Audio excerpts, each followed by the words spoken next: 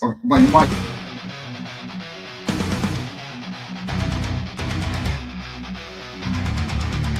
Late nights on an attack.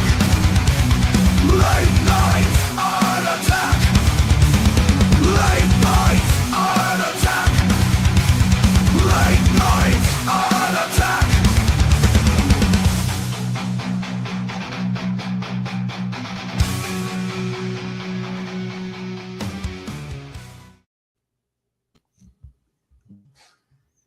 We are live.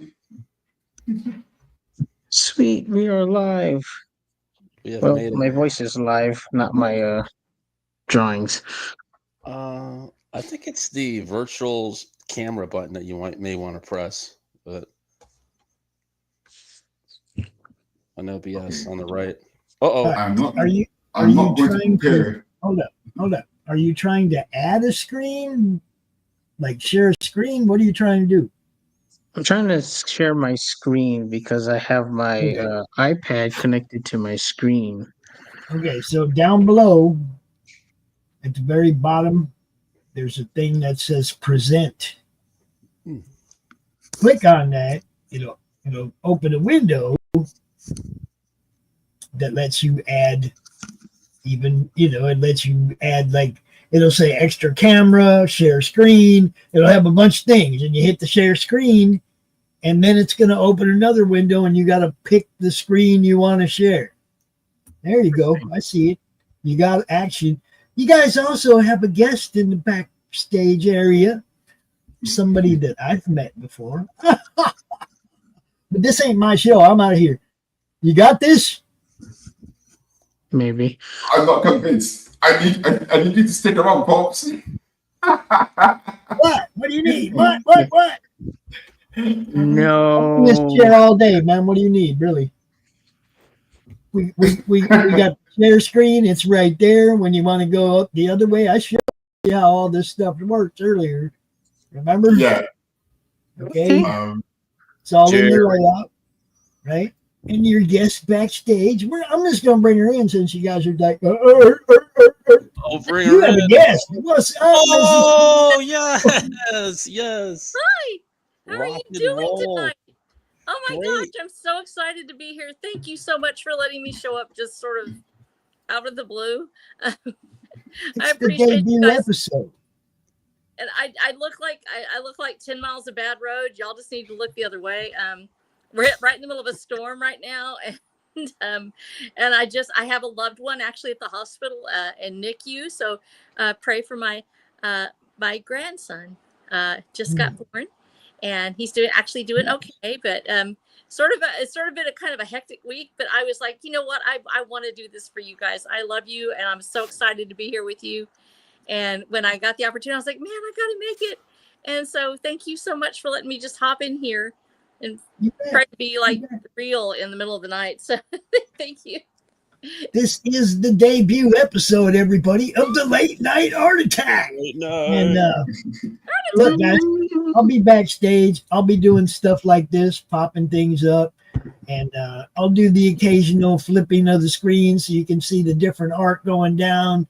Sweet. But this is your show, guys. I am not going to be one of the people in the show. What? No, you have to be there.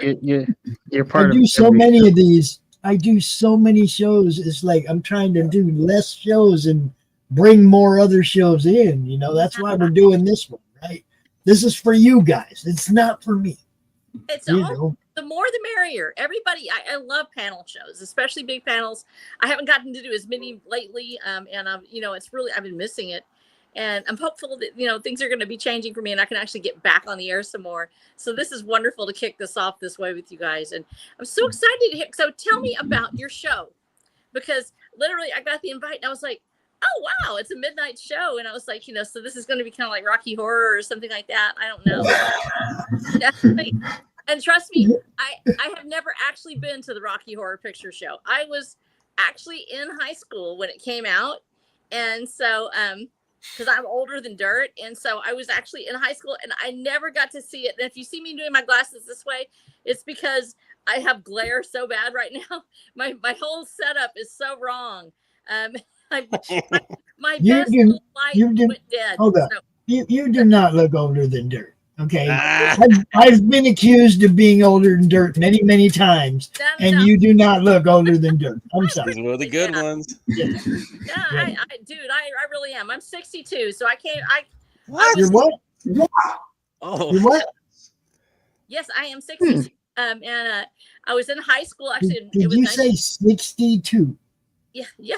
See, So you're a couple months older than me because I'm gonna be 62 next month. I In ruled. 1 month exactly, I'll be 62. I'll be 62 next year. You're but a mere baby. 63 was the best year, wasn't it? Wasn't it? It was. I don't really remember, but it was a little. But yeah, I got a chance to miss all the very best movies. So I've never seen Rocky Horror Picture Show.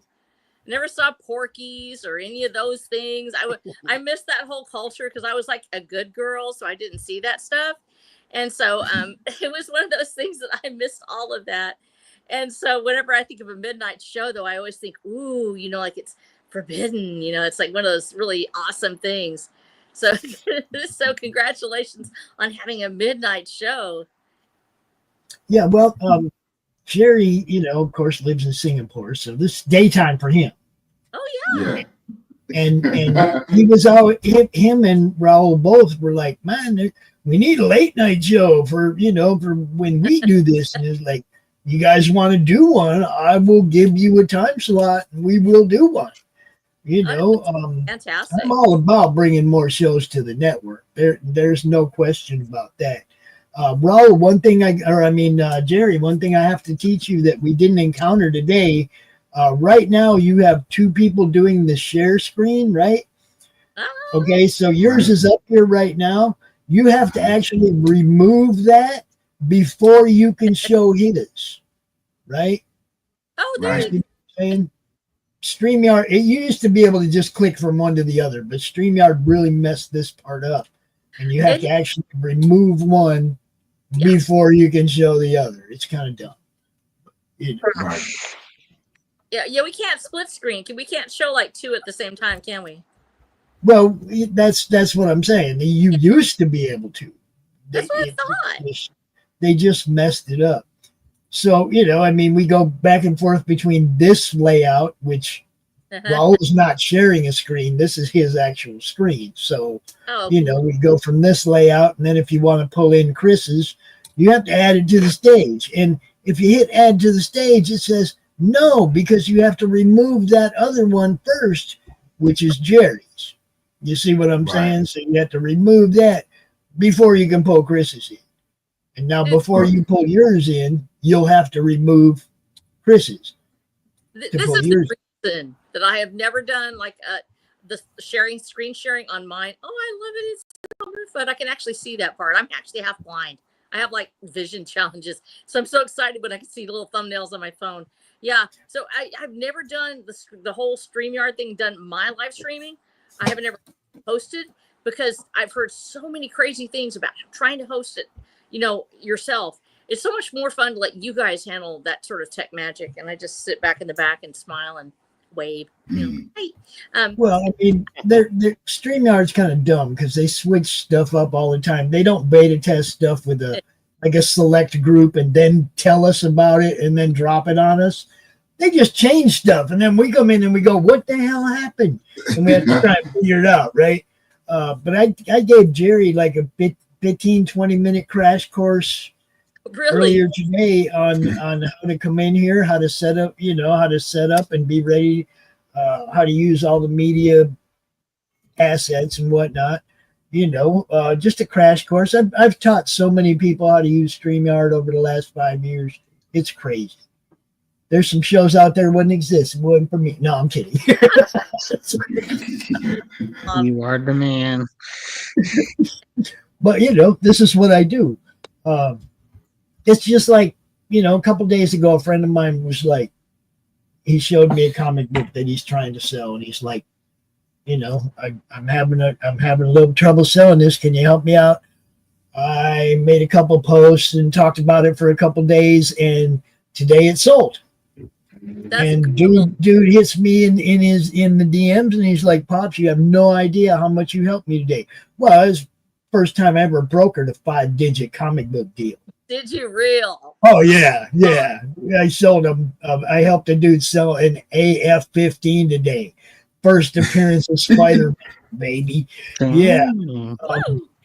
I was jacked. I helped dude make $10,000 freaking dollars, man. It's like, yeah, you know, you got a big book you want to sell? Come on over to Pops. That's the truth. No, it is true. I didn't really know that my network had gotten to the point where I had that kind of a reach, but it was somebody who was a friend on Facebook who knew somebody else who, you know, he's like, man, hit this dude up. He's going to want it. Now, sure enough, you know, it all just fell into place. But it's that friend of a friend thing that I try to tell people about sharing and stuff like that. If you don't take this show and share it out to your friends, our reach is only as long as our reach is. We need people to share things out. And that's how that dude's comic got sold. Because somebody else said, yo, that guy, my friend over there, you know, somebody saw it and they took it to how far their reach goes. That's the same way with networking, crowdfunding, all that. You got to just share each other's stuff out. But this is where you're actually shining. You're actually doing this thing that so many now I'm an author. I don't have a comic, and I would love to have it go as a comic or a graphic novel. I'm actually looking at doing that when I get the series finished. I'm going to be doing a re-release with the second edition of Watch for the Damned, and then we're going to be looking at making it into a comic or a graphic novel because it was written. We talk to authors too, because I have a bunch of authors in my crowd, right? Hit me up for that art job. He just knows everything, everybody. No, the man with the master plan. I do have a plan. Yes, I do. But no, I don't know everybody yet. Like today, Dees Casillas, one of our guys, the guy that runs a social hour, he's at NXT in Texas, and he showed a picture earlier with Jim Lee, and I'm like, dude, ask him for an interview. And he's like, I wish. And I was like, no, that's not how you approach this. You show your creds as a showrunner in the Madness group. You tell dude, look, I want to get an interview. What's he going to say? No. Big deal, right? And you take a shot. That's how I got to talk to Jim Starlin. That's how I got to talk to Jim Shooter. That's how I got to talk to a lot of people by just going, hey, yo, you got to ask, man. You got to put it out there. And look, those are the people you want to come on your show. That's what I'm trying to actually have the gift. And so many of the authors in the indie sphere are really antsy about marketing, and most of them don't have art. I have art. It's not nearly as great as y'all. You already know that. I'm an illustrator. I'm an author illustrator. That means I can get away with a lot. But at that kind of art level, when you have your art speak for you, it is so much easier to put out a illustration and somebody looks at it and they go, oh, that's what the story's about. It helps with the marketing, but it can only go so far. You guys are doing what so many indie authors are afraid of, and it's come up over and over again in the last few days, how to market, because this is the big break point between publishing and the traditional publishing industry and what authors are having to sort of take on now. Even at Trad Pub, they're having to market their own stuff. Now we're trying to do it as indie authors, and a lot of us are really scared of the marketing part. This is where you are making the difference, because you have that gift of gab. You're able to put these shows together. You have these great artists that come on. Like, oh, y'all just being so cute and everything with your little art. And the fact that you're able to do it in such a natural way, and you know how to make those connections, that is a gift unto itself. And not everybody has that power. So when you put the show together, it's funny that you say that, because if you guys remember 4 or 5 years ago, the summer of COVID, there were hundreds of shows. Yeah. Everybody was promoting, other comic book creators. Everybody had a show. Everybody was doing it. And then it fell off. It's like one of the first people that I talked to about doing CronCon way back in the beginning told me flat out, he's like, if you stop, they'll forget all about you. Yeah. If you quit doing it for 2 months, Nobody's going to know. Nobody's going to care. They will have moved on. You have to provide constant, consistent content if you want this thing to work. And all I've done is try to build that exact promotional network that you're talking about, right? Yeah. It's like you guys don't have a conglomerate with a huge marketing department that's talking about all the indies. I try to be that for you guys. I try to be that guy that goes out there and talks about all of them, you know. And we have to consider that as content. You actually are a content creator. I've said to a lot of people, it's curation. You're getting these people together and you're putting together sort of like a little mini publishing house. When you put these shows together, you say, okay, here comes this artist. We're going to showcase their work. We're going to do this. I have free airtime. People that were born when I was born, you know how to know this. We didn't have that. Literally, you had to get on like closed circuit TV or UHF or something to even get a show. I can now go on here. I can talk about my stuff, but it's because of you guys and people like you that actually do the streaming. If I tried to do to do my own show every night as a content creator like you're doing, I wouldn't have time to write. I'm on book 9 right now, headed for book 12. And so I don't have time to do that and still write and still be who I am. When you guys, I do want you to know, though, there's a couple of authors in the network that are talking about putting together a writership. Really? Really? Yes, we are. We want everybody represented, you know? I mean, you got to have that. I want everybody to be able to feel like they come out here and do their thing and promote what they're doing and promote the people they want to promote. And the more people we're promoting, the bigger this network gets. No, I love that idea. I think it's fantastic. I feel like I'm talking too much, but this came up so much this week in the indie circles about marketing and how to do it. And I think so many of us feel like we have to do it all. And we need to start looking to our content creators that are out there curating these works, that are doing this fantastic job of marketing and getting the word out and using their own networks to help us connect.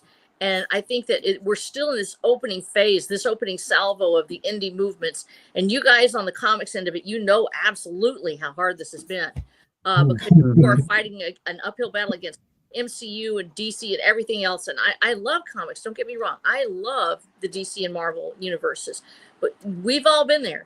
We've all been through the cancel culture already of the destruction of IPs, of the changing of these worlds to things that we loved, that suddenly they're unrecognizable because somebody else has had a hold of them.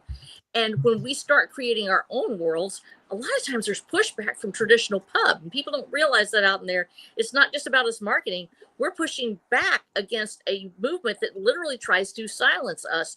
Will, push the algorithm down where your book may never show up because of you guys doing what you're doing, because of the platforms that are being given to us to put our marketing out there, Fund My Comic and other things, that we now have the ability to get our work out on there and show it without being afraid of having somebody deplatform us.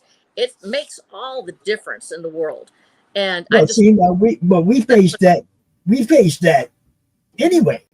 Right here, just broadcasting YouTube, they could get a while here and get pissed at us anytime. We ain't got no filters over here, I feel like my channel has been so lucky considering the different stuff that we have and the different shows that we have. Some of them a couple years ago would have got shot down quick, but like Flip City. Look, when I met her and Kaz at Three Beer Men, they're like, we don't do YouTube.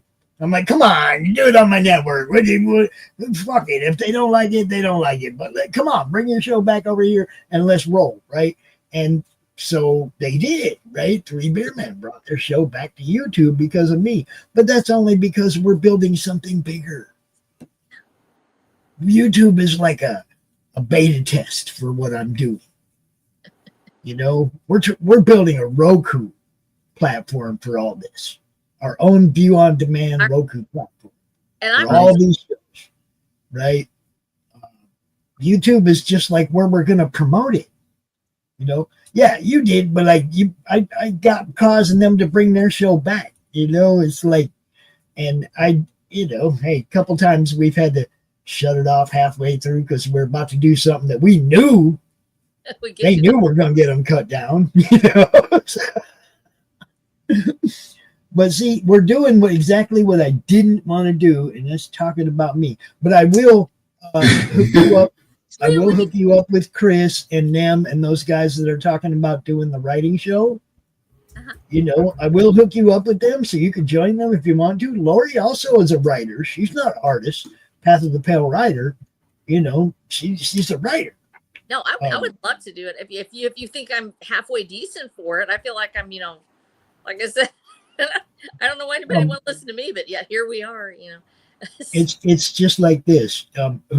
When I started doing this, nobody knew who I was. I had absolutely zero footprint in comics or anything. She has a following. We had a little tiny Facebook group, like 400 people, and all we did was showed off the stuff that we scored recently. That was it. Real. That was it. Look what I got today. And if it was a bunch of stuff, then you made a video. If it was only a couple, you posted the pictures of them, right? But that was all this Facebook group was about when we started it. And now it's like, probably I'm going to be honest and say it's the best networking and promotional comic group on Facebook. Well, also, go ahead. I'm hearing you talk. No, that's all.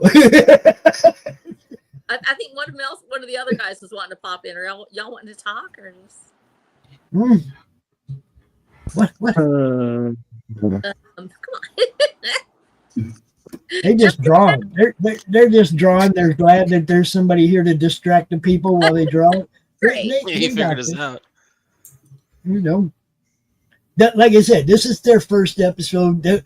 I'm not always going to be up in here. And they'll find their flow. But like I said, I'll always be backstage for them, popping up comments or whatever needs to be done. Well, actually, that's that in of itself too. You were talking about the Flip City. Go ahead. Oh no, I was just saying thank you to Flip City. I apologize. Yeah. No. Wow. First of all, people are fascinated with other folks actually drawing. Just love watching it. Because we're entering this age of AI where people are just generating something and people don't know what's real or not anymore. When they see you doing it, when they watch what you're doing, they're getting a chance to actually watch the process of art. It recreates that effort in their brain where they can watch how you do it and they can see this as a human-centric activity. And yes. So people just want to watch and that's another thing. I'm so anti-AI that I do not mind it all coming out here and proving that my people don't do that shit. It's going to be a big deal.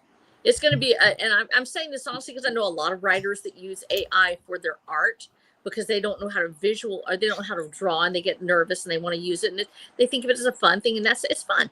But we're going to have to designate that this is AI assisted and this is a human-centric work. It's human crafted. And let's talk about, for instance, now we're having these conversations. When I started to lose my eyesight, I switched over from doing from almost always I would use, I said it was the 3 Ps. It was paper, a pink pearl eraser, and a pencil. That was all I used. It was anything. When I started losing my eyesight, I moved to Procreate. And so and some of you are using Procreate as well, I believe tonight. Is that correct? Yes. Okay. And so I have this question. So here I am. I'm losing my eyesight. I do all of my own drawing. I do all of that stuff. But I use the brushes. So I have some of the brushes, which are like the little, leaves or whatever like that. I'll use the texture brushes and things. And I start to think, well, is this AI? And if I'm using the brushes, is that AI or is it because the drawings are mine? And having worked in old school art ads and comics, which back in the days, we actually had, believe it or not, rubber cement and paper, and we would make these big layouts and they had what we call the dots, and you would actually rub the dots onto the page to make the textures.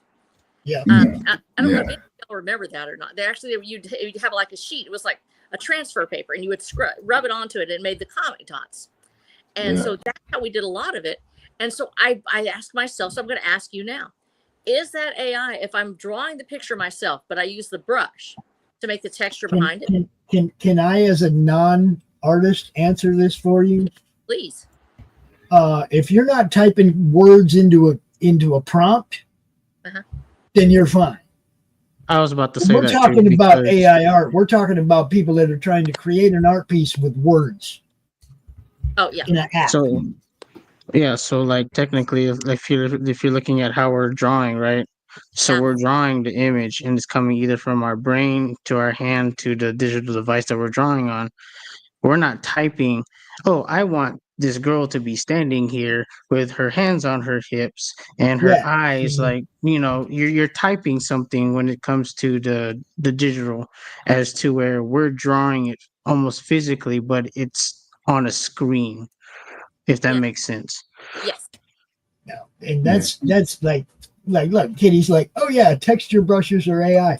No, that's not what when we're talking about the AI that we're against, we're talking about the people that don't do any art at all. They just go type words into a prompt. Those are the people we're saying that's just don't fly here. We're not doing that. There has to be some actual artistic talent involved. Okay, typing, I want this blonde girl with blue eyes sitting on a park bench. That in typing those words is not art. I'm sorry. That's Yeah, writing. For me, I have a cutoff. If it's a texture or a pattern piece, I'll use it in the background. Because like I said, one of the things that's been the hardest for me, first of all, Procreate opened a whole new door for me. I'd actually started losing my eyesight enough that I could tell the difference when I got to Lone Star Libre, my 6th book. And I drew everything by hand. I have 135 illustrations. Some of them are great. Some of them probably aren't. But my editor thought that was okay. He said, put them in. You're an illustrator, and that'll let your people know what it looks like. And so I had all those pencil drawings. So the texture's different. But when I started to lose my eyesight, I have a condition called keratoconus that's related to my EDS, which is Ehlers-Danlos syndrome. And so my vision is distorted, and I can't really see. Everything has a glare, a star on it. Using Procreate allowed me to backlight it, so I can now blow it up as big as I need so I can actually see it. And then like, oh, they have these brushes, and so some of them have like a little stamp, looks like sparkles or a little flower or something. I try to keep it to where it's making a pattern or a texture, but I try not to let it actually draw any image for me. And so I'm like, it's a texture in a background, but I used to do it all by hand. I mean, every texture, no light flares, nothing like that. It was all me. And I have to do it with an eraser and draw it in.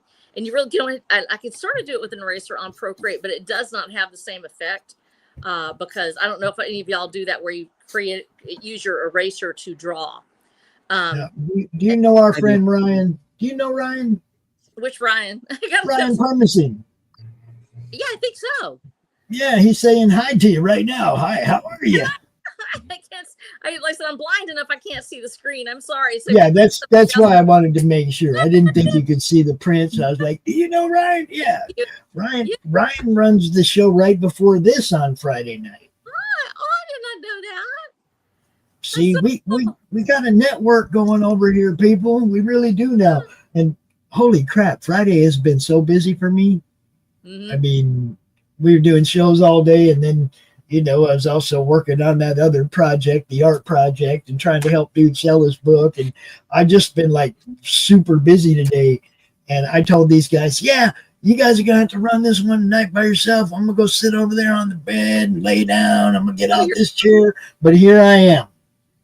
You can't get away. Well, I said that. See, and this is the other thing that you're able to do. So there's the gift of gab where you can just talk or you network. But there's also the ability to MC. Now, that's actually when you're on that show and you're actually directing a conversation to a certain point. But we talk about it a lot, and I used to do radio as well. I'm actually a ham radio operator too. Really? And, yeah, I actually am a part of my county's emergency network, and awesome. That's cool. That's cool. I'm sitting here. You'll see me looking over. I'm actually looking at. I'm a sky warn coordinator for my county, so I'm watching a storm right now over here. I may have to get off in just a minute because I may have to do something about this storm. And so I do the radio. Well, we talk a lot about dead air on radio. There's a way to keep pattern flowing. There's a way to keep things moving. But you just heard me say I think I'm talking too much because one of the things I do is I like to MC, and I used to do it a lot. And of course, when you're working in radio, when we do an emergency net, you come back in, you have a pattern, and then you bring in your other radio operators, and they come in one at a time. And so how to do MC is really hard because you want to get other people talking, but you don't want to talk all the time yourself. But when you feel that lag or you feel that you got to jump in. Yeah. then you have to have something It's- interesting to say, or else it's like, and it can be tough to do that for an hour Right. and a half. And So where do you think I got the background for doing what I'm doing right now? probably radio or TV. Yeah, there you go. Yeah. I was an intern, or not really even an intern. I was a dude's sidekick. Oh, really? Prominent DJ, a dude that had a solid following on Z-Rock back in Wait the a 90s. minute. Who were you working with? Rob Flanick. I know that name. Where was that? I was in Arizona at the time, and it was one of their satellite stations, and so just a little teeny tiny low budget building, right? But Yeah. I got to interview Foghat, and I met dude from Jack from Metal Blade Records, and I got to just meet everybody. Zach Wild, everybody back then. I met everybody. Let me ask you this, because I've been on a Meatloaf kick for this. Like, I got kicked on him because I actually ended up listening to Life is a Lemon, and I Want My Money Back. And I started going back through all of my records and everything like that. And I'm like, dude, what a hard week this has been, because you're losing Ozzy Osbourne. I know. And I just wanted to ask you about that, because you're talking about, being a DJ and stuff. How does it has to affect you differently as a radio personality, especially with metal, to see these guys go. And I would just want your opinion on it, because I know that you have a totally different viewpoint of it from being in that industry. Well, see, it's not just the industry. It's like you're the same age I am, and I'm going to say something, and you're going to go, "Yep." The older you get, the more people you're going to lose. Oh, good. And now the doom just It's just the way it is. You outlive more. You stay alive. Your friends die. You outlive your friends. The longer you live, the more people you're going to lose. And you have to, at some point, just resign yourself to the fact that the people you love are going to go. And if you're still here, you're going to see it. You're going to be there when it happens, right? And for me, Neil Peart was the one. That was like, Rush was my band, and when Neil died and my boys were done, I was like, man, because I don't want them to go try to replace Neil. No, they can't. I don't want that. So my boys are done, okay, and they're done because one of them passed away, and it's just like, you saw Ozzy a couple weeks ago, and we all knew he was going. Everybody knew. Yeah. Everybody knew, okay, that Ozzy was on his way out for a while now. Yeah. But it came so suddenly after that final show that it caught everybody by surprise. Well, the thing I want you to focus on, because when I asked you about that, and I think you're right about it, is you lose more people as you can look at it in a more gothic way. There's a reason why goth was actually there to begin with. When we talk about the originality of it, people mourned death so much more back in the days. You didn't get to, to say, oh, I'm going to be alive because I'm in my 20s or 30s. Nobody knew if you were going to make it that far. So death was a commonality in life. So you have this darkness sort of all over everything, and yet they embraced it. Like, we're going to be in mourning. We're going to wear really cool clothes. It was the original emo movement, basically. And you got to mourn, and you got to feel like there was a kinship with those in mourning. There was a need to reach out and almost touch death and portray it. And Ozzy actually sort of embodies that when he was taking on this dark tone. He was actually very Christian. He would say God bless you at the end of his stuff. To see him, he did.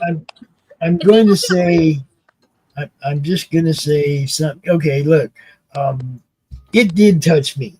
Okay, Ozzy's passing. Look, he started the metal movement. Him and Tommy and Geese and Bill, they did the thing way back when I was a teenager, guys. Oh, yeah. They did the thing, okay? I was moved. The tears will come soon. Yes. But they're going to come on something I'm doing, not something I'm mourning. You'll Yeah, understand. It's You'll a understand. creative process. You'll understand. Yeah. I think the guys here know what I'm talking about, and you'll know soon enough. Okay. But no, that part, seeing him so joyful at the end, that was one of the most epic shows. Here's the thing about metal, and a lot of people are metal and opera are so close together. There's this epic sweep to it. The great metal shows so frequently have this operatic background. The grandeur of it, the extraordinary scenery and props and everything else, and just the absolute ability to shred on these riffs that they had. And when we look at those originators of it, and we say, oh, part of it was the aura, the ambiance. So Ozzy's coming out there. I'm thinking, how's he going to do this? Is it going to be like the Rolling Bones? We've seen so many shows lately where people are just barely hanging on, just wheezing. Right. They put Ozzy in this fantastic chair.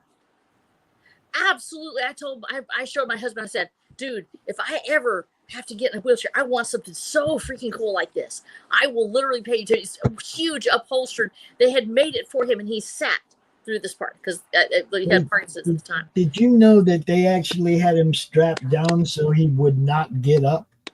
Really? So Yes. Yes, they actually had him strapped in the chair because Sharon was afraid he was going to get up and fall. Try to dance, fall down, try to be Ozzy.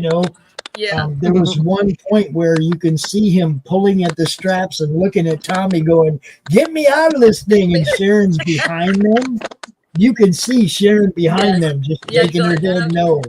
Right? But that's the thing. So he there has was- Parkinson's. He has Parkinson's. He has this shape. And so many people think, okay, well, I'm older. I'm going to be older. I'm going to be sick, or I'm going to have something. I got news for you. I've had conditions all my life. I've had EDS since I was born. Didn't have a diagnosis until a couple of years ago. We already knew what we had. Ehlers-Danlos syndrome. We know that there's a limited lifespan with it. There's a lot of things that go with it. You can embrace who you are, and you can say, you know what, this is my ride. I'm going to flame out on the whole thing. I'm just going to go all the way to the end. I'm going to be so freaking awesome. It's going to be great. I'm going to slide right in under the pearly gates, laying my bike down and going, whoo, what a ride. Because that's the way we want to have. That's what Ozzy did. He is so joyful at that point. He knows he's going to pass. He knows it's the end. He's literally still wanting to be himself. He didn't let it stop him from being himself. And yes, there are things that stop us from doing things we'd love to do. He wanted to dance. There are others that have a stroke or they can't get out of their bed. You're still you. You're still who you are at 30, dealing with loneliness or depression or addiction. And we're going to go there because I have a family history, 100 years of addiction and recovery. People in my family who have overcome it. It is not the end of the world. You can survive. You can overcome it.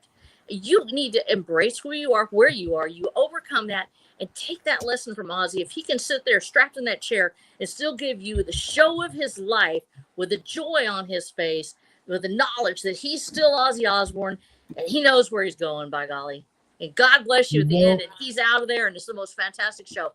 Then where you are right now makes the difference. And you can do another this. Another thing that a lot of people have overlooked. Mhm. The Prince of Darkness, the evil guy that your parents told you you can't buy their albums because that's evil. Satan, blah, blah, all the shit. I heard it all. Okay. But at the end of the day, that evil Prince of Darkness put on a show that earned more money for charity than any concert in history. $200 million freaking dollars for charity, guys. That came from the evil one. Well, and first of all, let's be honest, he had a rough history with addiction and recovery. He had a tough time with it. His overcoming of those things each time, getting back on the horse, trying to ride, trying to stay sober, trying to be there. That's part of his journey. It's part of who he was. And it's part of his faith walk. Dave Mustaine, one of the biggest Christians in the industry. Even when he went to rehab and he come out and they're like, so how was it? Did you come out, are you good now? And he's like, oh no, I'm not good now, but it was a great place. That's a great place. Anybody who's ever loved somebody who's been through that knows how hard it is. Yeah. But so I was just thrilled to see him as happy as he was. I was like, you know what? Yes. This isn't so bad. it's not so bad to watch it. You know, it goes down. You know, you're watching a legend pass. Another one will come up. Another one will rise. That's the whole point of this whole cycle of life and death, is that we get to watch the new people come up. When I'm sitting there looking at some of this stuff you guys are doing, and I'm like, dude, how much talent is in you people? I want to let these guys go ahead and explain the drawings that they're doing right now. Because like this one is for the Flip City collaboration. So Jerry, tell people about your drawing, Jerry. Yeah, Jerry. Yeah, it's mildly political. I have a content policies of what do you call it? Second Amendment fan. So, he's trying to sneak around behind the anti-2A protest. yeah. Flip City Magazine, right there in the chat, Flip City Magazine, Kitty, she does a collaboration with us and our artists, and she comes up with a theme. The artists each draw a piece. She publishes them in her magazine, and you know, it's just a cool little thing. And there's also a little chance you can win a little advertising in her magazine and advertising on our website as well. You know? Yeah, she was on Royce's show back when he was running I believe it was Iron Age Nights, and she was such a hoot. Oh my gosh, she made them laugh so much. It was so great.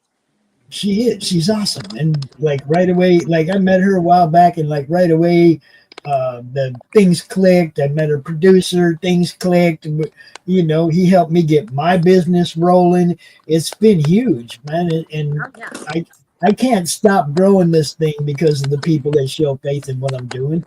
Yeah. You know.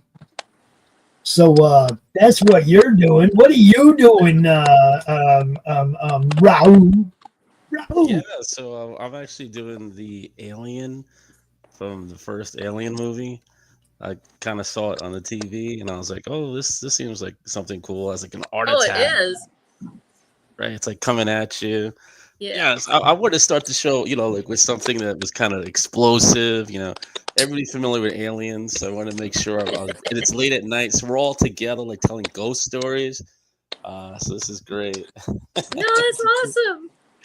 Yep, and just adding detail to it, trying to get into it, and just being on. I like being on the art streams because it really helps inspire my art. I just keep going for hours and hours and hours with the conversations.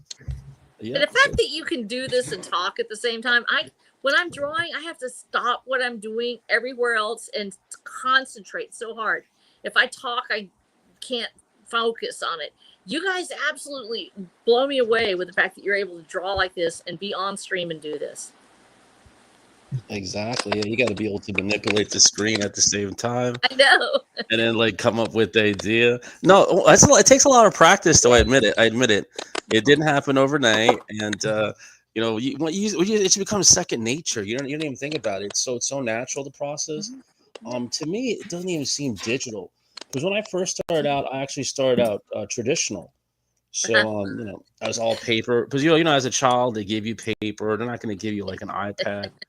Yeah. So, pencils, they do now. Yeah, they do now. Okay, I didn't know that. Yes, he did. Yeah, so a lot of everything that I've learned, I've also just brought it back into digital. So I used to sit there drawing, painting, all that, sculpting, and it stayed with me. So it just helps to have those good fundamentals. And then you bring it over to the traditional stuff. I don't think it's really cheating if you're using the brush, like you said, us about like AI brush. I don't know. It does oils. It does whatever you want. But think about how much money you're saving when it comes to digital. Like you don't have to buy the inks. You don't have to buy the oils, the palettes. Inks are actually what's so expensive right now. For the good ink pens, though, they're fantastic. I need to go back and I need to use the traditional mediums, especially when I'm between runs. I usually do my illustrations at the end after I write. So I'll go in and I'll just illustrate the book, and I'll have a whole month that all I do is I do a drawing a day, because I usually try to have somewhere between 20 and 30 illustrations with every book.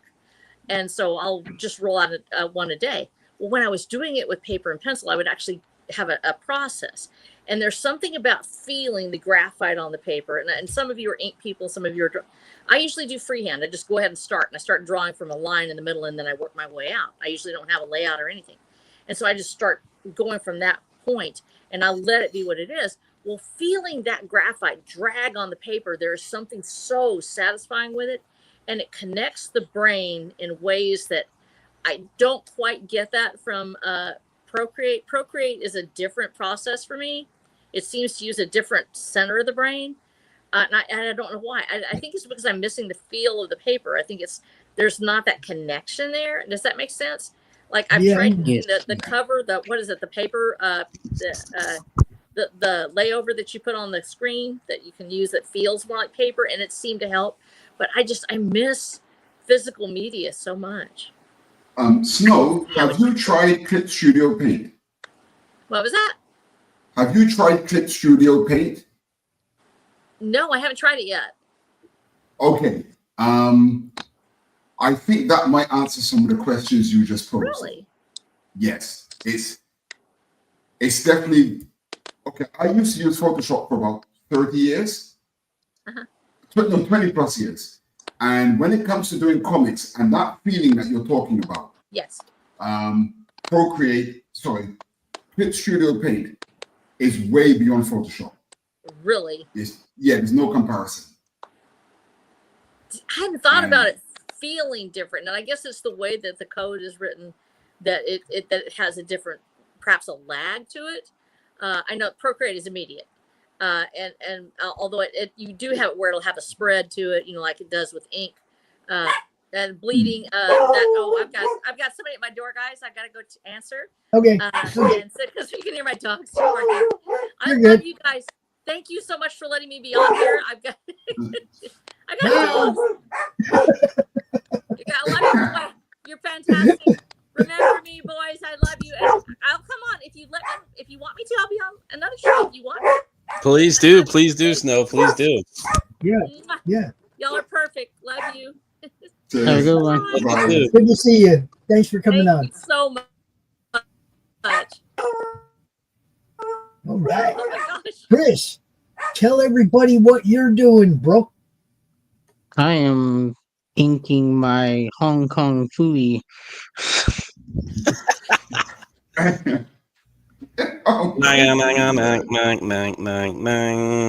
Right. I was gonna explain to her about the whole paper to inking, because I actually have it to where I have the original pencil on this image, because this is the original pencil, and I just put it on here, and I'm gonna re-ink it to make it look different, because I wanted to make it into a print, because I do a lot of caricatures of people. I turn them into anime characters. So a lot of conventions that I go to, I draw people on the spot. Right. So I do like those quick drawings like Jim Lee does of the superheroes.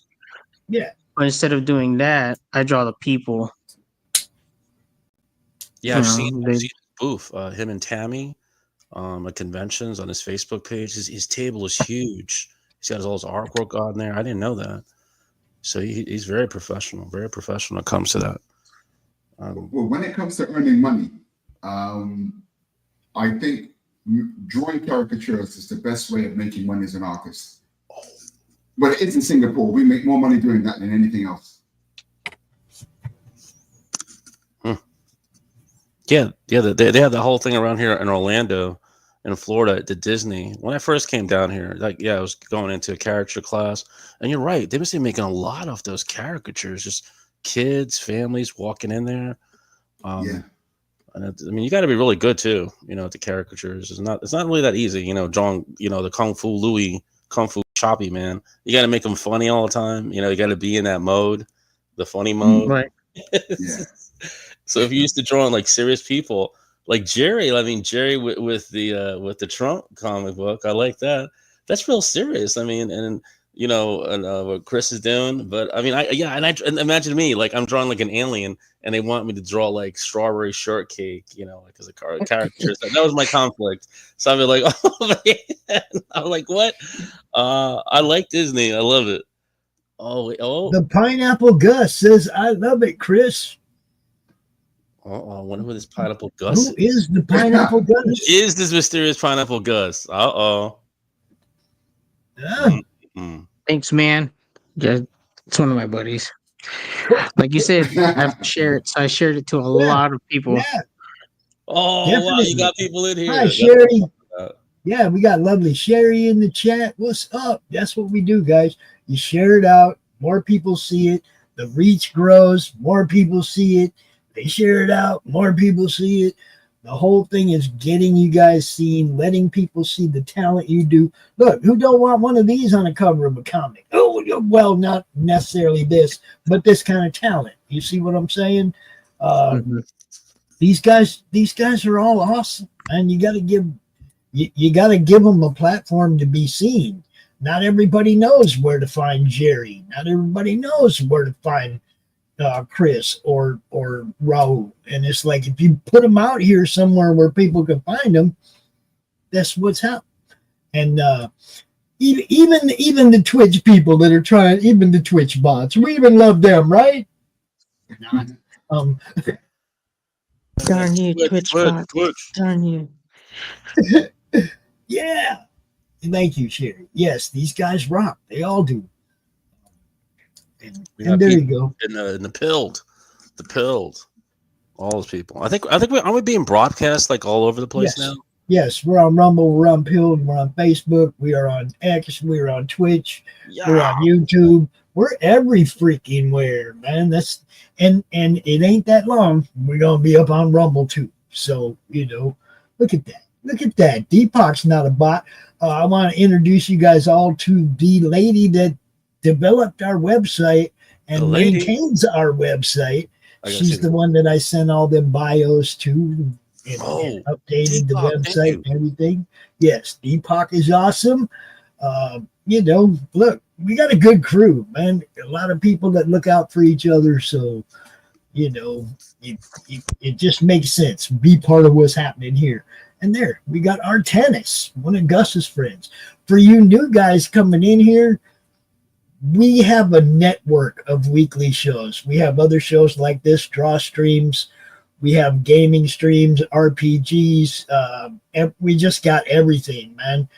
Movie reactions, music reaction shows. We subscribe to the network. You might see one or two shows that you don't care for, but I promise you'll see 5, 6, 7 that you like. And we got like 35 weekly shows to choose from. So there is tons of stuff here to, you know, listen to while you're working or watch when you're got nothing else to do. You know, I know you got lives, but when you ain't got nothing to do, tune into the madness. You're likely to find something you'll be entertained by. A million. Actually, I'm going to have to answer this with a photo, if y'all don't mind. A photo? Oh, let me see. I'm going to have to answer this question with a photo.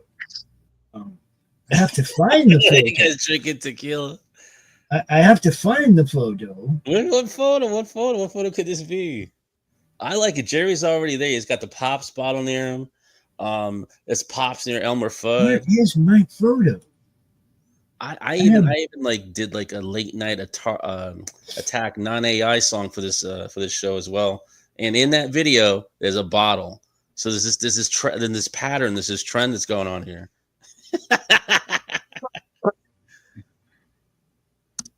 Yeah, I'll find it eventually. What could it be? Are you guys drinking tequila? Not to mention 1 million proof. What are you talking? 1 million proof?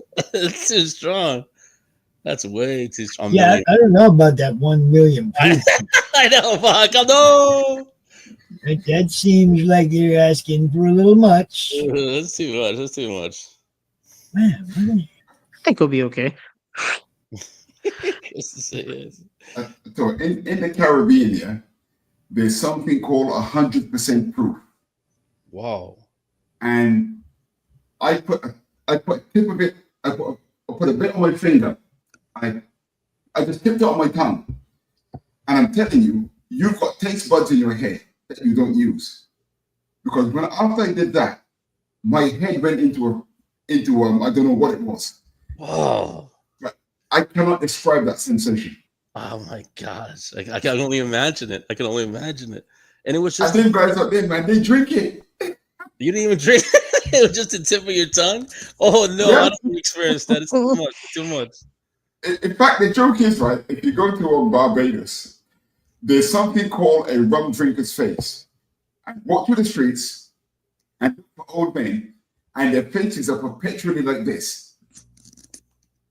I kid you not, those are the rum drinkers. This stuff is real, man. Unbelievable. Wow. I can only imagine the lights that are coming out of Singapore. I mean, that must be some strong stuff. They have the dragon in there in those bottles, right? In Singapore? They have the Singapore dragon in those drinks. Well, the Singaporeans don't drink so much. Not like the people in the Caribbean. What time is it where you're at there, Jerry? It's 5 to 2. Sorry, 1:55. So like It's 12 hours. okay. Yeah. So Exactly 12 hours ahead of you guys. Oh, we're nighttime.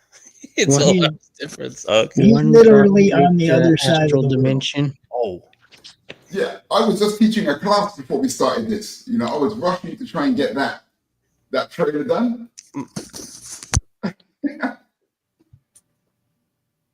That's funny. So Well, There you that work? there you go. That's the only tequila anybody should ever drink. It's the best. It's the kaboom! I'm buying that. dude, that's the shit right there. You don't need no chaser, nothing. But if you're one of them people that likes to flavor it, if you bite into an orange wedge after the shot, you will love me forever. None of that lime and salt bullshit. Bite into an orange wedge after a tequila shot. Tequila shot. I'm writing it down. End of story. I'm writing this down. That's how you do it. That's how I do it. You gotta get that recipe. You gotta text me the message me the recipe, Pop. So I try to. There's no recipe. You just get the Cabo. You cut the orange into wedges. You drink the Cabo and you bite the orange. It's real simple. Now, if you want recipes for drinks, I got those too. Yeah, message me those. I need those ASAP. ASAP. Do you guys like Mounds? Do you guys like Mounds candy bars? I do. I like the Mounds. Wait, isn't that the white candy bar with the chocolate and the nuts and all that? It's chocolate and coconut. You got Mounds and Almond Joy, right? One's got nuts, one doesn't, right? Yeah. Okay. Mounds bar is mudslide and Malibu coconut rum. Let me get a pen. Malibu coconut rum and mudslide. You do a double shot, a shot of each. Put them in a double shot. It's a Mounds bar, bro. Mudslide.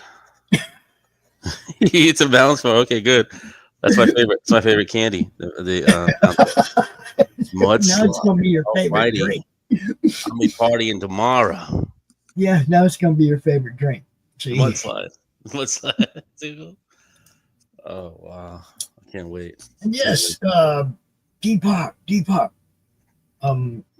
What was all this? Always good to see you. And then Dawu.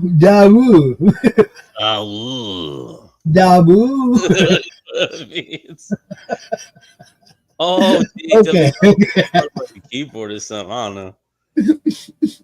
I'll code on the keyboard. No, look, you might not be able to do it without us supplying you information, but we wouldn't have a website without you, no matter how much information we have. Depop. And yes, Artanis, welcome. Straight to the astral dimension. You talking about the million proof tequila? Yeah. Yeah. Can you imagine it? You drink one drop. Whoa, where am I? Being a different world. Well, now if they could steal some alcohol that you only had to take one drop of to get buzzed, you'll make a lot of motherfucking money, bro.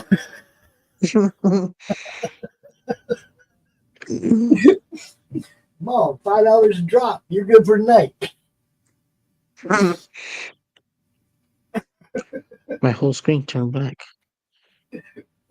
Liquor stores would go out of business because there wouldn't be no drinking it and tasting it anymore. It'd just be one drop. It'd come in little dropper bottles, like eyedropper bottles, right? Don't take too many drops. Don't take too many drops, guys. I can use a drink right now. That'd be awesome. Maybe I should go get one. Go to it. Bitch. Look, Jerry's got right one on the desk. That's soda water. Yeah, no. Yeah, he's got his students watching him. Yeah, that's soda water. No, see, he can always blame that on Pops. And when they go, oh yeah, sure, who's Pops? And he just shows them that guy right there is blaming on him. Tell him. It's okay. I'm like Rupert Murdoch. I'll take the heat for the network. Pops, do you play any musical instruments? Say what? Do you play any musical instruments, like guitar or anything? I was a front man for a band back in the old garage band days, and I messed around with the bass a little bit just for helping with lyric writing. But no, I don't like. I don't know. Right. My voice was my instrument, basically. Nice. I'm gonna have to dig out some of them old pictures. See, that was back even before video, guys. You remember them old cameras that they actually put the full-size VHS tape into to record with? You remember those? Do you remember those? There's somewhere out there. There is a VHS tape. I'm sure. Just put the I'm TV. sure it's gone by now. At it. My God. But somebody actually recorded our band jamming at a party with one of those, and the tape disappeared that night. Nobody had any idea what happened to the tape, who got the tape, where to go. It's like nobody ever saw it again or heard about it again. It's like, what the fuck?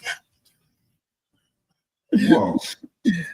It's like somewhere out there, there's video of me jamming. But, like I said, that was way back before internet or any of that, right? Recordings were all audio. We didn't have, for somebody to even be at that party with a video camera means there was some rich kid in that fucking audience, because none of us can afford no fucking camera like that. I promise you that. What is up, Third Rectify? What's happening? Raiding the network, raiding the channel over on Pill. Welcome. We're just hanging out with some artists, letting them do their thing. Draw, man, draw. Did this dude get his drink? Is he back? No. He actually projected himself into another dimension, I think. Maybe. Oh, wow.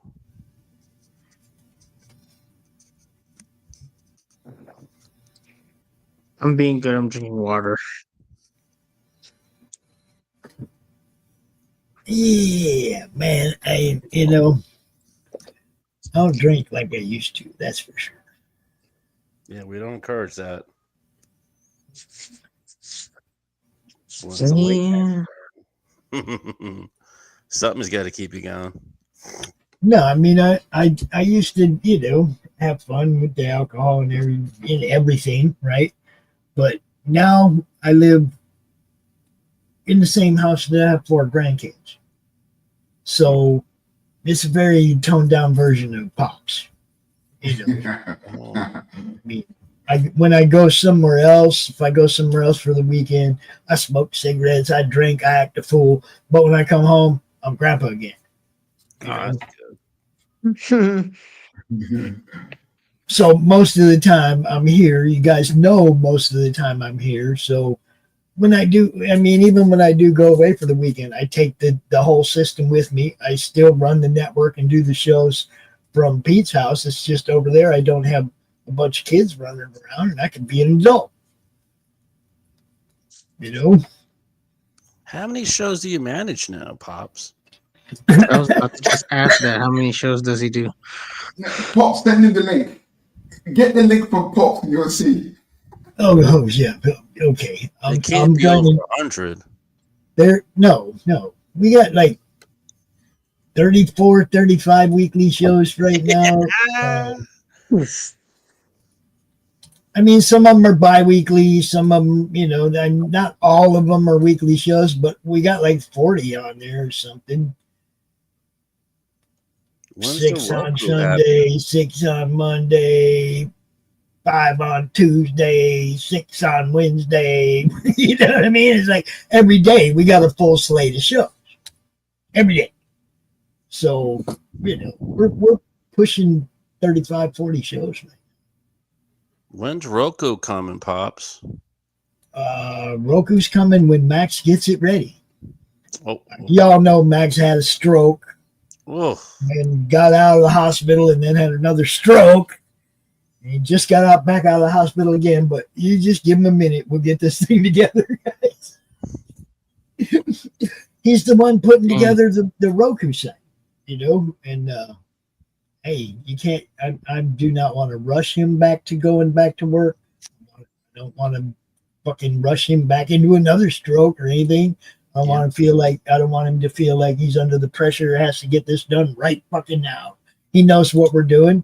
And you know, it'll get done. Get done. I'm hoping that, you know, when we first talked about doing DitcoCon at the end of September, all I wanted was Roku to be ready to go by then or be up by then. If we could launch the Roku network the day before DitcoCon or the day of DitcoCon, that'd be sweet, right? So I'm still 2 months away from my targeted date, but if we get it ready before that, we launch before that. You know? But launching it for DitcoCon. You know, because I sometimes see the Pale Rider, Path of Pale Rider, you know, the writer of that. I sometimes see, you can now see this on Roku being advertised on Tuesdays. Yeah, that's because she made an ad. We wanted to. Oh, she made an ad. Okay. Yeah, and you guys will be making an ad too. Right? Oh yeah.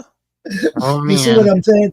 That was the first test ad because I wanted to send that over to our buddy Hart Fisher, who runs the American Horrors channel on Roku, and he offered to play a couple of our ads as we get ready to launch, so that people on his channel will know we're coming, and they'll go over and subscribe to our channel when we pop up there.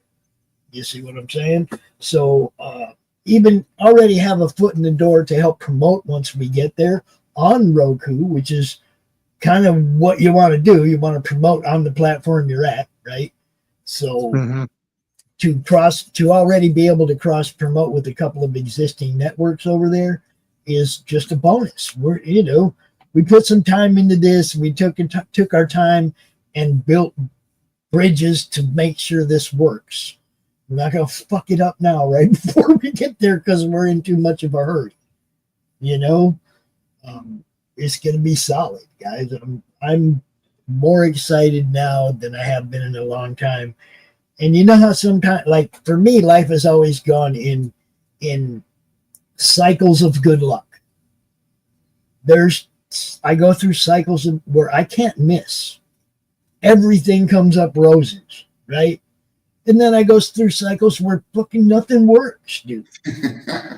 You know, and it's just the way it is. I've been a gambler all my life. I've never lost a lot.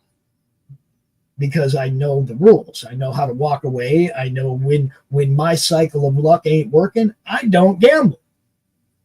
When things start working for me, oh, I might find my way back to a table here and there, make a little money because I know I can. I'm good at it. Right now, I feel like we're in a good cycle of luck this last year. Meeting Christy, meeting Kaz, meeting Deepak, and getting the network solidified, the foundation of the network solidified, and the legal aspect all taken care of, and all the stuff that we've been doing behind the scenes for the last year, right? Getting everything ready. It just seems like everything right now is working. So now's the time I'm going to attack, and I'm going to do as much as I can because things are working. When things aren't working, I don't try to do as much. Does that make sense? I don't put myself in when the luck cycle ain't running my way. I don't throw my neck on the block every day. Yeah. You see, but when the luck cycle's running my way and things are working, I take chances and I try new stuff. We add new platforms, we add new shows, we do stuff. When the cycle is working, that's when I'm working the hardest because I know things are falling into place. But I'm real good at toning things way down when shit ain't working. Not taking big losses, just take big wins. And that's for every aspect of life, guys. Don't take big losses. Just go for big wins. Is this all you do, Pops? Yes. You think I got time? You saw that schedule. Do you really think I got time for anything else? I got 4 grandkids and this network. And that eats up every minute of every day. Mm. That we were talking earlier. We were talking earlier about TV shows that we like to watch. And we were sitting there talking about it, and I'm like, yeah, but I don't really get to watch them. The TV's behind me, and it's pointed the other way, and I'm working, and the show might be on, and I'm listening. And if something sounds exciting, I might jump up out the chair and go over there and look. But I don't get to just sit and watch TV. You know what I mean? It's like I work all day. If I try to go over there during the day and just like kick it and relax, I'll get a message every 10 minutes anyway, so I might as well sit in the chair. I'm jumping up and down all day because this is happening, that's happening. Messages from this guy about getting admin for his show later, and it's like I'm just running all day, man. The only thing I hate is that my hands are wrecked, and typing is starting to hurt. We're gonna start doing a whole lot of StreamYard backstage meetings and a whole lot less typing here real soon. Text to chat. Yeah, it's gonna be. Oh, you want to talk to me? Here's a link. Jump in StreamYard because I'm really getting tired of typing. Especially somebody wants to get in a long conversation. It's like fucking call me, man. I don't want to type. Holy shit. I got bad hands. I heard it's all the rave. I just got bad hands. That's all.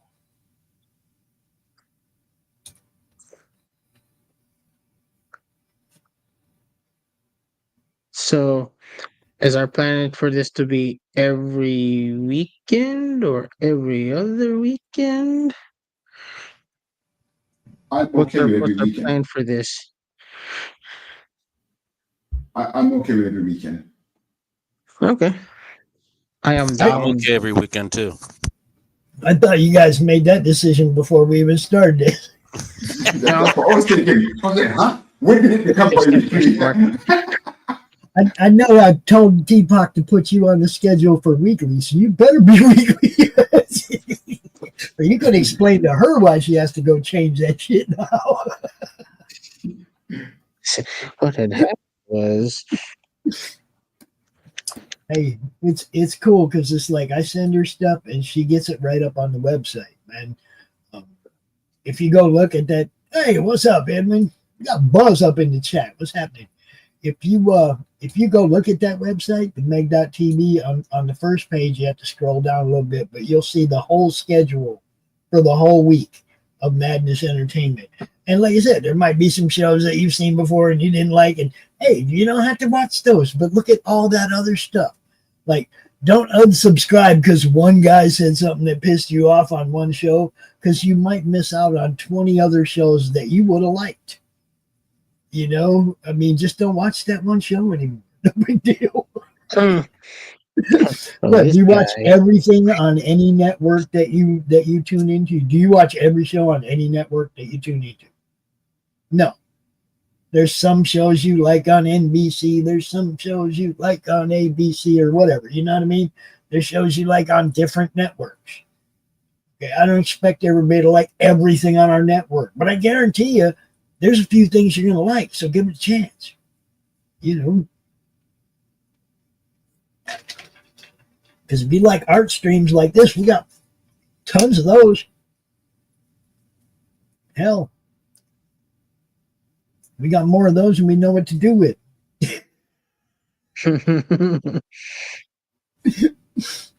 All day Saturday is Drawstreams, guys.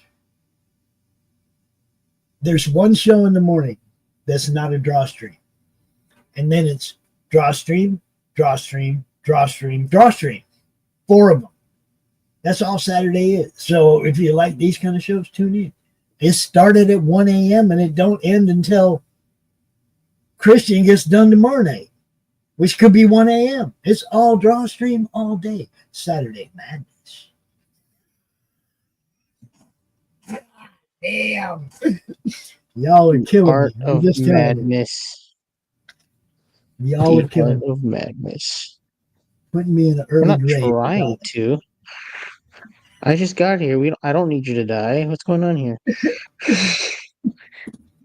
It's, you know, I'll be honest with you guys. I've put more work in the last 5 years into this than I've ever put into anything in my life.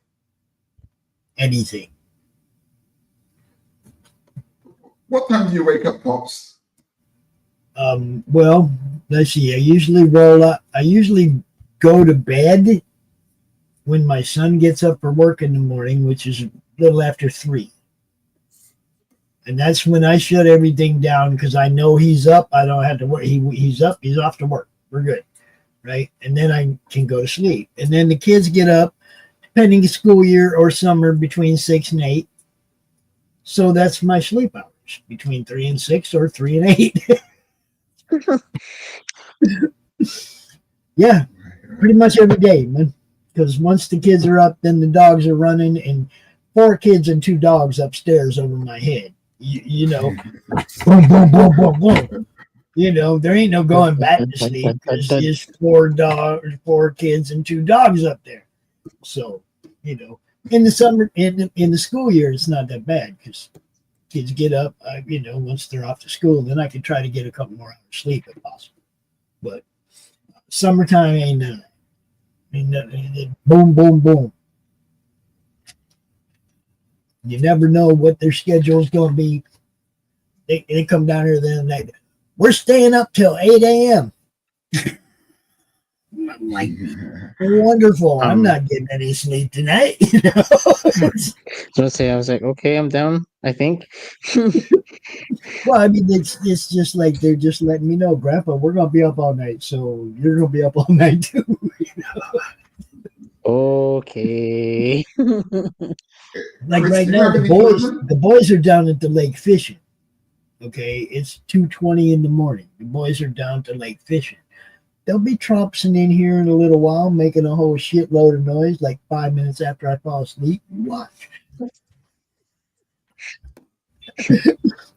I'm totally used to where I live, and I love the kids. Don't get me wrong. I adapt to my situation. You know. Chris, do you have any children, Chris?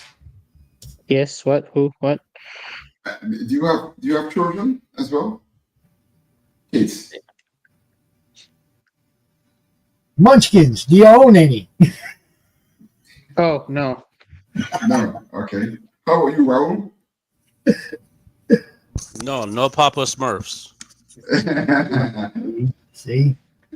I don't even know, huh? Chris, Y'all don't even know. Chris, I got the nephews joy. and nieces. So What's that? not growing up now, though. But before it was like a handful.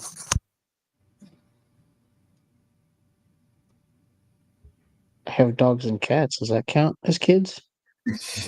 Kind of.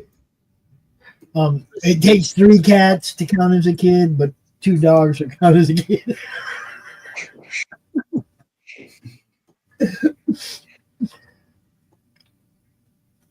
I don't know. I mean, man, the animals, I love them just as much as the grandkids. I ain't gonna lie. I love the dogs.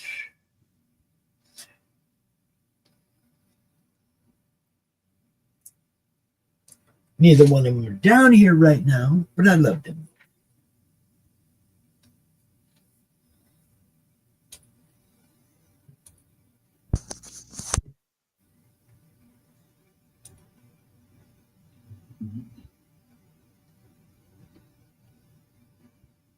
Might get Zaffo to come on in. Addicts, King Addicts. You said Zaffo? There's someone named Zaffo in the chat right now. Yeah, he might. He's gonna try. I'm trying to get him to come in.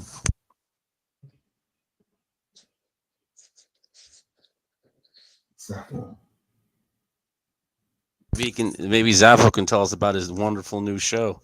I want to hear what's going on with that. He did say something about possibly popping in here tonight. I remember that.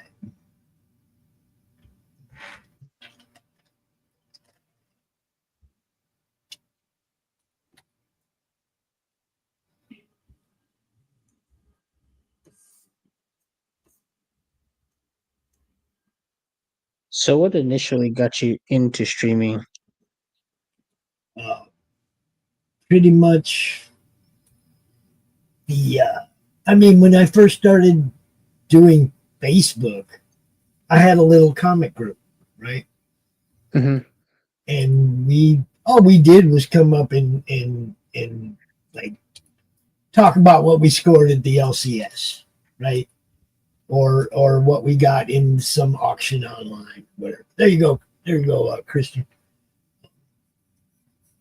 I think I sent it. There it is. Didn't look like it went to my channel. Yeah. You can see it. It's over there. Anyhow, I had this group. We all did comic stuff. And there were some really interesting people that were in our group. There's only like 400 people in it, but Brian Polito, Greg Horn, bunch of people were in the madness right from the beginning. Okay. Brian Polito. He was, he's the guy I told you about earlier that gave me the advice to never quit, you always be consistent. If you give up, they're going to forget who you are. If you take a month off, they're going to forget who you are. Keep doing it. Be consistent. Brian's one told me that. Yeah. But, we had a cool group, right? Cool group of people. And all we did was talk about our comics. Hey, look what I got today. Hey, look what I got today. And then COVID. And COVID basically had all my friends panicking because all my friends had paid for tables all over the country at cons that were all being shut down one after another. Yeah. And they already had money in the game, right? You guys rent your tables, you get them early, don't you? It costs money, right? Okay, that con doesn't go down. What happens? Okay, so half these cons weren't even giving money back. They were telling y'all, oh, well, we'll just give you credit next year. You don't even know there's going to be a next year. It's freaking COVID, man. I mean, nobody knew what was happening, right? What's up, Christian? What's going on? Nobody knew what was happening. So I have this group, and I'm like, okay, things are fucked up now. So I go to Brian, and I'm like, hey, man, you heard about Emerald City getting shut down, right? Which was the first con that went down Emerald City in Seattle. Seattle. Yep. Okay, that was the first one that went down, right? So here we go. I call Brian. I'm like, dude, what are you gonna do? He goes, well, my wife was on top of it, and they stopped the shipment that they had sent to the arena or convention center or whatever in Seattle, and they had it all sent back home to Phoenix. And he had a big weekend sale for his Emerald City convention stuff. So he still sold all of his fucking product because he had a huge online following. Right? I'm like, that's awesome. What are the rest of my friends going to do? And that's when I turned my group into a promotional group. And I told people, whatever you're doing, man, go ahead and post it. If you got a campaign, whatever you're doing, do whatever you can to get seen. You can use my group to promote. And there were so many other Facebook groups where you were not allowed to drop your link or promote. Or they had you only do that on Fridays, or stupid dumbass rules. And it's like, it's a comic group. Why are you not letting these people show that they got stuff for sale? Right? So I made my group a promotional networking group that was designed for you guys to come out and talk about what you were doing and get seen. And then I started doing CromCon, which that was how the whole streaming thing started, guys. I didn't know what I was doing. I didn't know shit about StreamYard. If you go back and you look at the early CromCons, there's no backgrounds. It's a black background. We had a limit of 6 people that could come on the stream. It was very, StreamYard wasn't all these bells and whistles and shit. It was the early days of this kind of streaming. Now, CromCon was a month-long job. Okay, I would book 60 people and schedule 60 people to come on for a weekend. One weekend a month. But it would take all month to book this show, to promote the show, to get everything set up. So it was a month-long job for each show. And then it started to grow. We started doing a few other things because there was always a couple people that didn't get a spot in the CromCon and they wanted to come on the next day. So we started doing what we was calling Monday Madness, which is the longest running show in the network. We've been doing it for 5 freaking years. Right? That's our long show. Tabitha, I think I know who that is. Right. Yeah, I knew it. I knew it. You see that? You see that, Oh, Robin? wow. Thank you, John. You see that? That's got to be the T. Yeah, that's got to be the T right there. That's got to be the T. Yep. Wasn't me. That was definitely the T. Yeah, there you go. All right, so that's kind of how I got started, was just because COVID shut everything down and my friends needed a place to sell books, man.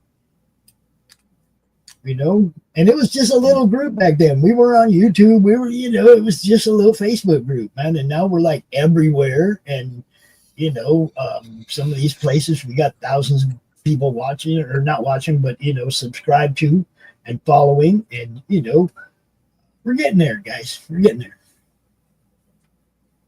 Matter of fact, I'm going to say this right now.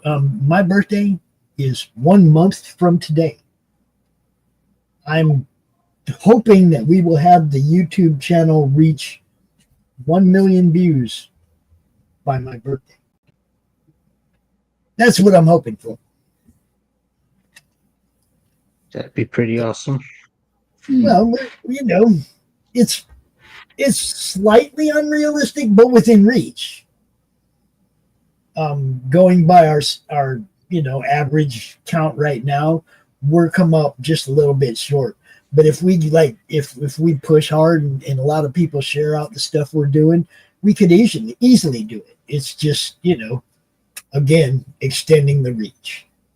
And that's up to everybody, That's something that everybody's got to be part of for it to work. So, Christian, What's up? what's happening, my friend? Chilling. It's good to see you. It's good to see all of you, all your lovely faces. what do we got going on here, bro? Oh, we got some new stuff going on. I'm doing it. I read a bunch of Kenneth Rockefeller stuff this past couple of days, Right. and it inspired me to try and incorporate a little bit of his style into my style, and so I'm doing actual cover designs for a book that's pretty far out, but this is one that I finished. I just got to do the blacks on it. The Nice. See, when I say talent, I ain't bullshit. and I got this one's almost done. I just got to finish the lovely lady sitting down. Sick. And then this is the next one I'm doing, which is going to be the two of them flipping off to everybody. So you throw a little flip off there. And yes, there is a big dildo spaceship back there. I didn't realize what it looked like until after I was done with it. Yay! One of those things. And then this is something I just started. I was working on this for like the last 2 hours. It just wasn't working for me. And it finally, it's starting to look like it's going to come together. But I was going to come on much earlier. And then, like I said, 2 hours just disappeared without even knowing it. That Let's do does that happen. again. Oh, look at that. That looks like me when I farted. That looks like what? Looks like me when I farted. Huh? I bet it sounds like you too. Look at all those cool, unwoke people in the background.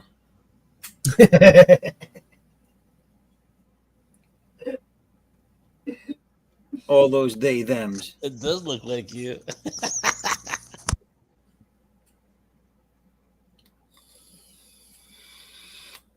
Oh, that's horrible. I got feelings too, you know. No, I'm only kidding. I'm only kidding. That's all right. So mine. So- I ain't got feelings. Sorry. I ain't got no feelings. Everybody, go buy my book. Feelings, nothing more than feelings.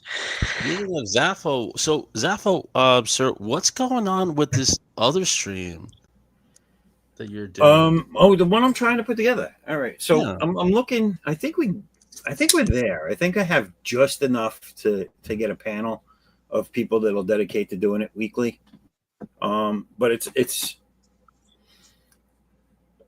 so how do you describe it? It's a panel of creators. It could be writers, artists, but for comics. It is a dedicated comic stream for comic book creators.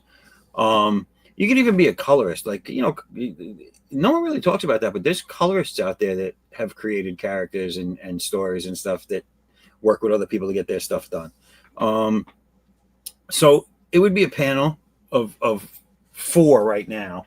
But if we could get it up to 6, that'd be even better. But a panel of 4 that come on every week. And then we can have guest artists and creators come on as well to have an even bigger panel. But those would be the main core group. And what the idea is it's just like an informative just hangout. Like, you know, anybody could maybe pick a topic that we'd go into each week, but then we can expand from there and go on to whatever. But just to have a focal point to start the show. But basically we could talk about tips on how to or insight or stories about books that and campaigns that people have had or run, people that self-published. Artists could give tips on how to do certain things. Like, you know, a lot of people might be pencilers that want to get into coloring or want to start ink, or inkers that want to start doing penciling or don't know how to do sequential storytelling, whatever. So we could do stuff like that. But also, that would be 50% of the show. While that's all going on, the artists on stream will have a different thing to draw each week. So basically, there'll be a draw theme for that stream. So like, you know, we're going to draw women with Ozempic face this week, or we're going to draw, you know, horrible car accidents, or, you know, we're going to draw a chinchilla going after a fucking pterodactyl, you know, stuff like that. And that would be the stream. The idea is to make it like a 2-hour show set time, and just have fun. Again, like I do with my stream, that one would be a drama free stream. So anyone that would, if anyone was to come on and start being like bad mouthing someone else, they'd be kicked out of the show. It's just that's not the place for it. But other than that, just hang out, have a good time. It's like for me, a long time ago, I was watching somebody else's stream. I was just one of the guys that was watching. I didn't have as much that I was doing, so I had a lot of time to watch other people's streams. And one of the things that bugged me the most was when people would come into the chat and like troll the guest on somebody's show. Because it's like, that's not just disrespectful to the guest, but that's disrespectful to the show host too. And I kept seeing more and more and more of it, with people trolling in the chat, and the showrunners just acting like, oh, no big deal. And it's like, no, I don't like that, man. Don't disrespect the guests of the show. If you got a problem with the guy that runs the show, don't watch the fucking show. Yeah. And that's why they do it. Because they do it to get under their skin and to make try and cause a problem, to make viewers go to their shows. Well, I don't know if that worked or not. The whole thing was a YouTube tactic. It's not a comic creator tactic. No, the dude was coming in to like tell people, well, why are you using Indiegogo? Blah blah blah blah blah. Right? This is way back at the beginning of the Indiegogo Kickstarter wars. And the dude was actually attacking another creator because he wasn't using the platform he liked. And it's like, dude, shut the fuck up. Nobody cares, right? It's like, that's where the dude sells his book. If you don't want to buy it there, that's your personal prerogative. But you don't come into the chat and try and encourage other people not to buy dude's book. That's taking food off his table, and that's going to piss me off. Don't be coming in anybody's show. And it wasn't even one of my shows. That's what I mean. It pissed me off that bad. It's like, you're taking food off dude's table, or trying to. That makes you the piece of shit in this story, dude. Not him, because he's using IGG.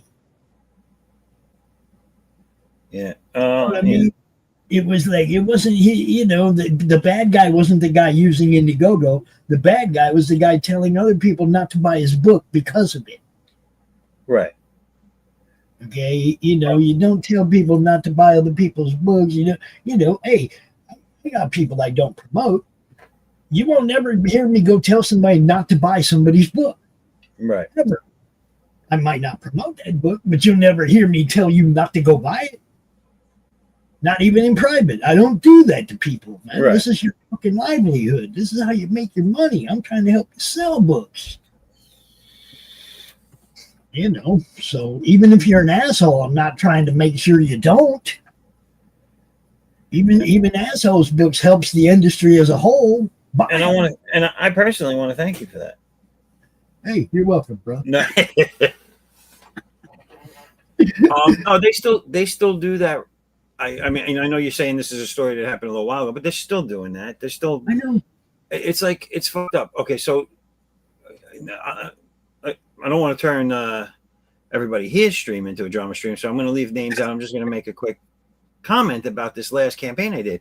I had been getting so much crap feedback off of my first two campaigns that I didn't put it up on Indiegogo as well, or only, or whatever, and that X, Y, and Z people would have had me on their show had I done it, or if I do it in the future, they would have promoted it had I done it, or if I do it in the future. And I did it. I reached out to all these people numerous times. Silent. Birds, dude. Birds. That's because those people don't want you to succeed, bro. They want you to not succeed. That's why they tell you, don't do it there. Don't do it there. You might succeed over there. Do your stuff wherever you can. You just I feel like do it's an easy cop out. If it. you're not on Indiegogo, they say, "Oh, we can't back you because you're not on Indiegogo." But then as soon as you go over there, they're like, "Yeah, I can't say anything now." But they will back them same other people that are not just on Indiegogo. Yeah, it's just like it's just like the cheerleaders. You know what I'm saying? They got their clicks, and Even mean, if you're you a know, better cheerleader than them, they won't support you. I have a problem with the ones that let the mob rule email fucking programs get people canceled. Kickstarter knows what I'm talking about. I have a problem with the ones that shadow ban campaigns so that people can't even find them. Indiegogo knows what I'm talking about. So far, I don't have a problem with Fund My Comics, so I suggest and recommend y'all use that one first, and then like use the big corporate ones that don't give a shit about you later. That's my personal opinion. Right. And hey, Fund My Comic ain't big as those yet, and it might take a little while to get there, but it's still treating you better as comic creators than either of the other two do. The fees less, everything, right? They treat you better. You get to talk to humans. A whole bunch of reasons why Fund My Comic is a better platform. Will it sustain that kind of customer service quality? Who knows? Maybe someday Luke might go corporate. You never know, right? I mean, but for right now, that's the only one I recommend because it's the only one I know right now won't screw you as a creator. And that's true, and that's good. But the only bad thing about it is that there's not enough eyes to make the funding. It's just not that big yet. I know, and that's up to us. So that's just like I'm saying. It's you got to share, you got to promote, you got to talk about each other's shit, and that means even the guys that are on the platforms you're not on. You got to promote each other, man. The whole networking thing. It's it sounds like I'm beating a dead horse all the time on this subject, but that's the only way we've grown as a network. Yeah. That's the only way we've grown is to expand, bring more people in, collaborate with more people, work with more people, and try to, make sure that everybody understands that the share button is probably the most important part of the network. Well, what you call it? Oh, I'm up on the screen. I wasn't looking. Oh, there I am. Yeah, I'm the one playing screen. Hi, everybody. Listen, this right here. This is some of the best image artwork that you've never bought yet. Go back my book. That's promotion. That's marketing, baby. Late night promotion. But really, all these kind of shows, the network, all this stuff. Look, like I said, I started with 400 people in a Facebook group. I curate the hell out of that Facebook group, and it's over 3,000 people now. But I don't just let anybody in that group. You got to be somebody with some comic stuff on your profile, either as a fan or a creator. If I go look at your profile and all I see is the same 3D images that I saw on that last guy's profile, ain't neither one of you getting in. You're not just going to come in here and try to scam my friends with your fake 3D image operation. I don't play that game. You guys know I protect my people from the scammers. There's a lot that I do that other people that have groups don't give a shit about. We don't play that shit in the madness, man. This is about helping people succeed, not helping people get ripped off. Right. There's a bunch of shows that I will, if I catch you putting out a link to it or something, I will share it up on my stuff. The only thing is on my socials, I try to keep it comic related. Yeah. So I'll do like a Lori's, I'll post hers. If Doc's on, I'll post his. If it's one of the Drawstreams, I'll post them. The only things I won't share out, at least on my socials that are for comic books or for my comic is like when you do like the video game stuff or not the video game, the role playing RPGs, movie stuff, stuff like that.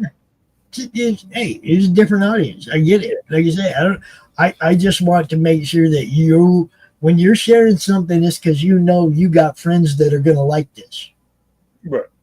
You know what I mean? It's like it's plain and simple. It's like and comics crosses over into so much other shit that it's almost, at some points it's hard to say, oh, I can't share that because it's not comic related, because then you go find out, oh shit, it was based on a comic. It's like, Yeah. Everything. What's up? And then you got these guys, the Geek Men, the masters of the Thunder Nerds, action figures, movie reviews, interviews with comic creators. What up, Geek Man? What's his name? Dan? Is that his name? Dan? Dustin. Dustin. Sorry. And I got Dustin the D right. Dustin plays in those role-playing games, and he runs 3 shows of his own on the network. Look, he didn't even interview you, Christian. See, he says, you got a friend in me, bud.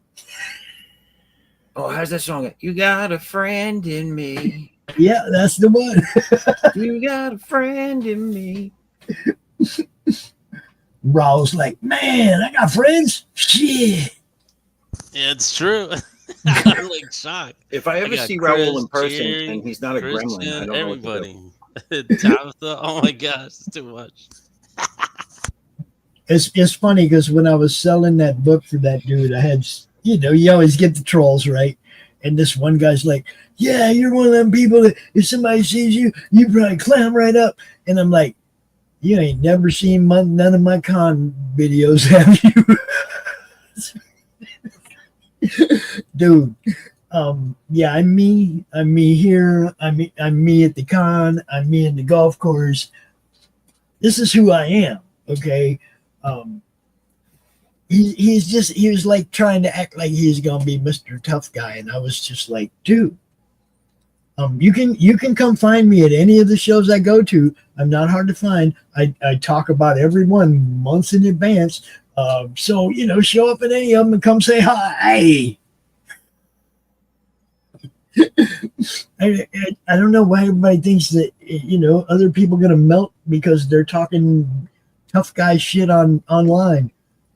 I go to the cons. I don't avoid the cons because there might be somebody there that doesn't like me. I don't care. I might even interview people that don't like me. I don't care. I don't hide who I am. I don't duck and cover. I'm 60 fucking 2 years old almost. I don't care, dude. People are always so confrontational, and dude was just mad because I wouldn't publicly post the price that we were asking for the book. I was like, DM me if you want to know. I'll tell you. Most internet tough guys are the guys that used to put their heads down, carry their book bags, and run to the bus. Yeah, and it's like, hey, if dude hadn't started talking shit, there might have been a time when I would have helped him sell one of his books. He's acting like I'm out here trying to scam people or, like just trying to like totally not get anybody in that group to work with me and try to help me sell dude's book, right? Just trying to make me look like this and that. So I'm posting the link to the network and I'm like, yeah, dude, you're not going to get the scammer result that you're looking for when people go look to see who I am. I've probably protected more people from scammers than you've encountered. It's because I've been doing this for so long, and how many scammers have we caught and kicked out of the madness? Before they got into people's wallets, before they actually started ripping people off, we catch them quick, man. They can't even come into the group and raise their ugly little head in the post without us noticing them. We pay attention to what we're doing and we protect our people. That's the way it's supposed to be, man. You could ask Jerry, he'll tell you. So I was busy trying to make an outro. Oh, you're making the outro right now? Yeah, but it's very, very simple. I just added a credit for Madness Entertainment. That was it. But it's done anyway. That'll work. Oh, and Dustin loves the Alien, Raul. He likes it. Yeah, Aliens from Aliens 1. Yeah, Sigourney Weaver was in that one. I think it was just a guy in a jumpsuit, but that's still my favorite. And he says, speaking of Alien Earth, you guys hear anything about Alien Earth? Yeah, there's a new movie coming out. or a show, a TV show or movie where they reach Earth. Actually, So it's going to be like Predator. only Yeah. more of them, I would assume, because they Yeah. reproduce very fast. Yeah, TV show. Yeah. All right. Oh, Yeah. shit. Here we go. More Okay. aliens. See, this is, again, I'm going to say it. Don't want the same old shit. I'm sorry. I just want something new once in a while. Now, I will say, and Dustin will agree with me, if you're going to do something and do it again, do it like Happy Gilmore did it. Because holy shit, Happy Gilmore 2 is just as funny as Happy Gilmore 1 was. If you ain't seen it, park yourself in front of a Netflix and watch Happy Gilmore 2. It's fucking hilarious. I heard the story was similar to the first one, though. Not even. No. Nope. Yeah, Nope. check it out. Nope. Nope. I mean, it's golf. Well, But- yeah.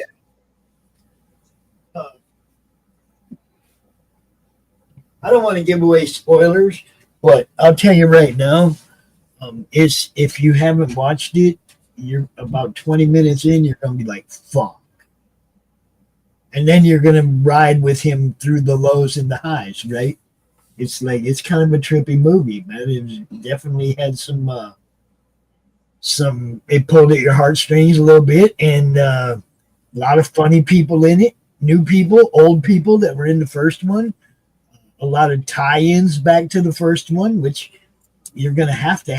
It's a part two, a part two of a comedy. It's not like a part two of a franchise where you can just change everything. Alien, oh, they're on Earth today. It's Happy Gilmore. It's going to be on a golf course. You see, you got, you know what I mean? There's no other scenario you can make for it. Now, the creativity was who they're playing against, who he's golfing against. That's the part that's a big twist. And his support team's a little different. You guys know who Bad Bunny is? Yeah. He's a The musician. rapper dude, Bad Bunny. He's Happy's caddy for this one. Oh, I heard what's his name's in it too. Eminem. Momentarily, yeah, he has a bit part. Becky Lynch from WWE, MJF from AEW. There's a bunch of new people that show up in this, and then, like I said, a bunch of the old people from the original movie also make appearances. Then you got Jack Nicklaus and Lee Trevino and Freddie Couples, all the old school actual golfers back in the day. A couple of the new guys, Bryson Shambo, whatever that dude, the long drive dude. Yeah. I mean, it is funny, dude. We laughed. What's his name's back, right? The guy he played against in the first one. Yeah, Shooter's back too. Yeah, dude, it's good. It's a great movie. It really is. Just like everything, you go in thinking, oh, number 2 is going to be, I hope they don't screw it up. But yeah, this one, yeah, there you go. The premise is different. A ship, the presence for the aliens, a ship carrying 5 different deadly species crashes on Earth. The alien broke out, and this group has to hunt them down. It's different enough. Okay. Yeah, all right. Oh, do they get into the other alien species? It says a ship carrying 5 different species crashes on Earth. An alien broke out, and this group has to hunt them down. So I just want to know if they show you what the other species are, because it was another alien in one of the newer ones. They showed a different species from another movie in it somewhere. I can't remember what it was.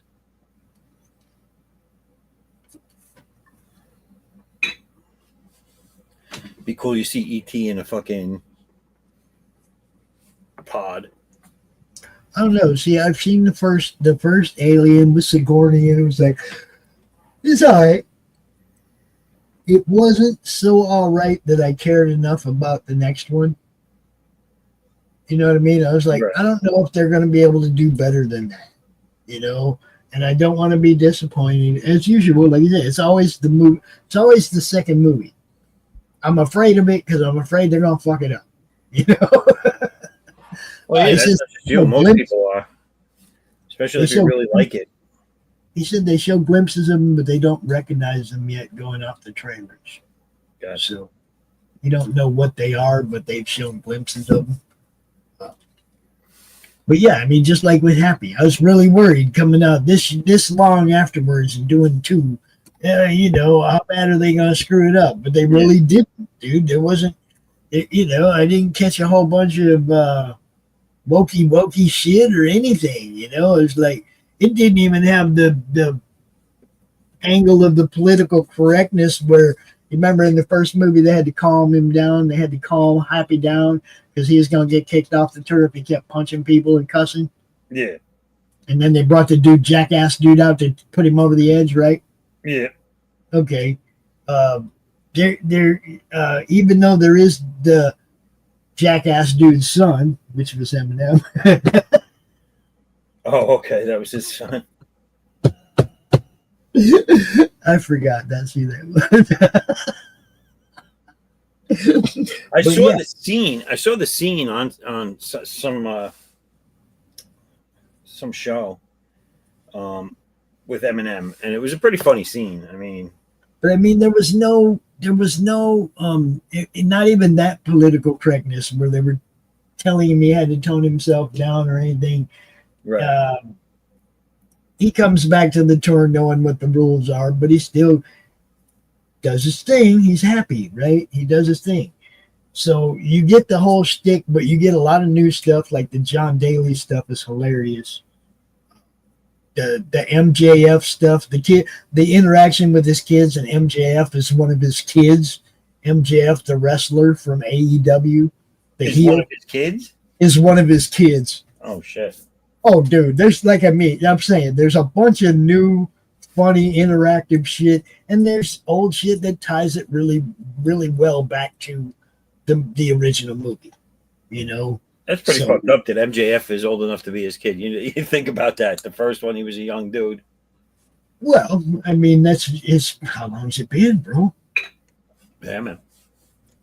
30 years since Happy Gilmore. What up, Tank? What you doing?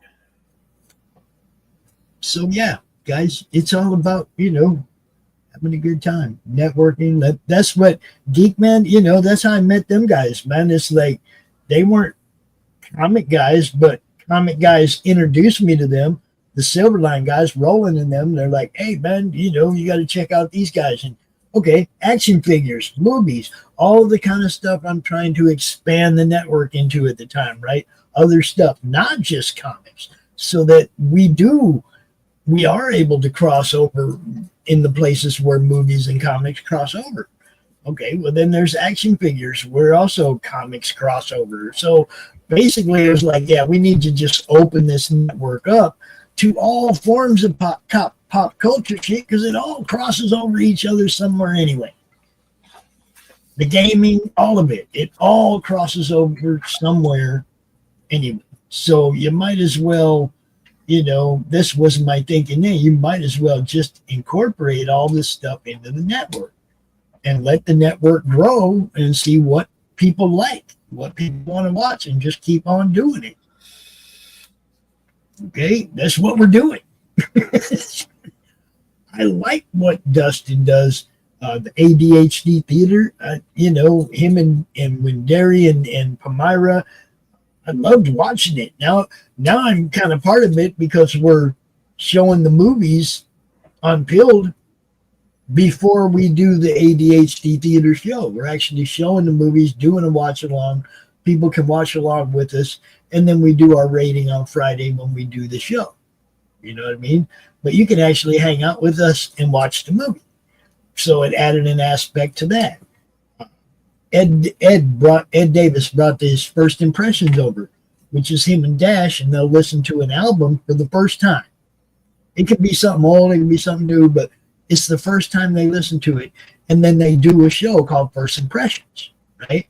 Okay, well, I want you to bring the show over to the network, but let's add a twist. Let's play the actual album unpilled right before you go live on your show talking about the album so everybody else can listen to it too. And then when people are interacting with the chat in the First Impression show, they freshly just heard that music too. So they can interact with the chat and interact with the panel way more because they know what these guys are talking about. They just listen to the music. You know, so I'm trying to incorporate this, not just the reaction shows, but show you what they're reacting to right before the reaction show. Yeah. Does it make sense? I guess not. What he's talking. Yes, yes, makes sense. Makes lots of sense. Oh, Tank, quit crying. What's the tank saying? He said Dad land is also but Uncle land. Wait till it's Grandpa land, motherfucker. Wait until they all multiplied by 3.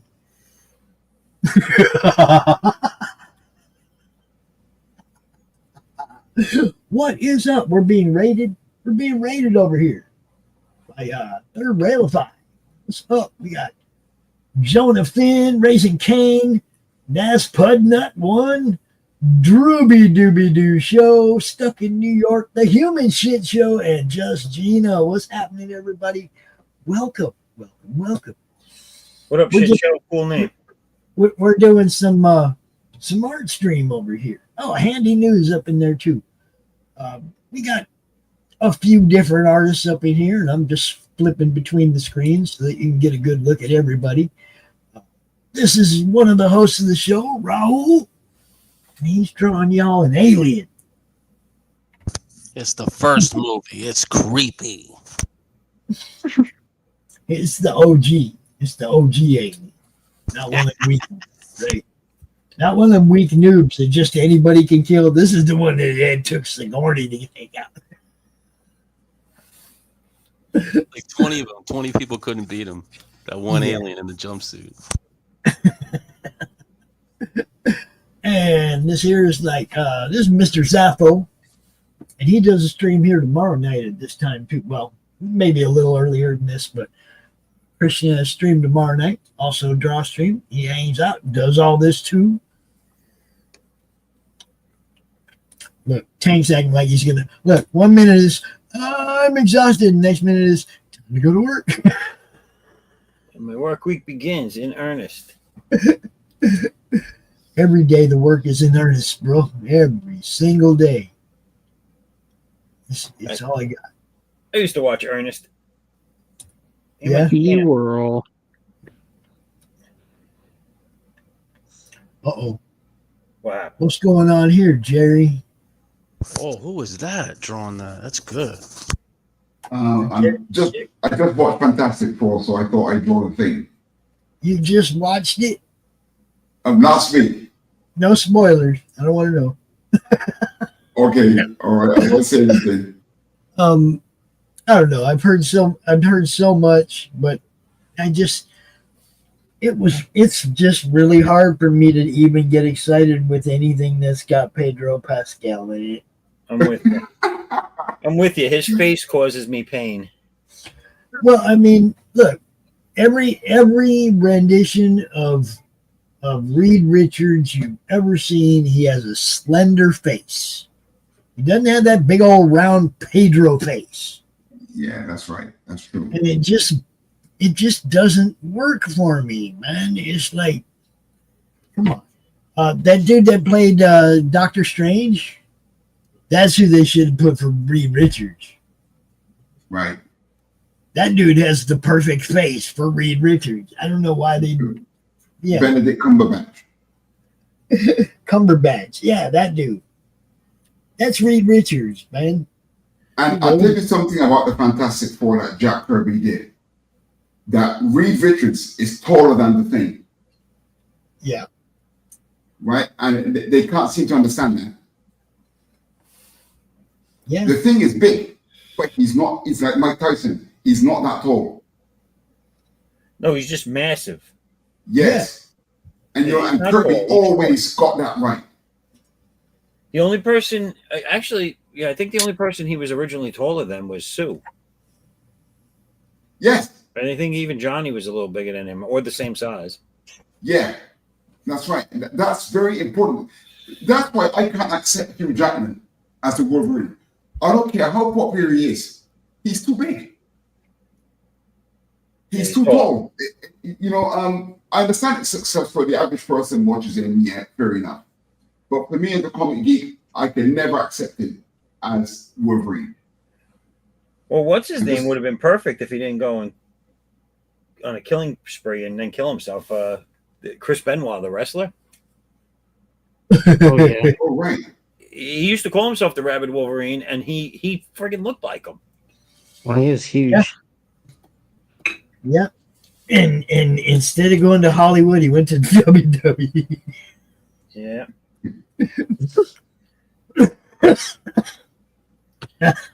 Timing's everything, people.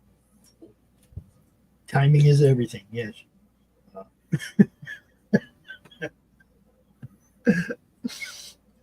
I'm afraid I'm not going to be able to hang out much longer, guys. So, Jerry, are you confident that you can end the stream? I just pulled the plug from the wall. Huh? No, you got the outro loaded. You're good. You see the button up. You see the button up there, right? But if you wake up and see the stream has been going for 15 hours, right, I obviously failed. I think I can do it. Yeah. Yeah, just hit end stream, another window open up, just click it again, and you're good. If nothing else, Christian will help you. He's got it. Yeah, I'm here. You know. Oh, cool. All right, then. I got to get out of this chair, man. I'm done. All right, Pops. Thanks, guys. Continue to have a great show. Thanks for watching, everybody.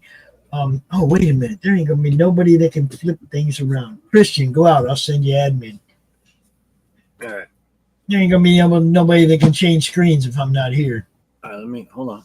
All right. I'm going to have to send him admin. Do that. Let's see. Who can we take it from? Dustin, I'm going to take admin from you. I'll give it back to you in the morning.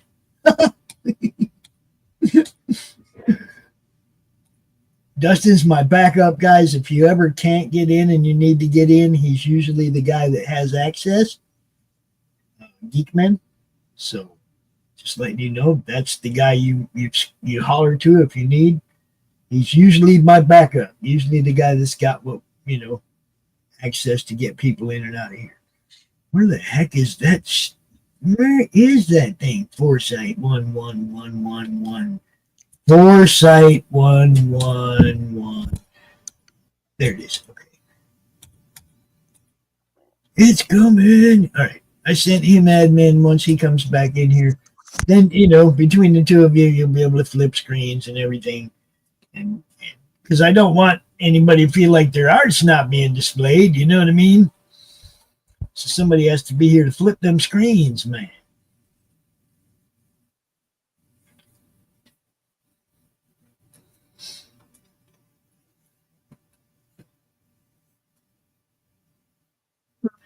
And for the next few weeks, this is about as much as you get out of me till about 3.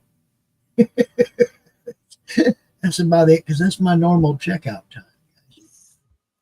Foresight 11111. Yes, it's Jerry's world. He goes on forever.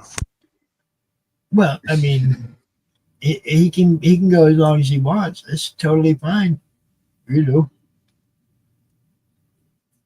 mean, you guys can draw as long as you want. I'm done. Okay. Well, I've been up since 4 a.m., so I'm going to run out of steam soon. Say what? I was up since 4 a.m. to meet you at 5:30. Right. So I'm going to run out of steam in about the next 20 minutes, I think. All right. Well, I mean, if you're gonna call it at 3:30, then that's cool. Then just like you said, just make sure you guys are flipping the screen back and forth, and make sure everybody gets represented. Like that guy. Everybody. Representation. All right. It's just like I said. You just remember you have to remove the one screen. You have to remove Chris's screen to pull up your screen. You have to remove your screen to pull up Chris's screen. Right? Right. As long as you remember that, and Christian knows how to do it, he can mess around. Just make sure y'all get seen. That's all. Have a good night. I will talk to you guys tomorrow. Good night, Pops. Have a good one, Thanks, man. Pops. Peace. Good night. Okay. All right, Christian, so he are gave you me in admin, so control? just let me Now know. the mice can play. Mice can- Jerry, Raul, if you need anything, just let me know. Hey, Zaffo. Christian. What up? I got I got some news. Yeah. So this is like the late night art attack. And there's bottles, there's drawings. I almost you know how I like to do the world premieres and stuff, right? That's it. You know how I'm like that, right? Yes, sir. I think I overtopped myself with this one, Zaffo. So I got myself a nice bottle, nice delicious bottle. I plugged up the guitar and I did my own late night art tribute song. Oh, you did, huh? I know you want to see it. Yeah, play it, bro. Did you do it already?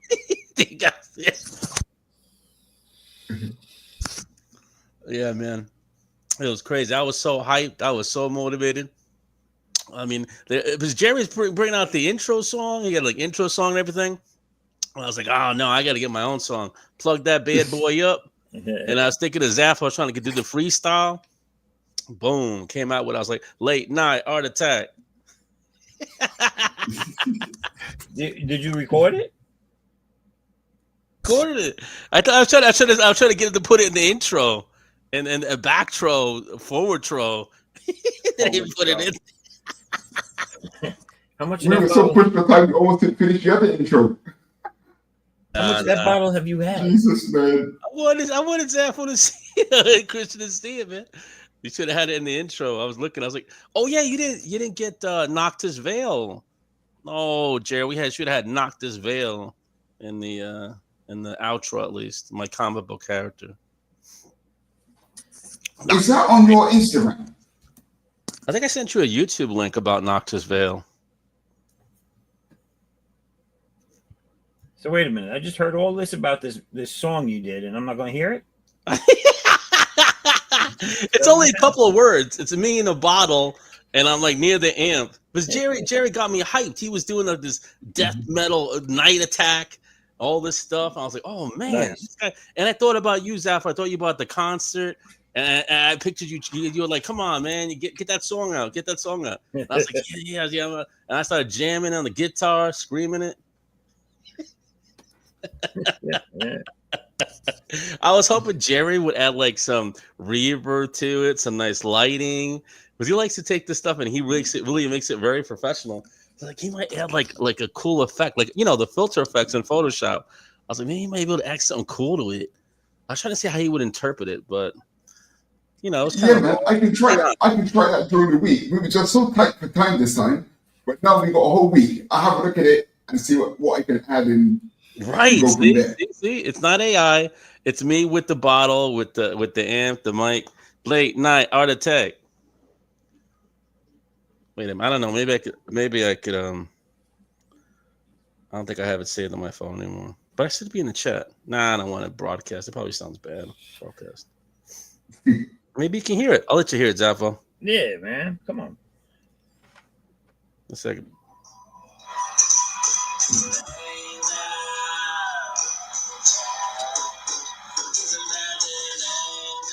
Can you hear that? Some guy screaming? It's very low.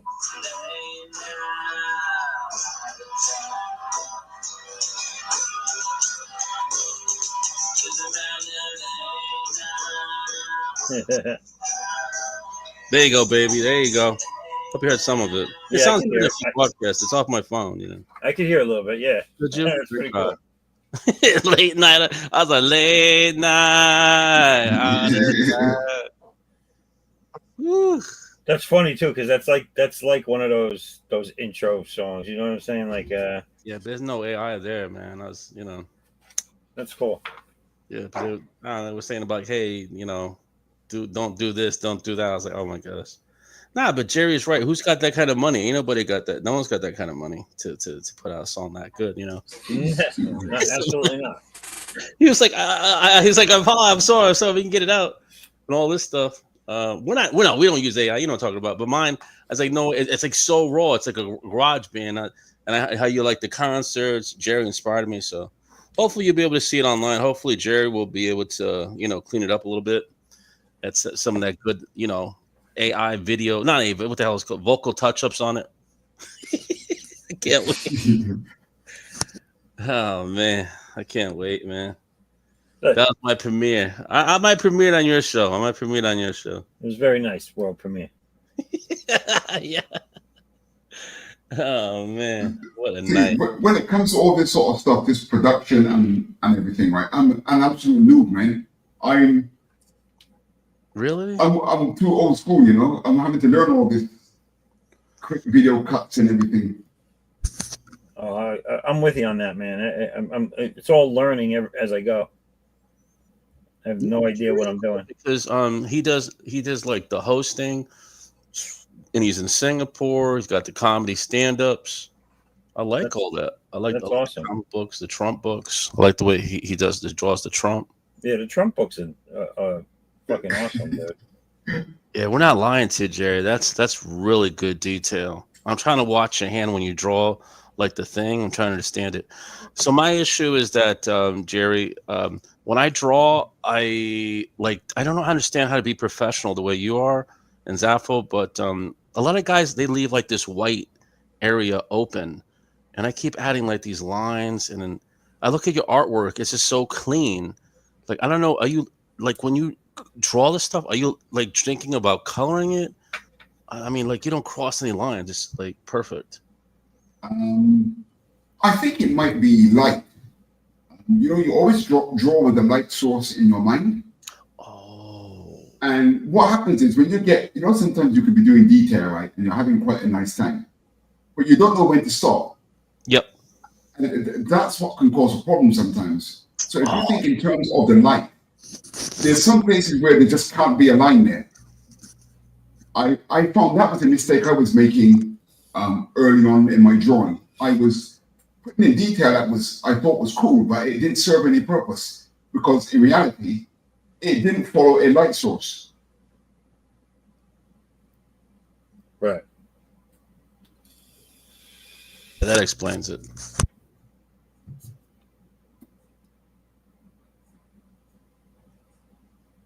Like, you could do texture lines, that's different. But if you're doing light source lines for your blacks and your lights, then yeah, that's right. It depends on the texture that you're rendering. Right. But yeah, it is kind of tricky. Sometimes you don't know. Like, I look at the old 1960s and 70s comics. Sometimes there's hardly any lines there, but it just looks so good.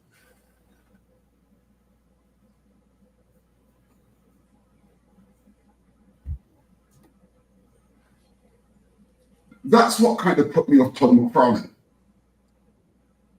I've always had the impression that Todd McFarlane blinded people with detail. You got it. Yeah. You know, but I'm a bit of an outlier here, right? I don't really believe that guy can draw. Because for me, the number one thing in drawing are fundamental shapes. If your shapes are off, the inner detail can never be quite right. And Todd McFarlane, his shapes are very, very dodgy. I don't believe that guy can draw. But he's a genius in that what he interprets gets you. But in terms of actually knowing how to draw, I'm not convinced. Which guy is this? Todd McFarlane. Oh yeah, he can't draw. he's what a lot of people were. He's a stylized artist from the 90s. It was very it drew your eye, his style. But if you look at his regular characters when he used to draw them in like Spawn, Yeah. They were very lackluster. They had to be a superhero. They had to have a costume, and they had to be able to bend in ways that weren't human, because that he could do. Yes. Yeah. Oh, you guys have a guest in the back. You want me to let him in? Yeah. Yes. Who's And this? this is the tax, mate. This looks like Captain Tank is coming in. He Dang. was right. What up, Oh, Tank? Hail to all of you waifu, I magnificent missed you, bastards and waifu. bastards. That's right. This is gonna like you. Look, Chris, it's Yeah. waifu. It's waifu. Right. He's finished with It's the dad waifu. tone of 500. That's right. The dad tone of 500. I love that. That's too much. What's up, everybody? How you doing tonight? What's going on? Oh, you know, I'm on my way to bed, and as I was actually walking to my bed, I was like, you know what? I could sit down at the computer one last time for tonight. Come in and be sociable for at least a couple of minutes. So how's everything going? Oh, good. Just busy. It's just been busy. But you know, to be fair, my work week is really Friday through Monday, and then the rest of the time I'm in Dadland. So it is what it is, you know what I mean? I hear you, man. Yeah, I've got my responsibilities and my obligations, and I keep to them. But I'm really excited. I'm working on a secret project with Chris Brown, Laughing Rogue. I got something cool for that. Something a little bit outside of my regular. Speaking of shapes, right? Outside of my my regular wheelhouse, doing something painterly. So digital art, but still painterly. Something a little more realistic. I'm like, wow, I actually have to get serious for a second. Dang. All right. No, I'm game. Challenge accepted. That sounds too much like work. Well, you know, it's only work if it's not fun. You know what I mean? And hence why it sounds like too much work. Yeah, no. It's fun, though. For me. I like a good challenge. Yeah. I mean, dude, I casually play, you know, MMOs from time to time, and I'm always striving to be like in the top ranks whenever I play. And I'm like, I'm a casual. I play like, you know, if I'm like hardcore into it, I'm playing for like maybe 3 hours a week. Then I'm like, all right, cool.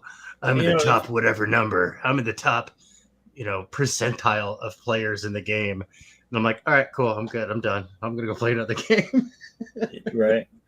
I would love nothing more than to do art all day, every day. But if someone turned to me and said, can I hire you to paint something? I'd be like, can't you just test experimental drugs on me instead?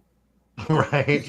Well, like this picture I've got up here on my screen, like this was for Jason Dubé. He's got an art show every Friday over on his channel. And the subject for this last week was Caitlin from the comic book Charms. Yeah, I noticed the character just from the looking at it real quick. Yeah, well, you know, Jason and I go back. We've known each other for like a decade now. You know, Right. And he's an absolute sweetheart, absolutely wonderful guy, and I just love that positive. And that's really where my work week begins is with his show, because it's like it's got such a positive energy, and I love it. It motivates the hell out of me. Is he in part of the creation team for that book? No. He just he likes to, he's like me, man. He likes to find some lesser known indie titles and get them out there, get them in front of people, get them some fan art. And I'm like, I love fan art. Like that's why, like, technically tonight, over on the Dawn's channel, he's got the studio, and we've got Salty Draws and Eric Needletowski coming on. And like we're gonna be drawing up some fan art. It's fan art every Saturday. I love that. I'm really bummed out. I missed out on the tribute to Ozzy, but my The time deadline's not was on yet. hijacked. Say again? You still got time on the deadline, I think. Oh, do I? Oh, shoot. Yeah. Well, then I got to draw my my boot wearing fairy, because fairies wear boots. You got to believe me. Has that thing been made public now? Is it no longer secretive? Oh, I is still it? think I it's don't know. secretive. Still Well. secretive. Yeah. Yeah. You can't show your submissions or nothing. Yeah, it's hush, hush, hush, hush. Well, I'm not saying who it's for, so I thought it was. I thought it was over. Anyway, Yeah. all right. I ruined it. That's my superpower. Shit on the moment. Yeah. So anyway, the dude who's doing that has helped me out quite a bit, and a lot of other people. Russ, yeah. Real force multiplier. he's a friggin' amazing person. Yeah, there's so many awesome people out there. Like I tell people like I'm a digital nomad, dude. Like there's very few comic circles I don't get into. I tell people like don't just get locked into one pond, man. There's rivers that connect all these little ponds, and they lead to the ocean. They lead to red ocean. They lead to blue ocean. There's little financial terms for all you people out there in TV land, and it's out there. It's out there. But if you're gonna stay in one pond, prepare to get eaten by the big fish, and don't be upset when it happens, because you put yourself in that environment. Word. It's stay professional, stay courteous, and practice your diplomacy. And that's something like I've known Eric Nieltowski for years, man. And he's a wonderful guy, but I felt like the way he handled the Rob Liefeld situation was a no-go. Like, What happened with that? Sorry. Well, all right. So Eric Nieltowski won an art contest to have a Youngblood cover in this year.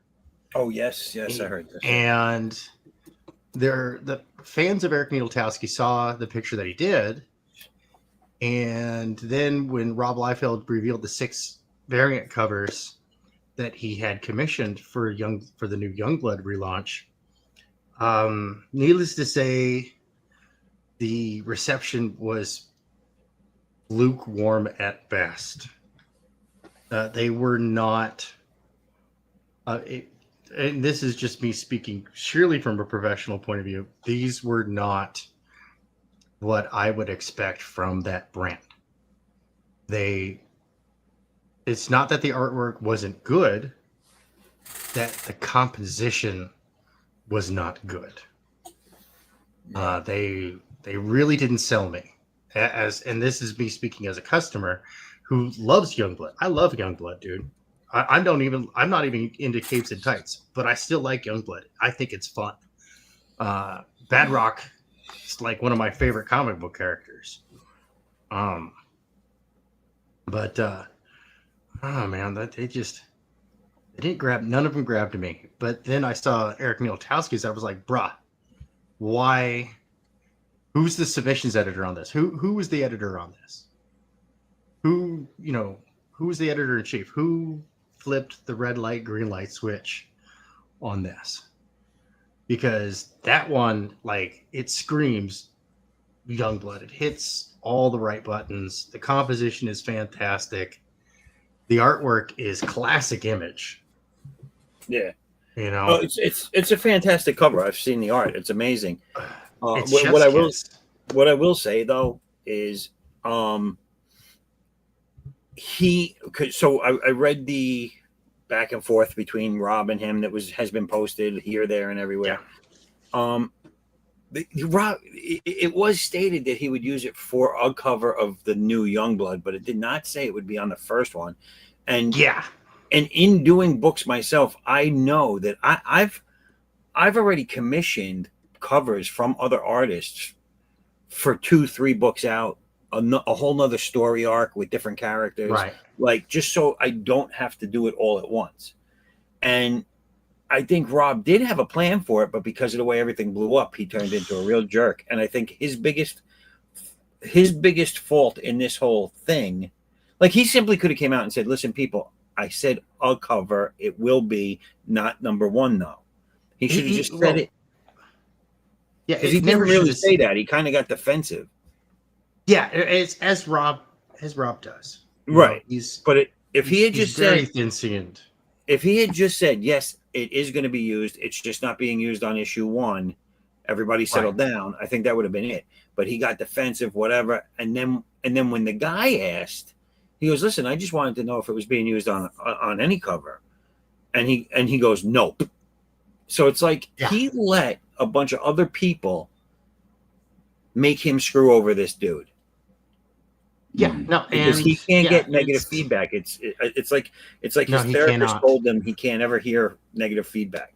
Oh, dude, anybody who's ever been in the Spinner Rack group over on Facebook and said anything that wasn't praising Rob, even mild critiques from professional editors, boom, blocked, banned. You're done. Yeah, he gets done with you. His time with inmates really jaded him, dude. Well, honestly, here's what I think the issue truly is. He's never worked an honest day in his life. And by honest day, I mean he's never done any blue-collar work where you get blisters on your hands. Oh, no, he's never chipped a nail. He's never had a puncture wound. He has, like, my hands are covered in work scars, dude. I'm a blue-collar through and through. Well, if he tanked for 5 years, nail, he'd be pissed. Yeah, no, this is one of the things, like, and this is just something that, I've worked in Hollywood, I've worked in the entertainment industry, and I've worked with all different types of people. And the folks that have the blue collar experience, they have a tendency to be able to take it on the chin. I still work in electrical construction. I've been doing that for years. Yeah, you have a real job. And I've worked multiple jobs my entire life. And that's the good stuff. And that's what everybody should do. Is like, this is why I'm like, look, when you are young, get a job that physically and mentally taxes you, and hold it for at least 2 years, right? Before you even go to college, right? Go join the workforce, go do something with your hands, go do something laborious. One, it gives you an opportunity to save up a little money while you're still living with mom and dad. I'm sorry to cut you off. Did I just flip off good. Everybody? I'm sorry. I'm trying to see how I'm trying to see how the middle finger looks because they're all flipping everybody off. What you doing, boy? I just realized I did that on camera. I was like, oh, that wasn't for anybody. My bad. But you're good, man. You're good. Look, just so you know, I'm not lying. Look, they're flipping off everybody, and I needed to see how the finger works. No, a good artist draws from reference and draws from. It's all out of love. It's okay. Yeah, I'm heading out of here, gentlemen. I'm starting to fall asleep. Good night. Good night, sir. Yep. Talk to y'all later. Cheers. Have yourself a wonderful one. Y'all too. Yeah. No, it's I always recommend that. Do something that sucks to do. Go dig ditches. Go get a job for the local road repair. Go get like something entry level. Oh yeah. Here, let me. Ditches will do it for you, dude. Let me tell you. Work a jackhammer, dig a trench, For work in real. a manhole, work in a powerhouse. Yeah, I knocked this out in about 45 minutes. 'Cause that's all the time I had. Would you use like a canvas brush? I got a whole bunch of really cool brushes. I'll zoom in here. Oh, okay. Got It's like these halftone like a brushes. zipper-tone. Yeah. Yeah, and I got a hairbrush, and I've got like these when I zoom in like close, you can actually see this. It's like a Japanese ink brush Yeah. kind of thing going on. But when you're looking at it at size, it comes out really good, you know. And and the most important thing, people like it. Right. And this is the tool set that I'm using for my upcoming book. So I'm currently, like, if I'm doing any fan art, anything that's not a convention, I'm doing it in this style so that I can be absolutely comfortable in it. So, because, gosh, we spent months developing the style for the two upcoming books that I'm working on. So, yeah, because they're kind of dark, they're gritty. This is looking great. Jerry's thing Love is this looking thing. sick, dude. Hell yeah. One of my favorite characters. I wanted to try this pencil texture on this character for a long time, but I never actually had a chance to try it. Oh yeah. It's not perfect, but it's good for a practice run. I like Yeah, it this because you is- throw in the classic thing. Like Yeah. I'm very silver and Bronze Age. Yeah, well, I used to when I was younger, I had I was only missing 3 issues from 1972 to 1994. Wow. I was a huge Fantastic Four fan. Yeah, same here. So, okay, let me say something to you. Yeah. Don't you think that Rich Buckler is the most underrated artist in history? Yeah, no, dude, he does not get enough love. No one ever talks about him. Mm-mm. It's very sad, man. No, him. I think that he and like Ed Hannigan don't get enough love. Yeah. Yeah, Ed Hannigan is probably his most famous work is the Stiltman cover for Spider-Man. Right. Which that was a game changer when he did that cover. Yeah, that was a good cover, man. Dude, even Gil Kane started upping his game. And when you challenge Gil Kane to up his game at the height of his career, bruh. Jesus. Gil Kane, man. You know, Gil Kane made me collect comics that I didn't even want to read. Oh, dude. Yeah. No, I grew up knowing I grew up knowing Julius Schwartz, Gil Kane, and Murphy Anderson. I used to joke that they were the terrible trio of DC Comics, and yeah, no, they were all absolutely wonderful people, and I'm blessed to have been mentored in my early years by those guys. I got my first inking lesson from Murphy Anderson. Really? Yeah, Jesus. he was inking up. He was inking over Gil Kane's pencils for Adam for a piece that was going to be auctioned off for charity. And they gave me my second portfolio review ever. Julie wanted it to be my first portfolio review, but I was an obstinate teenager and decided to go hit up the DC submissions line at the convention. Man, Julie was pissed. He was pissed, but I was an obstinate teenager. What can I say? So, teenager's gonna teenage. Wow. But Gil Kane and Murphy Anderson, they were absolutely awesome people, and whatnot. I miss them dearly. Yeah. So learning from Gil Kane. So how old are you? Like 382 years old? Close, 383. Oh, all right. Yeah, no, I'm 48, man. Oh shit, you're younger than me. You're still very young. Yep. Well, you must have been in the right place at the right time. I was. Well, my mother was Julius Schwartz's personal assistant for a few years. And so whenever he had to do like conventions and stuff like that, she was the one who worked with him and all that stuff. And I remember like one time she even he went to Japan, she went to Japan, and that's when I first really got introduced to like manga and anime, because she brought back like a whole bunch of Japanese toys. Like I used to have an MD Geist action figure that was die cast metal with shitty plastic joints. I played with that thing till it fell apart, and then I recently saw how much it was worth. He cried. I was like, son of a bitch, really? I had a Mengizer Z. Dude, I had all 3 Voltrons. That's right. There are 3 Voltrons. But only 2 made it here to the US. Voltron number 2 was these 3 robots that stacked on top of each other to become Mecha Shiva. Mecha Shiva, Mecha Shiva. Bitch Brothers reference for anybody out there. Dude, I just bought a re-release of the original Lion Voltrons. Now, I was trying. I was in the market to rebuy the original ones. Look at that. Because they, my original ones were sold by a family member for crack money, and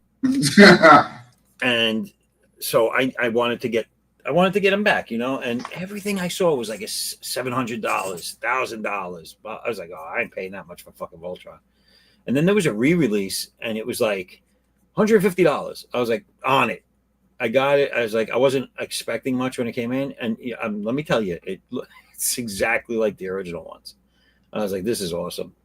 Oh, dude, what is it? I was watching one of my internet buddies. They re-released all the G1 Transformers. You're right. And he's like collecting them all. And I'm like, bro, dude, I haven't seen. I had a friend of mine who, when I was a kid, this guy was spoiled, dude. And so his mom used to buy him every single Transformer. He had all of them. Wow. You know, the Mega City Transformer, Unicron. Oh, shit. Dude. Did he have the spaceship one? What the hell was that one called? It used to have it was a train that had a track. Oh, yeah. Turned into a rocket. It was the. Yeah. No, he had the Omega Supreme and the Decepticon that was the space shuttle. Yes, I remember that one too. Was it like a space shuttle? No. I'm thinking the Scorpion one. That's a Scorpion, tank, and a robot. There was a Decepticon one it changed into 3 things, but one of them was like the regular, you know, like the old school 1980s space shuttle. Yeah. Challenger. Yeah, no, he had all them. He had all them toys. Some of my favorites Transformers was when the Dinobots came out. I used to love them. Oh, for real, dude. Yeah, I had a handful of Transformers growing up, but you know, my family didn't have a whole lot of money, so most of my Transforming robots were GoBots. The GoBots were cool too. I liked them. My favorite one was the bad guy, the Megatron of the GoBots, the bike guy. Oh yeah, he was my favorite. And here's a commission I knocked out this week.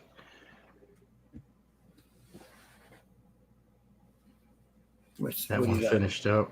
Oh wait, hold on. Let me see it. Client is happy. That makes me happy. Oh, nice. Yeah. What's the name of that character? This is Midnight from Momentum Comics. Yes. All right. Yeah, I recognize. I just didn't know the name, but I recognize the character. Yeah, I've got another one, but we're on hold for it right now. I'm looking for it. Where am I hiding this stuff from? That reminds me a lot of my female Western character that I have in the Addicts book. Let's see here. Oh, this one's loading. It's a big file. It's a really big file. That's what she said. Good night, folks.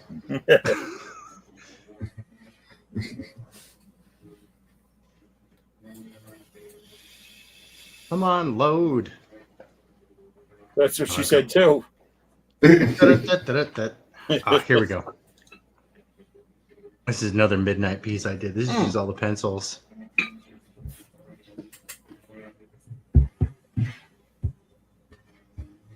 Is that going to be ink? Yeah. Oh, yeah, are you inking or someone else? I'm going to ink it. I penciled it digitally, and then I'm printing it out on 311 by 17s. And then I'm gonna ink it analog, and I think we've decided we've narrowed it down to what kind of inking style I'm gonna do on it.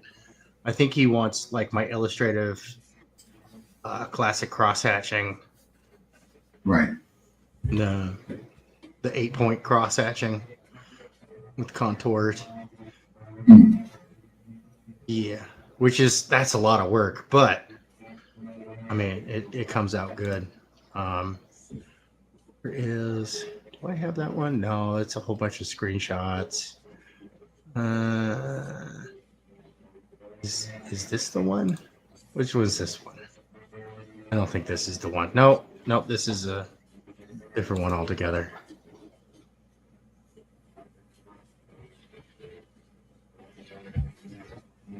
But yeah, that's analog right there. So is this one. This one's analog. It's 11 by 17. The original's stolen, sadly. So what is that all cross hatching in the shadow? Yeah. I'll zoom in on it. This is varying pen sizes, but yeah, this is 11 by 17 done entire pencil and ink, done entirely analog. Are you using a micron pen? Yeah, using Copic marker or Copic multiliners, and right, okay. And one old repeatograph that still worked, but I've since moved on to Copics because repeatographs are very high maintenance. Yeah. And if you are inattentive to them, they're very expensive to replace. Yes. Even though I love them, I swear by them. I am very much a drafting pen type of guy. And not a single, not a single ruler was harmed in the making of this picture. It's all freehand. Well, I mean, the pencils, I used a ruler, but with the inks, I didn't. Because I didn't have a good ruler for inking that wouldn't, like, smear ink. So I didn't want to risk it. Man, I'm so bummed out that the original was stolen. But hey, you know what? I hope they choke on it. I mean, enjoy it. Where did they steal it from? Was it a Comic Con? What's that? Was it at a Comic Con? Actually, it was when I was done with the comic book convention. I was on my way back on Greyhound, and it was definitely an inside job. It was stolen out from underneath the bus, a total inside job. And that's why. Yeah. And then Greyhound refused to honor my insurance claim, and so Greyhound can do horrible things with my chocolate starfish. Wow! But could you imagine what it's like to be claims officer? I'm a comic book artist, and someone stole my original inks. Oh, dude, I had a 3D printer stolen. It was this the one? No, that's not it. Dang it. I'm looking for, where did I hide this from myself? Oh, I think I know where I hid this from myself. Here, where is? Here's another analog piece. Loaded up. Did this one recently.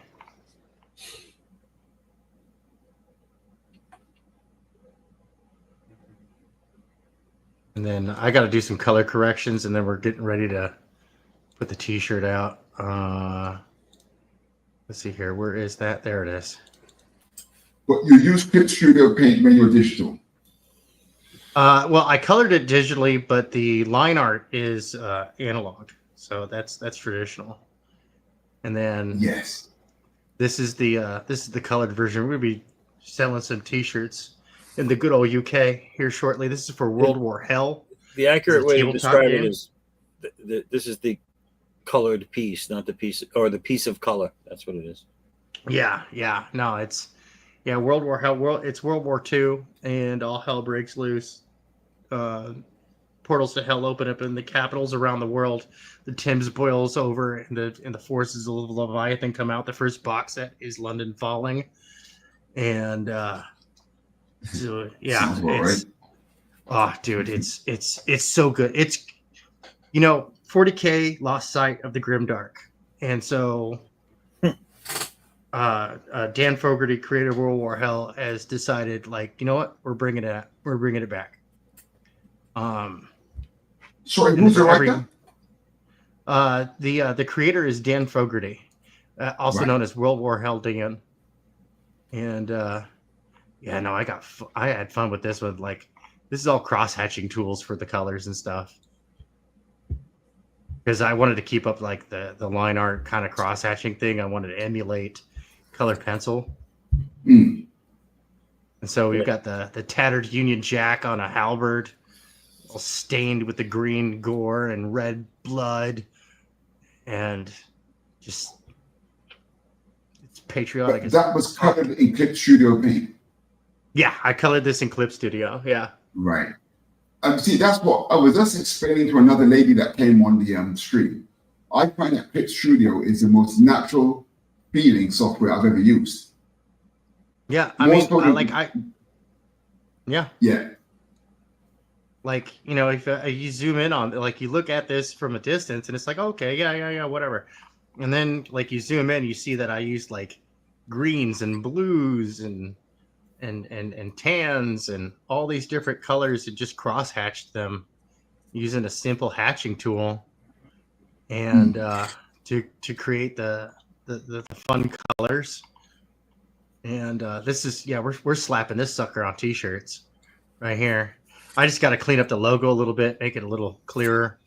But I wanted the Union Jack and the Britannia to contrast with I wanted it to be clean and contrast with the muddy dirtiness, the grit and grime of warfare of the Tommy with his polearm, because demons come forth. So, like, part of the story is like a bunch of Tommies bust into the National Museum and grab a bunch of medieval weaponry and just start going to town on demons and stuff. So, and it's a tabletop strategy game, much like Warhammer 40K, and we've got a couple of comic books coming out as well for it. And so we want it to be fun. We wanted to bring fun back to tabletop gaming, and Games Workshop has decided they don't like their fans. Oh, that's a sad story, that is. Yeah. It really is. It's like, no, you are there to spend money on them. That is your only purpose to exist. And it's like, dude, you guys would not have survived the 90s without your fans. You wouldn't have survived the early 2000s. Like, you would be nowhere, Games Workshop, without your fans. And now you're trashing them. We're not okay with that. Yeah. And so we've got Paul Roper. He heads up the UK division of our company, Omniverse Incursion Entertainment. We've got UK and US operations. So we're going to be printing and distributing to the US and UK, domestic shipping for those respective areas included in the price. Yeah. We're going to be digital friendly. So, yeah, you don't have to buy our boxed miniatures. You could just buy the printable files. If you're a hardcore hobbyist, by all means. It's going to cost the same as the boxed. So if you don't want to do the work, you buy a box, you buy a squad. It's sizable enough. But if you're a hardcore hobbyist, you pay the same price, and you could theoretically build an entire army for like $50, And we're working on getting the price points down. We've been working on the manufacturing side of things, and whatnot. And the game, it's a nice, simple system, easy to learn, easy to play, super fast. No 30 minutes bickering over millimeters, like in 40K. Like, most of the time, I used to love 40K, but I'll tell you. And look, I've owned over $6,000 worth of armies. I have owned 3 complete armies over the years. And most of the time spent playing the game. I didn't like playing the game too much because most of the time would be spent arguing over minutia. And that's not fun. So we baked into the rule set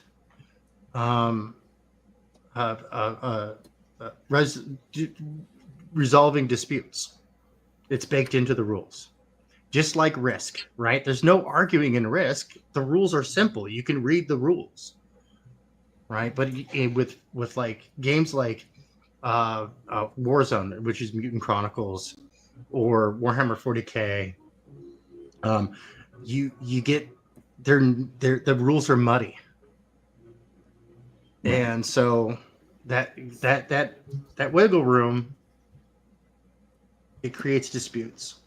So we try to minimize that as much as possible and keep turns running with a clear and simple order of operations, removing needless additional rolling. Like, to resolve one action in 40K, you got to roll this and roll that and roll this and roll that and roll this. No, ours is roll, counter roll. There, you're done. You know, roll to cause an effect, and the defender gets to roll to mitigate. And that's it. Move on. They were Kid Rock fans. They like to keep rolling. You know what I'm saying? Yeah, right? It's like Shadowrun 2nd Edition. Oh, hold on. I've got a really cool character. Let me get my bucket of dice. I'm going to roll to do something. Oh, let me tell you, like what you were just saying with disputes and too much bullshit before you can actually play a fucking game. Yeah. I used to think Shadowrun would have been the perfect game for me to get into. I liked all the aspects about it. I liked the characters, the world, everything like that. And every time I tried to get into a game, it took 9 hours to get started. And I was like, you know what? Fuck this. I was like, fuck this. It's not fun. I'm never going to play this again. No, for real. It gets ridiculous. It gets ridiculous. Yeah. Played the shit out of the video game because there was no bullshit in that, but right. Let's see here. What do I got going on here? So grab this one, this one, this one. And yeah, that's okay. I'll grab those. So boop. Bring up some Neon Revenant for coming up from Rock Hard Comics. I'm going to be the interior artist. We got Renee, Mike McMahon, and Corey Barton for the covers for this book, and I'm on interiors.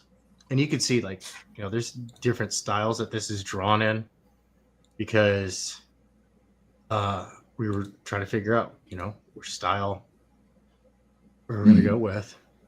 But, you know, we had a lot of fun, and it's a great story. Mom and whole family gets red rummed by a bunch of mobsters. She comes back from the dead with superpowers. And before she died, she was a competitive athlete and in the military. So she's got the skill set. She's got the skills. So who's publishing that? This is from Rock Hard Comics. It will be published by it will be published in conjunction with my company, Omniverse Incursion. Right. But yeah, and that's so that way we can offer good deals to the overseas crowd, because here's a crazy thing, right? To ship something from the United States to like Canada or Australia, it's exorbitant. But here's the advantage of the Commonwealth. They have beautiful trade agreements with each other. So shipping from the UK to Canada and Australia is cheaper than shipping from the United States. Right. And so we're taking advantage of that and passing the savings on to backers and customers and whatnot. We're still working on opening up operations in Australia, because that ultimately would be the most cost-effective measure. But, dude, Australia doesn't like money. They really don't. They're not business-friendly. They're kind of turds. It's a very socialist kind of country, so it wouldn't surprise me. Yeah, I think their proximity to China is kind of ruining things. All right. I mean, West Taiwan. Oh, look at this guy. Look at that guy. Look at that guy. And if you like the looks of that guy, I just dropped a link in the chat where you can go check out my book and back it on Indiegogo, active now. Heck yeah. Yeah, I remember when you first did that. I was like, "Oh, this is pretty freaking cool." I can't remember if it was you or Omer to post theirs first. I think it was you. I don't know. I knocked it out real fast because Omer was like, "We're drawing this guy," and I was like, "Okay." I was like, "Dude, I like this character." So yeah, I was like, "Wow, that's cool, dude." It was cool to see fan art of your character, for the first time. Right? Oh, I love doing fan art. I really do. I love doing fan art. Like I knocked out this one for Omer. And I'm still bugging him about ink it. I want him to ink it. It's his character. He knows all the details. I gave him enough to work with. See, I don't do coloring, but I'd like to see the one I did. You saw the one I did for his, right? Right. Rule of cool, etc., etc. Yeah. Hold on. Let me I'll tab over there. Yeah. Rule of cool. I kind of went like kind of silly with it, but that's what you got to do sometimes, though, right? You just got to get silly, have fun. It's so silly, so silly, absolutely silly. And then, of course, I've got my totally original, most powerful mayonnaise-powered superheroine ever created, Mayobi. Oh God. Yeah.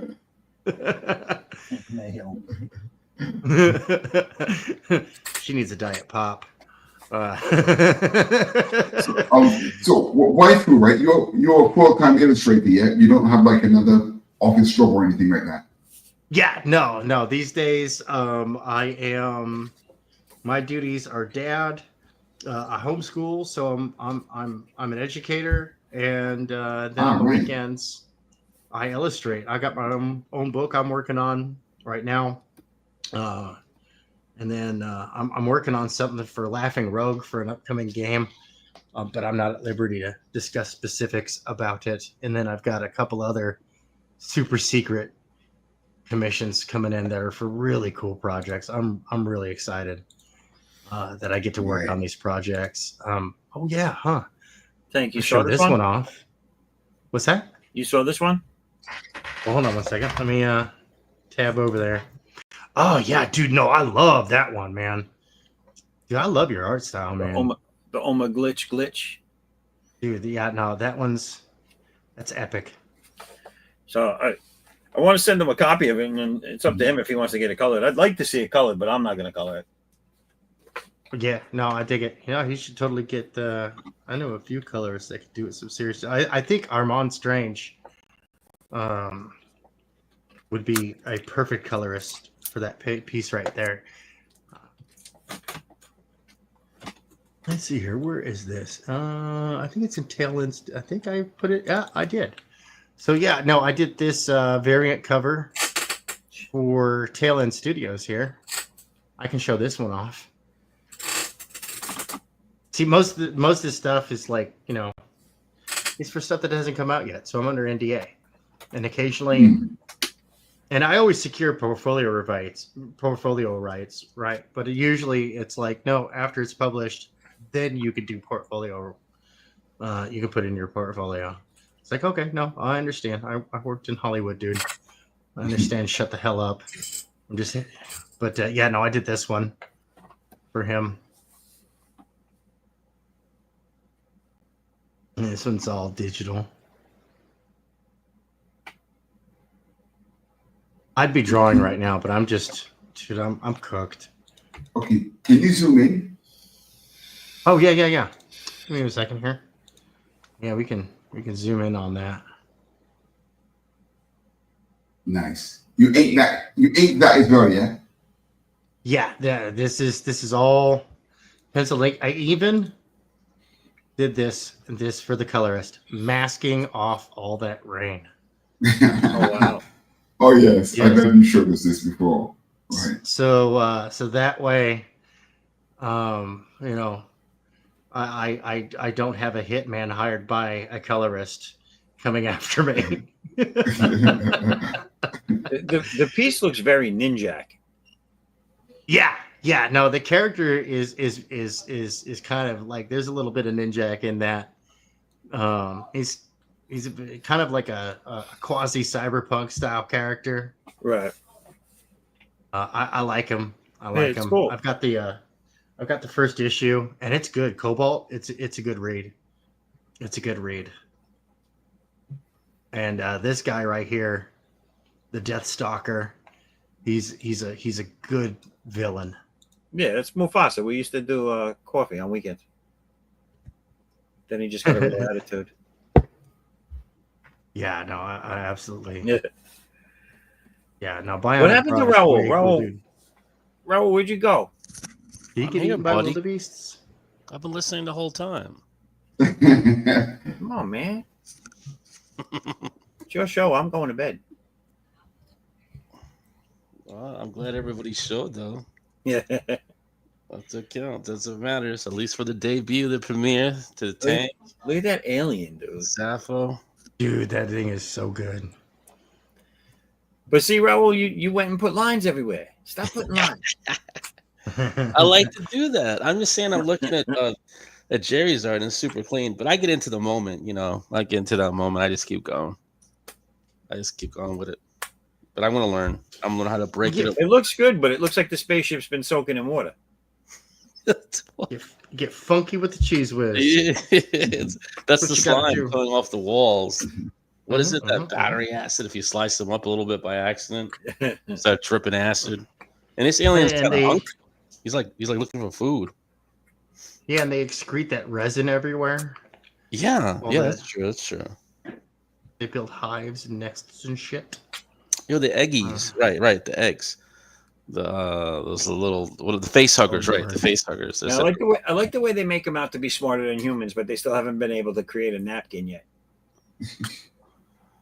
I still gotta turn this into a t-shirt. Mhm. Be ableist. Kick rocks. Got another one too. Oh, that's the wrong one. There we go. Be ableist. Touch grass. Oh God. I may have been in a mood.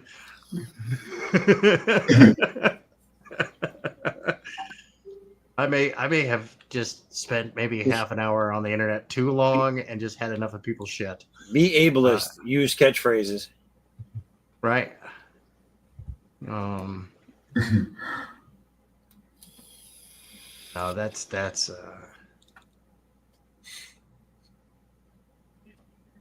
yeah, I still want to make this into a shirt too. But I think I'm only gonna do it. I think I'm only gonna do this one on just make it. I'd on a buy 'em black if you shirt, made 'cause it just underwear comes out. out so good. You know, uninspired. I'd buy him if he made underwear. See, there you go. See, I don't know if they. Let's see here. Yeah, yeah, I saw. All right, my wife was messing around with AI generated art, and this cat was so screwed up. So I took it as a base and just started converting it. Catnip.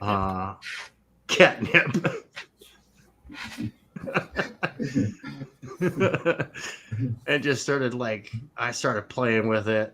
That's And got real funky with it, you know. And then I've got an all over print for that too. So this is a repeating pattern, and I'm gonna throw that on something too. I was gonna say that made me throw up. Yeah, no, dude, it Looking at is. it too long. Dude, it is such an eyesore. And I took like photographs and pictures of actual catnip leaves and balls of yarn and all sorts, graphic design crap. Yeah, Right. And it's funny. turned it into this vomit-inducing eyesore. Yeah, Because somebody's going to buy that. somebody's gonna do it. Uh, I gotta go, gentlemen. I have contractors coming in the morning to look at shit at all the right, house. good night. I'm going to head out too. And Jerry, Raul, thank you for having me on. Yeah, Don. It's good that you guys showed up. I survived that first wave of the roof thing next door, so I'd like to announce that. What happened to your roof? No, it's just the house is a little bit old next door, and then they got a deal, with the family, so they're doing the roof there. That thing is loud. I mean, it's next door. They went from 7 a.m. to 9 p.m., but they finished it, and then the next day they just kind of cleaned it up a little bit. But in 2 weeks they're gonna start doing my roof. So, Oh, nice. Right. That's good. Okay, guys, I'm gonna have to head off as well. Man, that is what, 3 hours? That was 3 hours, 10 minutes, right? Yeah, Yeah. 3 hours, 10 minutes, almost 11. 99 Oh, people man. watching. Good What? Lord. And now he's leaving. Good Lord. 99. It must be the Nah, people in he's Singapore. kidding. 99 people where? It says Where? 99. You see where it says up at the top corner of the screen there, where it says live 3 hours and 11 minutes? And then you see the eyeball. Yeah, he should be able to see it. I'm gonna look on YouTube. So as an admin, you see, I think I might not have that control. If you go into the admin screen on StreamYard, you'll see it. It's right on the what people. Oh yes. Oh Yeah. sorry, yes, I see. So it. so put your cursor over the eye. Now it's at 100. What the hell? Okay. All right, I'm gonna stay here till I finish this thing. Then I have one leg. I have one leg left. If you put your cursor over the eye, it'll tell you where they're all coming from. I gotta see this. So the Madness Comic Network has the most with 75. Critical Blast Yeah. has 22. That's pretty much the most of it. You got a couple in some other areas. Meg and Madness Entertainment. Right. Oh my god. Okay. 100 Okay. people. I've got one leg left. Yeah, one leg to finish. One leg to finish. Well, Yeah. gentlemen, good luck. You got this, right? I'm out. good night. Okay. All right. Cheers, guys. So, All right. Later, gentlemen. Thank you. Good night. Thanks for coming on. And I would like to thank you for having me on. I gotta hit the sack. I gotta be up in like 3 hours. All right. I'm such Good stuff nonsense. then. Yeah. Thank you very much. Always good to hang out. Always good to see you guys. And hope to hang out soon. Again. Cheers. Good Are night. you gonna do this every Friday? Yeah. It's Oh, every week now. every 1 week. a.m. Beautiful. 1 a.m. UK. 1 a.m. your side. Sorry, Oh, okay. 1 a.m. Eastern time. He's in Singapore. Okay, 1 a.m. US. All right, cool. Groovy. I'm a little special right now because I'm so tired. Thank you, everybody. Have a great dude. I'm loving that thing, man. I can't wait. I really want to see this when it's done. He's one of my favorite characters. All right. And Cheers, man. this is on brand. You know what I mean? And that's He's good. it's on brand. This is solid. This is solid, dude. I like it. Thanks. All right. Good night, everybody. All right. Good night. Good night, sir. Thanks for coming on.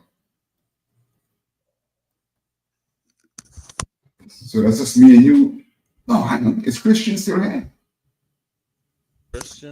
Christian Zaffo, where are you, buddy? Now, I went to Chris. He's part of our crew. He's supposed to stay to closing. Oh, sorry. No, it's just me and you, yeah? I think so. But you meant, I don't know. He's talking about like 99 people somewhere. It's 102 now. I don't quite believe that. I mean, once he said that, I was like, what? We can't leave now. You got to finish that leg. 99, 100 people. I never had 100 people. Yeah, he says somehow it's in the admin. You could see it in the admin. I think. I was like, what in the admin? Where? Some kind of eyeball. Oh yeah, he said it's next to the time, and then like there's an eyeball, and then you could see a number. That's what I heard. But Yeah, that's right. yeah, your artwork's very inspirational. Very inspirational. So like as you mentioned, I do take that influence, from those image guys. Yeah, but once you see the way yours is set up, it's like you're right. There's like this space it has. All the new guys, like there's no lines coming on there. It's like this white space that shines. I don't know if you're doing it for color, but it's very neat and clean, and it makes the Trump book look really good. Manga Man. Yeah, that was just a pure labor of love. That. Oh wow. I'm telling you, we need a Tiffany. We need a Tiffany Trump book. That's what we need. Start drawing some of that stuff up. I don't know. I don't even know how you came up with the idea, the concept, like the story. What is Magna? Yeah, what's Trump doing in the comic book? Is he fighting somebody? Yeah. What happens is it takes place after he gets shot. Oh my gosh. Okay. Right. So then, what happens is Elon Musk kind of sees what happens, and this organization I've got called the Right Foundation. They basically build him a suit for his own protection, a bit like Iron Man. You know, Iron Man was his own bodyguard. Yeah, his bodyguard. Okay. Yeah, that kind of thing. So then it gets in. That's how the story kind of then carries on from there. But it happens before the election. It's set before the election. Really? Oh yeah, the assassination attempt was. Yeah. Oh, what power! What power! I like that he got the suit, and it's in color, right? Because I saw black and white pages, but I think the book's in color. Yeah. Okay, let me see if I can put up a few pages here to show you. Yeah. Like, because I did the drawing for Tiffany, so I'll like to send them the book to see how they show some interest in it. Like you were saying, put it in front of their eyes.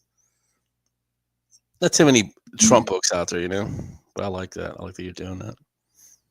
Well, I think I took it quite seriously. From what I can tell, a lot were like just parodies and that kind of stuff. Oh yeah. Right. Yours was not a parody. It's not a parody. It's actually quite serious. Exactly. I mean, I could tell by the artwork. You're right. Everything else was like just like a parody, joking around. Yeah. I was taken aback. I was like, I haven't seen anything like that in a long time. I think you should have done much more better with the numbers and the goal and all that for selling it. I think you've done a lot better. I was like, what? Everybody likes a lot of people liked him, like Trump. It's controversial. I like that. Chris said he voted for him, so that's good. We got the good Trump crew going now. That's what matters. Right? Good Trump crew. Yeah, it's very funny. Well, I'm trying to open the file, but the file is very big, so it might take. Oh yeah, I know. I believe you. I know from my experience doing any kind of drawings. Yeah, but you got pages. You got actual pages. And I bet you have them layered. Probably like backgrounds, foregrounds. Oh no. Yeah. That'll definitely slow it down. Oh, I see something. Yeah. What inspired you? You just decided to do it one day? I think like a lot of people, after he got shot, that was a bit of a wake-up call. Oh, I see. Oh man, I can't believe that. My computer's lagging a lot today, man. Yeah, because you're doing a lot of things. You're running the admin. Yeah. I think you're working on the outro. Okay, so this is the front cover, yeah? Yeah, I saw him. Yeah, he was standing. Yeah. Okay, I'll show you. Something that I quite enjoyed doing in the comic was like a fact page about his powers. Yeah, so I'm just gonna open that and let you have a look. Why is my thing sharing the other screen? And Okay. that's why I didn't sign up for it. I was like, I'm sharing the I'll wrong let you screen. sign up, Jerry. You got to learn all this stuff. Switch screens, all that. I don't know. Admin. I just want to come in and draw. I can understand learning in the future. I'm glad. Oh, I saw some movement. Yeah, okay, I'm gonna share a different screen. Oh, was it voice automated? Because I heard you like share screen, computer. Share my screen. Oh yeah, so yeah, this fact file was very interesting to produce. Oh. Now you know Elon Musk has got those robots, right? Yeah. Oh, that's what that was. Okay. Yeah. Right. Yeah, But yeah. she's called you know they're called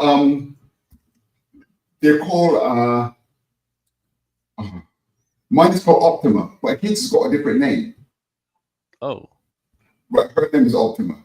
So here, this page at the back goes through all the powers, all of his powers, which was a lot of fun to do. But as I mentioned, it happened, during when he was after. It's set after he was shot. After. Right. So I'll just show you how I detailed that. So this is that page, how I do it. So you see at the top there, the bullet goes past. Then he's here thinking to himself, and then of course he rises up. Is this when he turns into the superhero, or they get? Well, not quite, okay. Because after that, right? Here he is in the hospital. Here he is in the hospital with Melania. Hold on, the page is just opening. Fight, Trump, fight. Yeah, but and you have it in color. I don't think these are JPEGs either. They're probably the actual files. Yeah, I'm actually opening the actual source files. Yeah, that's a lot of intense memory. You probably got layers on top of layers. Yeah, I think StreamYard. Oh yeah, I've also got CapCut open as well. Oh, really? Hold on, give it a second. It should open. I keep seeing your mouse. I keep thinking it's a mosquito on my computer. But all right. Okay, so here we are in the hospital, right, laid up, yeah. Whoa, buddy. So that's Melania, and that is John Jr. Oh, the guy with the beard. Trump, so Don Jr. Sorry, Trump's son with the beard. So that's when he gets the call there from Elon. So I'll just show you on one more page. So then, this is quite old school, what you call compressed storytelling. So the story moves quite fast. It's 22 pages. So I'll just open this page to show you. Because there's a guy in real life called Vince Everett Ellison. He exists in real life. So here they are. Oh, compressed storytelling. Oh, there he is. Yeah, that's good. Right here they are at the right foundation. So this really gets his first briefing. So it's Elon Musk in this, and this guy here, Vince. They're just briefing him while they've asked him to come there. There's one girl that works with him. So there's Elon explaining to him. Look at his face. What's going on? So yeah, it's good fun. And yeah, I just show you. So what's this all about, Elon? I don't know. Just read it. And you're like, oh my god, inside like him. Oh my god! Right, so he gets a suit upgrade during this comic, right? So this is when he gets his suit upgrade. That's why he transforms. It's like Kirby Crackle. You heard of that term called Kirby Crackle? Oh yeah, the Kirby Crackles, the dots, yeah, the Kirby Crackles. The dots, yeah. It radiates. It comes from another part of my universe where things can materialize out of other matter. His suit is actually made out of that stuff. but it all goes into my universe, etc. So then it gets a suit upgrade within the story. But yeah, it was great fun. I just showed you one more page. One page that I really like doing was this: when the social media comes into the story. Right. I want to see if you recognize anyone on this page. Right. Hold on. It's just opening. Okay. Do you recognize any of these streamers? Oh, the streamers. Okay, Right. cool. Okay. Do you recognize anyone up here? Oh man, buddy. Do you know who Matt Walsh is? No. No? All right. Okay. So you probably different YouTubers to me. Okay. That's the guy down here called Steven Crowder. He's quite big on the conservative space as well. Oh, you could do that. So those are streamers. Okay, good. Yes, these are streamers. So Don Jr. was showing him on the phone what's been going on, what people have been saying about him. Yeah. Oh, that's terrific, man. I like how simple like it looks, and it like makes it looks like good. Because I would have added all these highlights, and I don't know. I gotta understand. I gotta color, like just understand how to color it. You know, too many highlights, too many glows. Very simple, but it looks great. What is it about your artwork that you're not happy about? Well, once I see yours, then I go, "What am I doing?" No. I don't know how. Like, I can lay the flats, right? I can lay the flats with the coloring, and then it's fine. And then then when I go to like shade it and highlight it, I get confused because I'm trying to burn it or multiply it, and it looks terrible. And I'm trying to add a glow. That's it. So I don't know. Like, Okay. Feel free to share an image that you've shaded or colored, and that you think something's not right, and then give me a chance to look at it and see if I think. Oh yeah, I want to do that. Yeah, I'm gonna I get can one help for you you anyway. in the Facebook thing, in the Facebook chat. I don't have that on me now, so I don't want to get kicked off the stream. I'm very protective of the stream. I'm like, I shut everything down. I'm not picking up multiple computers. I like the stream to work fine the way it is. No, it's just I don't know. Oh, wait. If you go to my Instagram, yeah, you have my Instagram, right? Yeah. Okay, yeah. I got a lot of images from there earlier, but I didn't have time to edit the video. Yeah, but it's just the colors, my color. I'm gonna look at my Instagram. I can find one on there. I just don't like it. I don't like yours. Is very, it's very professional, very nice. Okay, where you at, buddy? Okay, are you sharing screen at the moment? No. I was saying I have some stuff on Instagram that has some colored work, like the Trump piece that I did. That's a fine example of where I get upset on my Instagram. Oh, I've got a copy of your Trump image. I get upset by that. When I look at yours, I get upset. So that's not I said of you. You have good art. So this is where I get confused. So if you're able to see my Trump image, the way I color it, it's just not good. It's like these highlights. It looks blurry. I don't know. That's where I get confused. I'm not shading it properly the way you are. And then I try to add brushwork to it, to Trump, and it's like these lines are coming out of place. I gotta understand. Right, yeah. I'm looking at it. I'm looking at it now. Mm-hmm. Like if you hold that Trump image compared to aside to next to yours, then I started seeing the flaws in mine. Mm-hmm.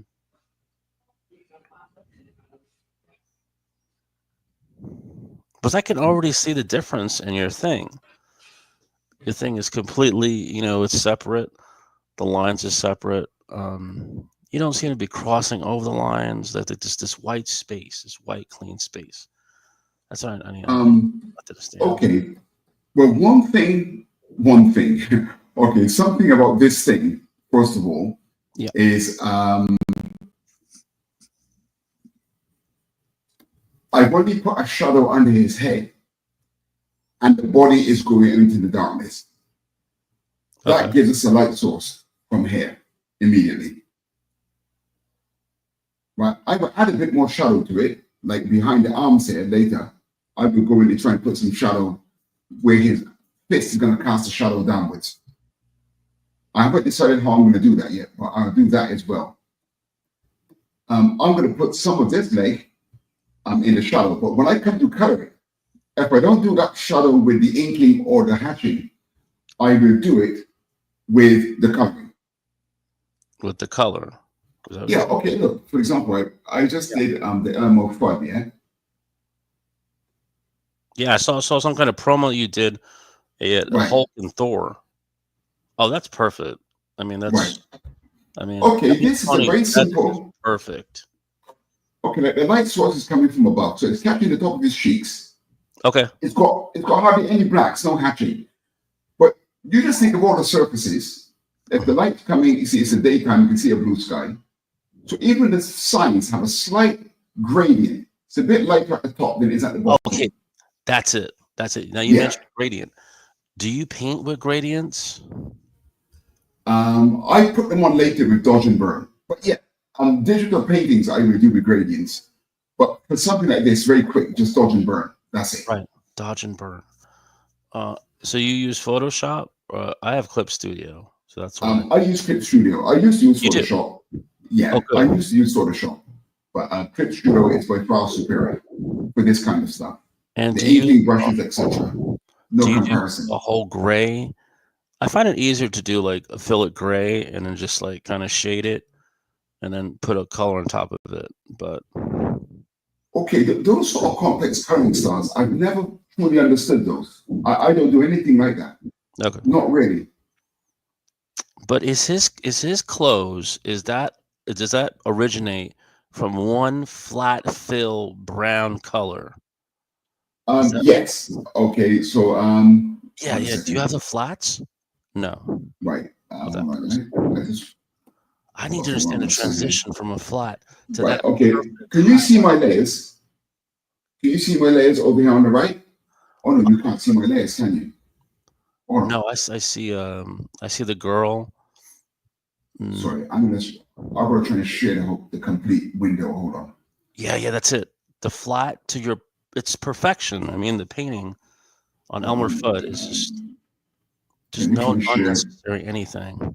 It's just perfection. The shading is phenomenal. Where I would love to see the flats and just look at that, how you able to even go. So you just use, wait a minute, you're saying you just use multiply, like dodge and multiply? Like, Yeah, it's very quick. wow. Very, very fast method. Okay, hold on, right? So that's kind of like the old Photoshop then. Dodge and multiply. Yeah. Oh, Yeah. okay. I'm gonna write that. Oh, I tell you what, for some reason, when I share screen, Yeah. it's not showing my it's maybe not showing my tools. Capture it. No, it's not showing my tools. Yeah, when I zoom in, you're just seeing my window. Hold on, let me see if I can pull the palette. Hold on. I think it's in the other tab. I think it looks like you seem to be using something with tabs, but because one of my friends used to do that in the city. He'd work for an advertising company. Oh, I see. You dealt with advertising. Yeah, I spent many years in that.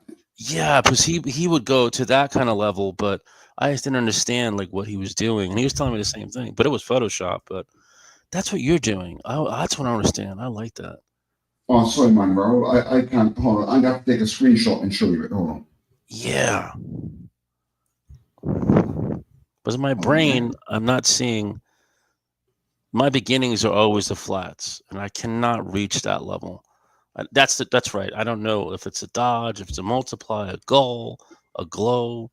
So you're just using dodge and multiply in Clip Studio. I have Clip Studio. That's good to know that. Just all right. Okay. So here's a screenshot. Yeah. Okay. I see it. You see it, yeah? Mhm. Right. So here's. Thank you, Jerry. Right. You see, there's a base layer, and then I make. This is Elmer Fudd's body. Okay. there's a base color, and then the one above is where I put the shading. So there's always a flat color. You see, every color has a duplicate layer. Why does it have a duplicate? Why did? Because you should always keep the flat version underneath. And Oh, only I the top one, destroyed the flat right? version. Okay. So if I go back to the original, right? I'm gonna switch off my effects layer. There's the flat That's of it. the brown. That's it, sir. Right? That's what I want to understand. Right. Okay. There's the flats on the red. Yeah, I can get here. That's it. That's me right there. I can. Okay. So I'm let here. me give you. I'll show you quickly how I would shade Animal Front's face, right? Yeah. So I don't want any shading to go on the finger. So I'm gonna magic one just the skin of the face. The hand is not selected. Okay, because I don't want the shadow to go over there. Right. Okay. I'm So I fine get with masking and the so they don't smudge anything. I just don't understand the right tools. Okay, so I'm gonna get. I've got color burn, right? My brush, it's got a density of 20, so it's not very sensitive. So the light's coming from above. So I'm gonna put a shadow on his lower jaw Oh down my there. gosh. You can see that already, right? Yeah. Then Yeah. just an accent lower, so it's a bit darker there. Then the lower nose, smaller brush. I That's put a it. shadow under there and under the nose. That's the concept. So what is that? Is that multiply? Is that dodge? Is it screen? This is burn. Burn. Yeah. This is the Oh. burn function. The opposite of dodge. Okay. Right, And I'm gonna put a are shadow you on the using eye. the same color as the flat color to do that? Or are you using Yes. darker? The same color. No, same color, but about 60% black in the color picker. That I don't understand. So did you make it darker 60%? Or Was without hold on, let me see if I can show you. I'm so close to understanding the concept now. All right, okay. Here's a screen grab. Yeah. You see the color picker here? Yeah. Right. Where you want to put it, when you're burning, to keep it simple, Mhm. you want to put your color picker about here To burn. to burn. But the base color, make sure you got the base color selected, which will be about here for the Amber Front clothing. Okay. Then to burn, you put it there. Oh, I never knew that. I never. Right, but as you experiment, if you put it down here, it's going to be even darker, but it might be too potent. If you put it up here, it might be too weak. And if you put it over here on different colors, Yeah. the color effect is extraordinary. If you mess around with the color dial, like say if you're shading on gold, but you put it over here, you can put a blue tinge in the shading of your gold without mixing Blue colors. on gold, though. How would you get a blue on gold? Okay, I'll go back to the Emerald Front, right? Now let's just say, for example, there was a light source. Mhm. Right there. Let's say there was a light source coming from the left. Let's say an ambulance was on the left. Yep. Okay. I'm going to dodge this with a bit of blue. Right, so look at his arm. Imagine his arm, okay, and there's an ambulance off screen. Yes. Are these the classes you teach? Yeah, I teach you sort of stuff as well. You do? Okay. Perfect. Right now, when you see that lighting is coming in here. But so Jerry, so this is a dodge. This is not a glow. This is No. not a glow. This is just dodge. Wow. Right, if you're coloring comics, conventional matte painting, of course, is very good.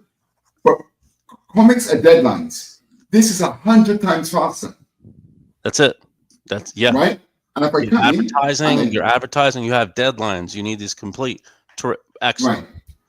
And then I just make a smaller brush and I highlight the area, and then that's really refracting a light off the back of his arm. Is this a airbrush that you're using, or is it the regular pencil tool? Is it an It's a normal airbrush, soft airbrush? Okay. Soft airbrush. Right, so you carry it up here. Soft. And the more it gets into the darkness, it really has an effect. Then I give another highlight here. Whereas I was considering coloring this image with that degree of shading, but I decided not to. No. Yeah, you're right. You're right. That's something I would like to do. You don't have to do that. I'm not saying you did perfect. I mean, I do prefer. I like when things are shiny. You know, I like. There was a company many years ago, a company called Liquid, used to shade Image Comics,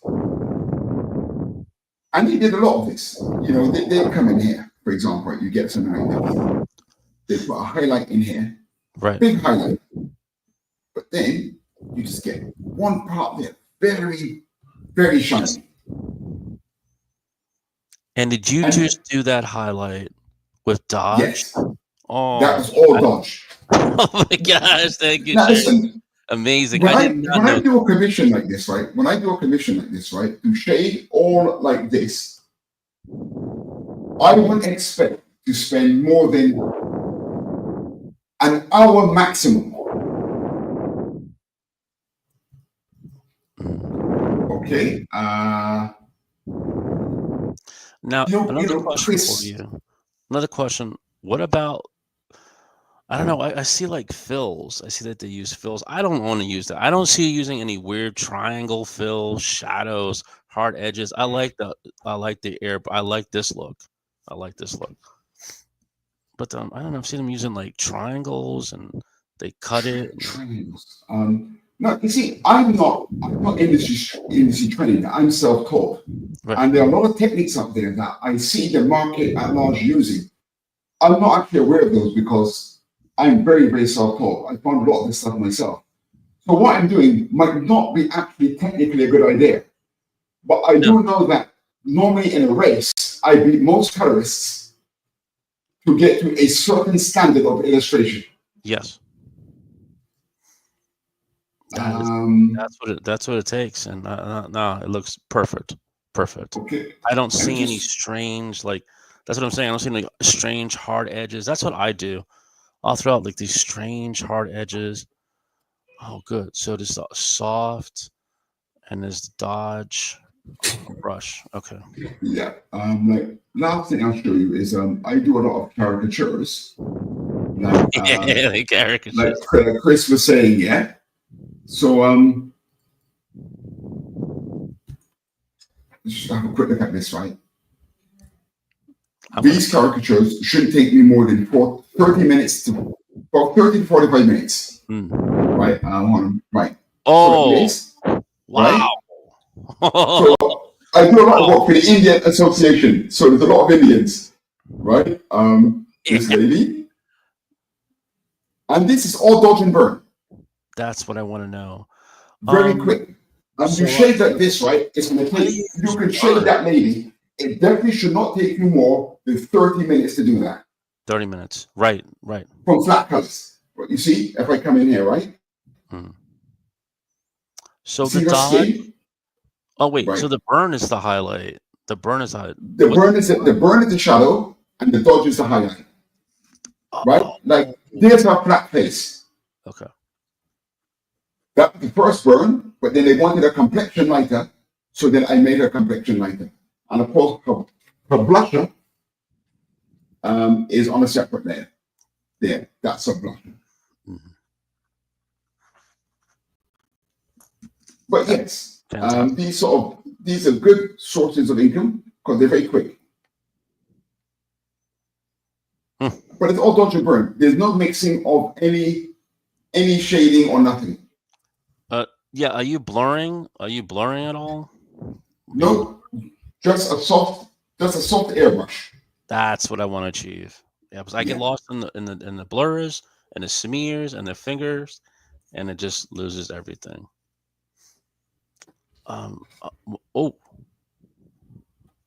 Perfection. That's absolute perfection. That's what I'm trying to understand. I'm trying to grasp that.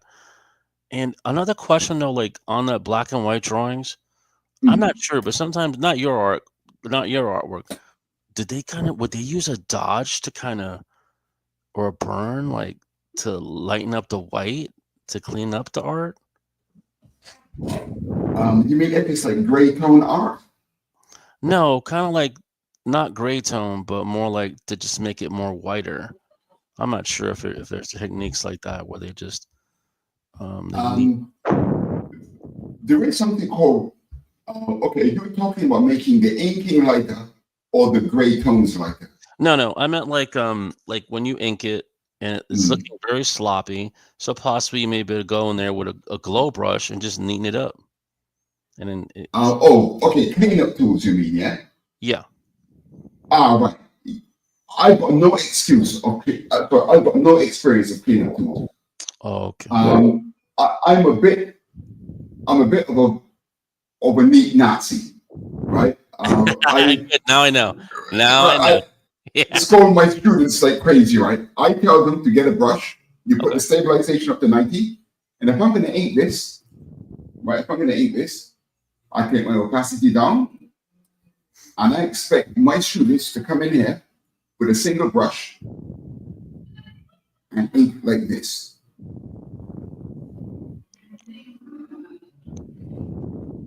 You come to the inner detail, and this should be thinner. Oh, Now, you said is this kind of should be. I don't even understand. I don't even know anything about that. But that's gonna know that. right? So take off the sensitivity. You can then get some emotion going into the inking. Oh, okay. Right? It's the irregularities of the lines that gives it the organic feeling.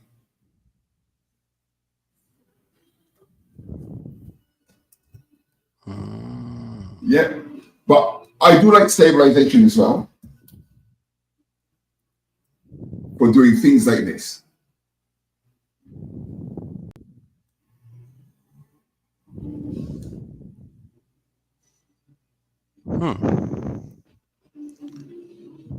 So, but no cleanup. I never do cleanup. No. So do you like go from stabilization and switch off stabilization and then go back to stabilization? There's no button to do that, right? To get something stable. No, you got to switch. You got to switch it off manually. Yeah. It depends on what I'm shading. I may or may not stabilize. That is, and that's. Wait, was this pencil or was this done digitally?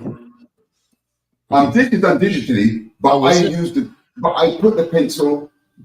I want the pencil to feel natural because I still like traditional drawing. So I draw digitally the way I would traditionally. So my sketching, my penciling, I try to be as organic as possible in this way. I see. But you know what I've been seeing, Jerry? With the comic book jobs, there's a girl I'm talking to. So she kind of does pencils, and she get paid for pencils, but she does them digitally, and then they ink over her digital pencils. I didn't know that was possible. I didn't know you could do that. Definitely, I've not drawn on paper for years. It just say not that I have anything against it. It's just that it saves time. That's all. When they wanted pencils, they really wanted pencils. I didn't Well, know. if a publisher does, you have to do that. But as long as I'm working for myself or a publisher that accepts digital pencils, it's easier. Otherwise, I would have to scan the page to send to the inker. It doesn't make any sense. So you're saying that these companies are more open to digital? So if I want to do digital pencils, I could do digital pencils. I didn't know. I don't think they might. I don't think there's an actual preference by most companies, but I do some independent publishing. I prefer digital pencils because it's easier for me to fix. But as a teacher, I do not preach this as a rule because if you go to a Comic Con, if you can't draw on a piece of paper, you're going to lose a lot of credibility. Oh, see that's yeah. That's So you got to keep both going, in my opinion.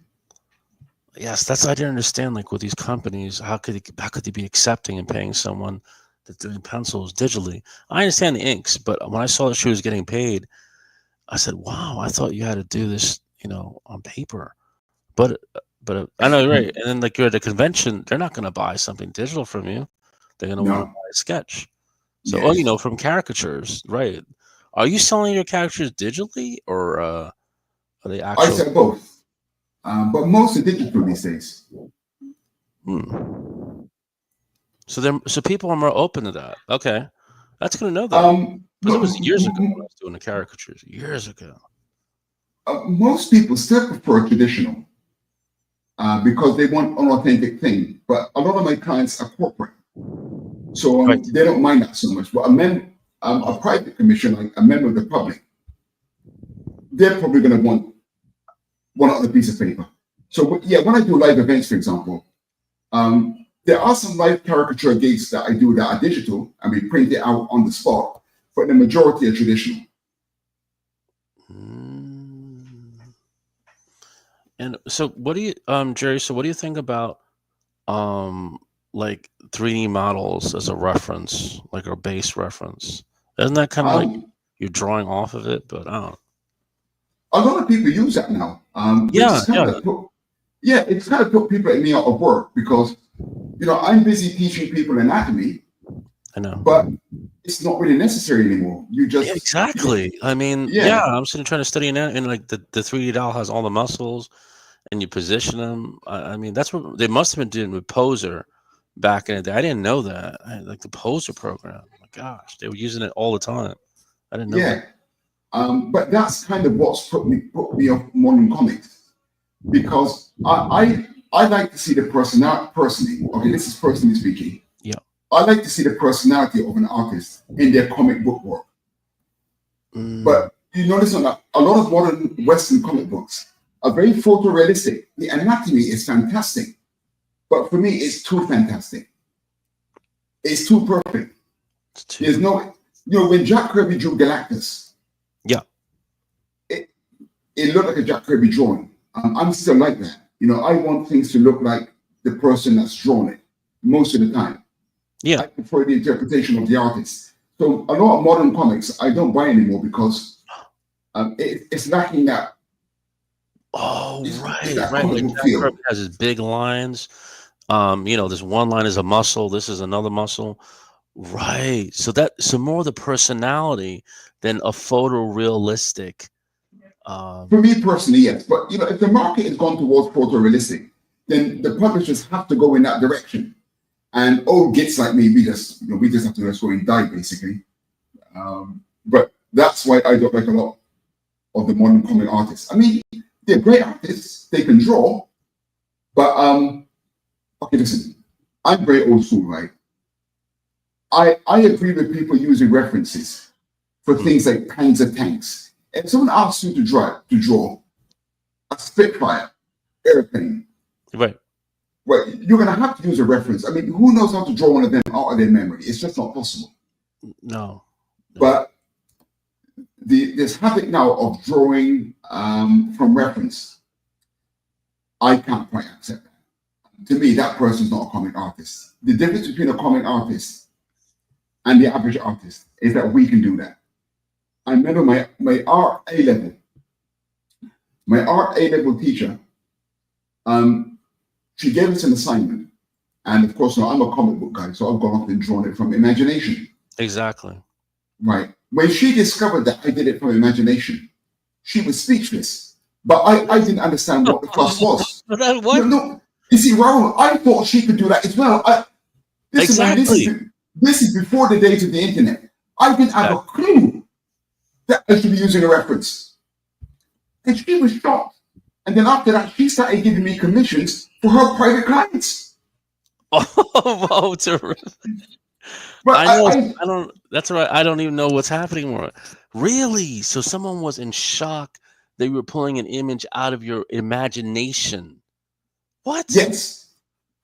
Yeah. And I had no idea that it wasn't normal because I'm looking at Jack Kirby and Gil Kane and Jim Starlin. Yeah. And there's no internet. I don't even know if these guys are using references. I've assumed that they're not. I'm just trying to learn the human anatomy and how to draw things in. If a person walks through a door, if a door is, I don't know, 2 meters, or you're metric, so you're not metric, right? if the average door is say 7 foot, Yep.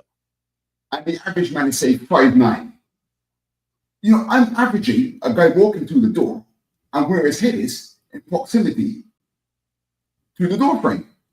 Correct. And my art teacher was like, she was speechless. She just couldn't understand what I was doing. Oh, But you know, as a comic artist, if you're drawing Peter Parker walking through a door, you've got to understand how big he is. mm-hmm. That's true. I mean, like, I'm just saying, like, back in the day, they didn't have all those 3D models that you could. There was no 3D models. There was I none. heard that some of them didn't have certain references that they used, right? But I totally wasn't aware of that.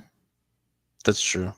I honestly, Jerry, I think that's why these guys made it. I keep telling my friend Tabitha, I keep telling her certain guys made it because they must have had money and they must have had the right computers and they must have had the 3D. And I bet they had some kind of AI back in the 90s, and that's why they made it.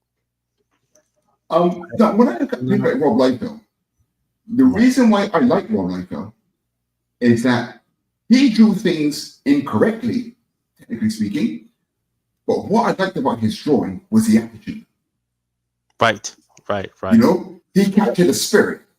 And it's not a coincidence, right? If you think of most of the popular Marvel characters, cinematic, most of them were created in the 60s or 70s.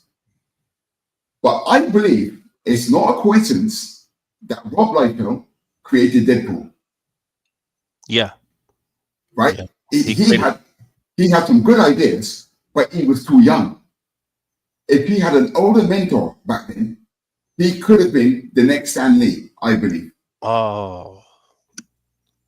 Yeah, there was no one to guide him. No one. He went on to the Levi commercials. He opened up his own studio, but he was the same person. Right? There's no one. Your mentor. You're right. There's no mentor for him. Right. You can see Todd McFarlane had more discipline. Yeah. Right. You know, he sort of kept things together better. But concepts-wise, Rob had the characters that possibly could go off into the future and do something like Cable and Shatterstar and these guys. Wow. I liked all of them. Yeah. I like his attitude, man. I'm a bit of a sometimes in a conversation, I'm a bit of a lone defender of Liefeld. I like the spirit he brought, man. What? I never heard anybody say that. He could actually draw. He could actually draw. Like his Hawk and Dove stuff. I look at it all the time. You know. Oh man, he's got a lot of haters out there, man.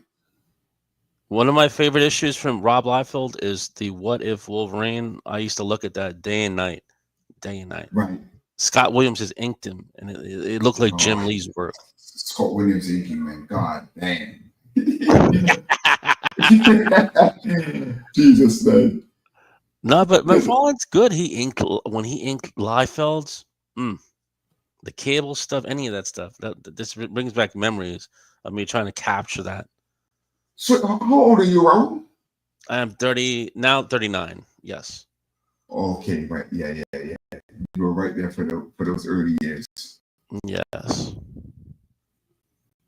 That's what I mean. It's like but this Liefeld, I'm telling you, he's about Jim Valentino. But I read he gave him all these Jack Kirby books to study. He gave him the Beatles records, and he just sat there and absorbed it. Really? Jack Kirby. I mean, I looked at Jack Kirby. I would absorb it too. I would just sit there trying to look at it. But you're right. So it's the attitude. Something about the attitude. Yeah. Where I'm lost, Jerry, is you have captured one thing I understand. The paneling. I'm not understanding the paneling. I understand it's a camera, but I don't understand why the bodies are cut off for certain points. Like you had one image with the Trump, so it was a close up of Trump's face, his shoulder, and then boom, underneath him was Trump laying in the bed, a top view. You know, I keep looking at the images, and it almost looks like they're paper cutouts. That's the concept I'm not understanding. How do you fit the image in a box? That's it's and then they cut it up and slice it up. Like I keep imagining the full body when I'm trying to draw it. Yeah. I don't understand how to fit it into the box, like the panel. That's where I get lost. Like I don't understand, like, what is the cutoff point? I mean, I know there's rules, cut off with the elbow, feet, and all that in the Marvel books, but just the way you were able to zoom in on Ellen Monk's face was terrific. Same with Trump on the bed, and immediately it was like this top view of him looking over him. I'm trying to understand the beats, how that works, and I mean, Hey, 1 second, Raul. Do you know we got 112 people watching us? yeah, what? Where? What the hell? Hello. Hey, everybody! Hey, come into the Okay, chat. so I I want to meant, see 112. What the 112 people looks like. I'm meant to be the moderator here, right? Let me check to see if there's anyone actually writing anything in the chat. Why don't you screen I capture haven't, that haven't number? even checked. I'd love to see a screen. Are you able to screen capture that number? 112? No. Yeah, hold on. I just want to see it. It's like I can't imagine it because I go to YouTube and it's like I only see like 2 people. It's 87 from Magnus, 23 from Critical Blast, then Manus Entertainment, and then 1 from Make TV. Wow. You're right. Critical Blast. Yeah, it's another company. You're right. Okay, can you see the screen capture? Yeah, let's see. There. What's it, like 112? Oh my god. Yeah. I was on with another friend, and around the late night times, it just spikes up. I don't know. During normal hours, not as spiky. But late night times, you're right, up to the hundreds. I don't know if there's a whole other time zone that seems to be flying in here at this time. And they should really come into the chat so we can find them out. I see they may be in the YouTube chat. Sorry, no, I don't see anything in the chat here. Comments, unless I'm not looking at the right chat. I'm still new to all this. How difficult was the this whole admin thing to learn? Well, not super difficult. I had a basic idea of it already because I've been looking at streaming for a couple of months now. So I've got OBS and I've been learning how to edit videos in that. So I had a little bit of an idea of what to do. So you mentioned OBS. You mentioned OBS, Jerry. So I was trying to explain to Chris that there seems to be an OBS. There's a camera, and it's not really a camera. It's like a different kind of camera. I forgot what it was called, but I think he just needed to click that. Why wasn't he able to like project his desktop or iPad? I don't know. Like Chris might need to get some assistance from you, Jerry, so they could be on stream. Yeah, I'm still learning a lot of this stuff. I'm trying to learn it as best I can because it's quite an important part of what we're doing. It's true. He might have something disabled. Darn it. But I thought we had tested everything. You know what Pops was saying? It's a good idea to come in at least 15 minutes before the show. Yeah, test definitely. out the mics, test out the cameras. I never knew that either. I always come in when other shows when they're running. I just didn't know to do that. It's not a bad idea to come in 15 minutes or something before the show. Yeah. Sorry, you was asking me about the paneling, right? I have so many years of studying these beats and zooming in, and I don't understand why they frame the character a certain way in a box like Trump. And you had your Trump pages are good examples. Why did you frame him in this way? And then Elon Musk's face is next. But the composition, everything was so balanced and perfect. Okay, Raul, I'm going to tell you a story, right? Check this out. I don't know here. if it's the theory of threes. We got the crosses. I don't know if it's that. I don't know if it's I don't use that theory. I don't know if it's a triangle. I don't know if it's Michelangelo's theory. I don't understand any of it. All right. Well, something that I discovered for myself here was back in the studying a film or director. Well, but back in the late 90s, I did a comic page, and when I looked at the drawing was all right, but something didn't feel right. Yeah. So I just sat there for the whole weekend, going through my drawing, analyzing it against other great artists. And three things became apparent. And after I tell you this, right, I have a little bet, right? I go to Comic Con sometimes, right?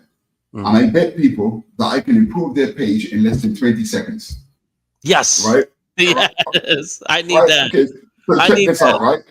Right. What you must ensure happens at least once every 2 pages. It should happen every page, to be honest. But it's got at least once every 2 pages, okay? Make sure you have a close-up of someone. Oh, I never knew that. I No, never knew that. I've never seen these things written anywhere in any book. That's the okay? problem. That's Right, that's number one. Here's number two. Within the space of 2 pages, preferably 1 page, make sure you show someone's feet or the floor. Thank you. That's Right? These are the Because what will happen? Yeah, you see, you already know this. You'll be looking at your storytelling and you'll be thinking something's not right, but you don't know what it is. It's yeah. And most of the time, what's not right is you haven't seen the floor. Oh my gosh. That's normally what the problem is. I feel strange. Yeah, I feel like strange. You're right. I keep looking at the people. Yeah, you're right. I don't know. I don't know if that's it. You're right. I don't understand the perspective of the person watching it. Yeah. Yeah, I have 9 times out of 10, that's the problem. me, the artist, has not seen the feet or the floor. I haven't seen it. You ask, is it me? I haven't seen this. Okay. What you want to do as well, go and look at independent comics. Yeah. Then look at comics from established publishers. And you will find the biggest difference between the independents and the established publishers are those 2 points primarily. And the last one, when you do a comic page, try to ensure, okay, if you can, try to get something interesting happening in the center of the page. Wow.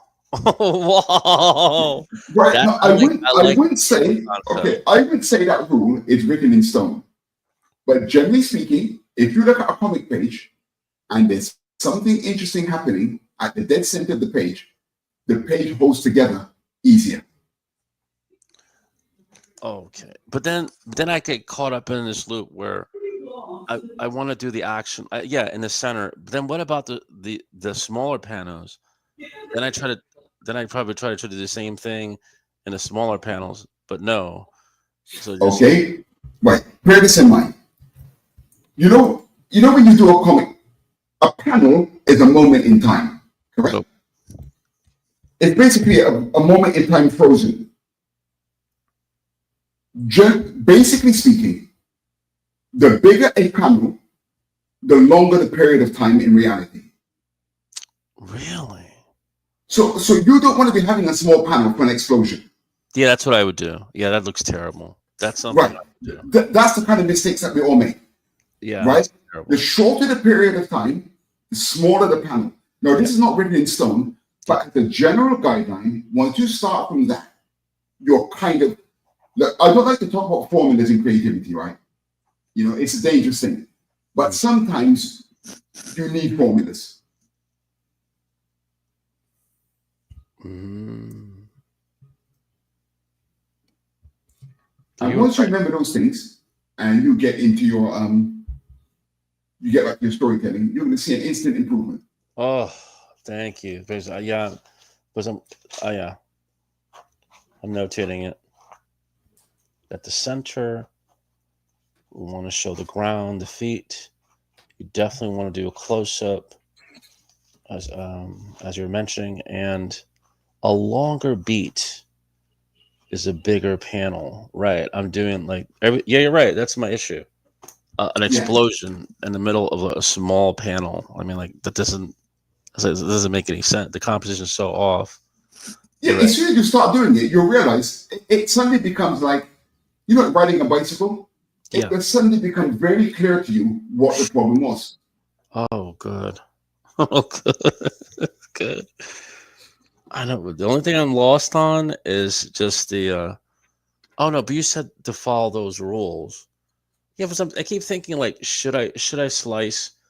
And it always seems like something evil. Like when I go to draw, like I have the full image of the person, and I have to like dissect the person, like cut at his neck or cut at the arms, and I'm taken back by that. Like, what is this? Why am I putting the picture inside of a box? That's where I'm seeing Okay. pinups. I can show you something now, right? That check to see if any of your drawing has this, right? You see this picture of the thing, right? Imagine if this was a comic, right? Oh, okay. And we had a close-up of his face. Yeah. Should I show you the most common thing that most inexperienced comic artists do? Yeah. They do this. They will draw a panel like this, where you can see all of the head. Now, there's nothing wrong with that, but you will see that another artist might come in and do something like this.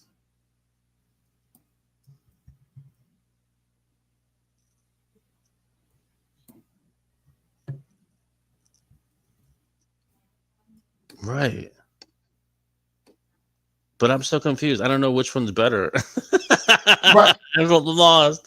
That will depend on the script. Oh, interesting. Oh.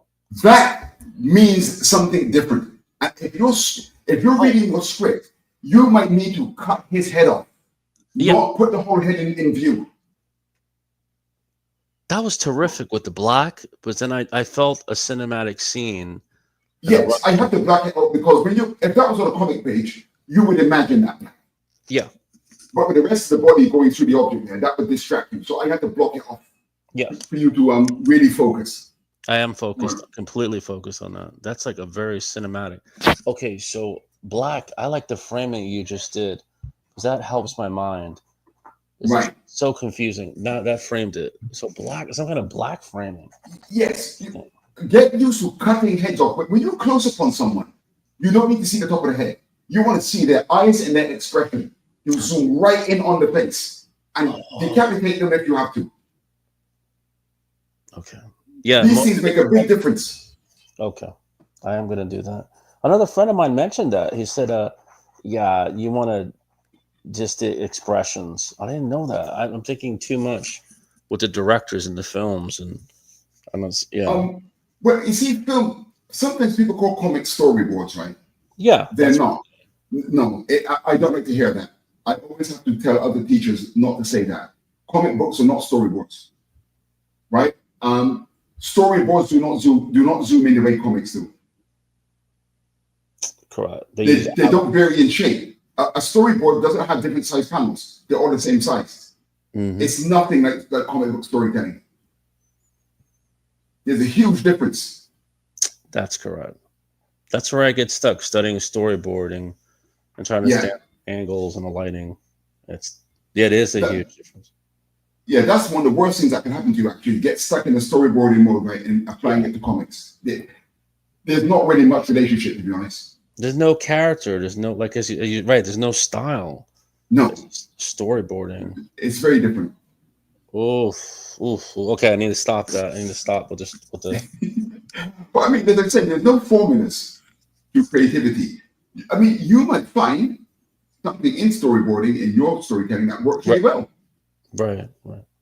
You know, as I said, there's no formulas for creativity. No. But the thing that I just told you, I tried and tested. I've seen lots of artists do them. They've worked really well. And I would recommend them to anyone. I am. Thank you, Jerry, sir. Thank you. I'm going to do that. Oof. My gosh, I got to understand that. You're not going to believe this, right? It's gone up to 115 viewers. What was it at? What was that before? Was it 114? I don't know. No, we were 99. So no, it was at 112. Remember the screenshot? Oh yeah. What is it now? 115. It's gone up. 115. I've never seen that about. What did we start with? Does anyone check what we started with? No, I think Potts was looking, but I wasn't looking at that. Right. You'd have to. Right. I wonder what the show starts with. Oh, that's good to know. It's good to take notes. It's just a good idea to take notes. The other thing that I'm getting caught in confusion, Jerry, is the black and white, where I'm not sure if I want to focus on the black shadows dominating the scene or if it's just the white highlights. Like this is where I get very confused, and then so I'm not sure. Yeah. Okay, are you talking about just a piece of fan art or something within a story? No, just fan art. Just fan art. No, nothing within. Oh, just that's a difficult one, because it depends on what you're drawing and the mood you're striking. Oh, really? Okay. Yeah. No. I would like to know that because I'm not understanding how they're spotting the blacks. I have these great line drawings, line arts of buildings, technical cars. A person at a table, and I go to spot the blacks. I go to fill in the blacks. I'm not understanding what is it. I mean, obviously this lighting is not realistic lighting. I mean, it's not photorealistic, but it looks terrific the way they're selecting the blacks. They're making the blacks pop. Like the guy that does Nova, is it Nova or Nexus? Nexus. I watch him all the time. Yeah. His black is so perfect. Yeah. It's like brush strokes, and then beautiful stuff, man. I watch Nexus, his style. It's like, my gosh. And his inker, Gary Martin. I bought his inker's book on inking. Yo, you did. I did, man. I learned a lot about inking from his inker. What? From Nexus? Oh, good. Yeah, Gary Martin. I would love to get to that type of style. Like Nexus, it's like it's not overly detailed, but those blocks are so phenomenal, and it does. Kind of reminds me of Wally Wood, like back in the day, like old comic. I like it though. I like that kind of style. Yeah. I got to figure it out. So you're saying mood. I understand mood, like a lot of dark, but I sometimes I try to figure out. No, but what really threw me off when I was doing art school in the city, what really threw me off is that someone knew Simon Bisley, so they knew him. Oh, right. They said his technique. They discussed his technique in a lecture. So he just starts with black, like a black. It's all black. It's all black. The whole paint, the wall, and then he just begins to add light to it. I didn't know that, so I'm thinking about, hey, you draw the guy, you start shading him with black.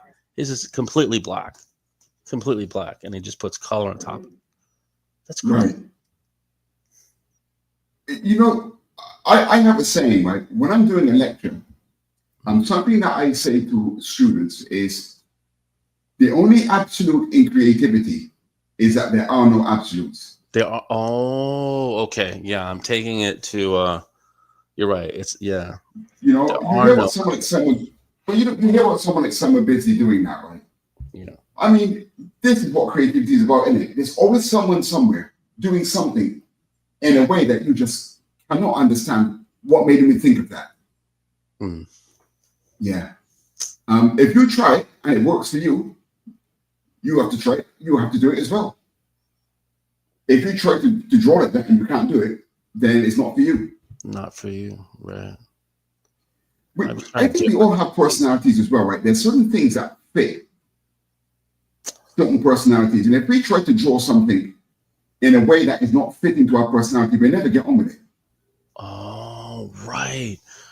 I like, Jerry, the way you're mentioning deadlines, right? You don't want to be sitting there 5 hours, 6 hours, 2 hours, whatever it is, 1 hour. You said 30 minutes, you get the characters done. Right. I tell you something that I learned with age is that when you're young, you tend to have too much pride. That's it. the older you get, right? Yeah. The more kids you have, you can soon start forgetting about that, mate. I tell you, you want to meet that deadline and get paid. That's the end of it. The argument. Yeah, man. Yeah. Think about it. If you can produce a lot, you get more of it. But you're right. That like Barry Windsor Smith, people hated him at Marvel. They hated him.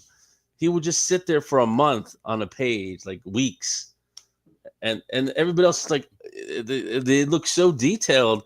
But there were other guys that were working in the Marvel studios. They're like, we can't do that. We got to get this work done. We don't have all that time, all this free time.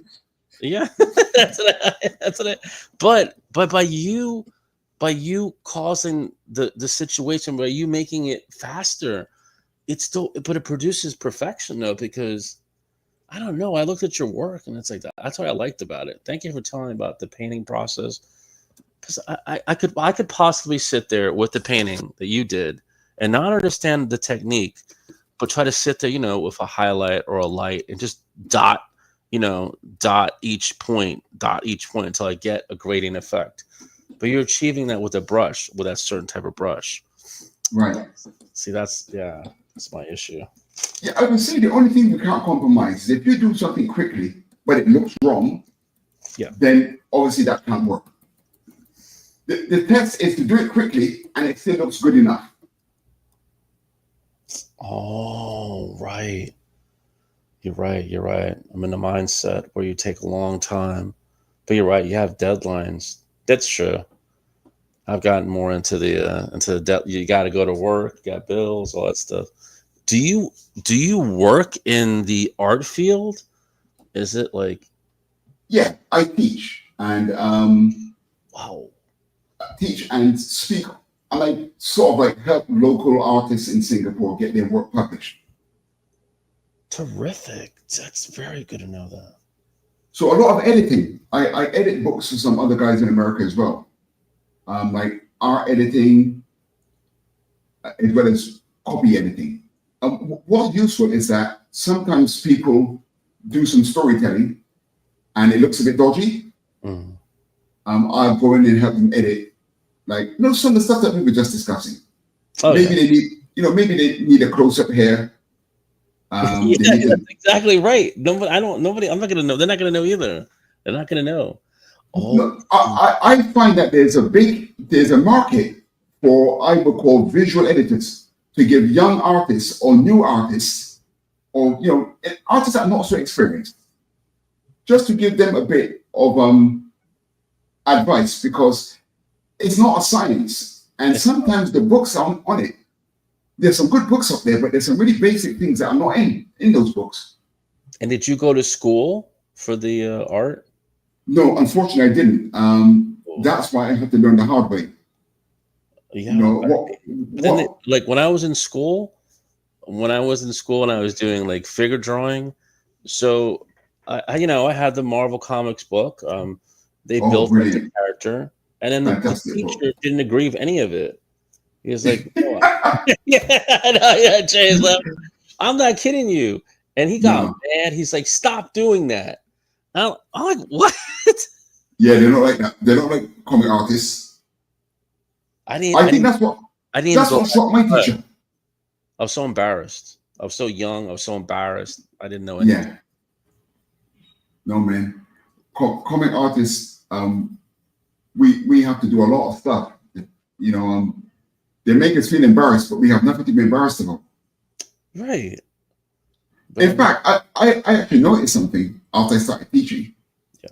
If you go into any animation class, I'd always bet this when I go to different universities and polytechnics. Mm. I would always say to the person, the head of the class, I would say to them, are any of your students here into manga? Good. And when they point them out, I would immediately say to them, that person is in the top 5% of your class. Am I correct or not? And every time it's true. Oh. The people that are into comics, in any animation, visual storytelling, storyboard, script writing, doesn't matter what it is, they will be in the top. They'll be in the top part of the class. Whoops, I didn't keep track of my light source there, so I made a mistake. Oh, at least you caught yourself. Yeah, that's better what I've done now. Okay, so the thing is done. Oh, I need to put a shadow in there. The thing. The thing is done. Terrific. It has the Kirby feel. Oh, let me show you a quick trick that I picked up, right? You What, see for him? Kirby? No, for drawing a shadow, right? You see him, right? I really wish you had a trick for the backgrounds in regards to shadows. I would Okay, here's one, right? I'm gonna highlight him. Yeah. Now I'm gonna fill this with a texture of pencil. Huh. Uh-oh. This is very nice lighting, though. Okay, so you are filling him with the texture of pencil. Is that a separate layer? I mean, yeah, separate layer, right? what kind of pencil is it? Is it just the standard pencil? Yes, design pencil, Okay. right? So I'm gonna fill it with black. Yeah. But I want it to have that texture, you see. So when the brush is huge, so it's actually gone up. You can see what it's doing to my computer. It's very slow. Jerry, be careful. Right. I've been there. But I can't just fill it with black because I need texture. You're almost there. Okay. Are you making it all black with the pencil? Yeah. Okay. This is not an airbrush. Okay. No, this is pencil technique. Pencil texture, right? Yeah. So I'm also gonna Pencil. make a whole layer of white. Okay, wait. So you have your drawing, and then you have another layer above it of the pencil. Yeah, this is to make a shadow, right? Yeah. So this is shadow. And I just made another layer Of white, you said. of white, right? And this is called whiteout, W-O.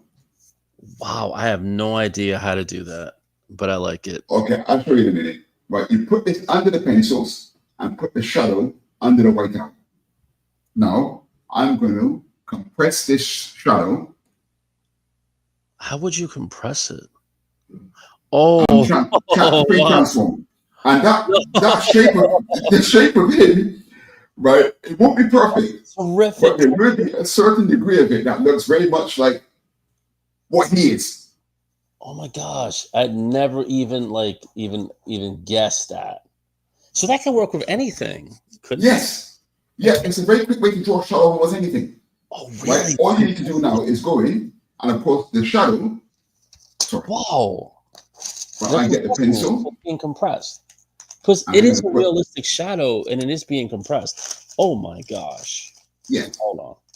Hold on. Compress the shadow. Sorry. Just to You fill. need to put a bit of shadow under the toe. So the shadow would come down here and it's just slightly under the toes. That's a terrific shadow. That is terrific. And it's But going to hug the that toes can't here. hurt his hand, right? Can you do that? Could you compress his hand? No. How do we compress his hand?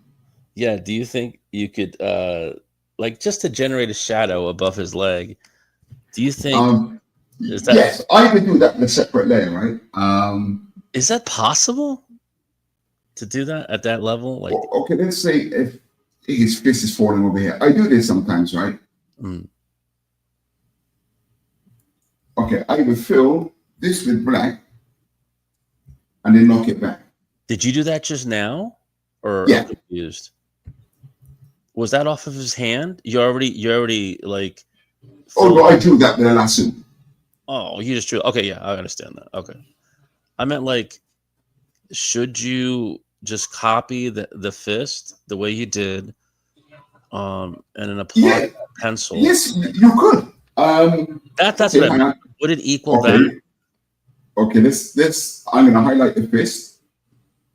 Hold on. Yeah, no, I never even, I didn't even know what it would look like. That way I don't have to guess. Yeah. Right. So Oh, interesting. I'm Thank gonna you. fill this. I'm gonna put some black shading in this fist. Right. New layer, of course. Here we go, Jerry. Yes, sir. You can, yeah. Perfect. Okay. So you got, Okay. this is a new layer. So what is it you're So putting now- above it? Just like a white layer? Well, this one Okay. I will erase. Right, hold on. I will just change the shape of it now. I'm going to a free transform. Oh my gosh. What do you think? Oh wow. That's the concept. Would you go with that, or would you continue transforming it? It worked. It worked. That's Right now, because it's legs of volume, I would warp it. to match the volume of the leg. Yeah, Okay. you know the mesh. Oh, Right. sorry. Because you were dealing with a floor.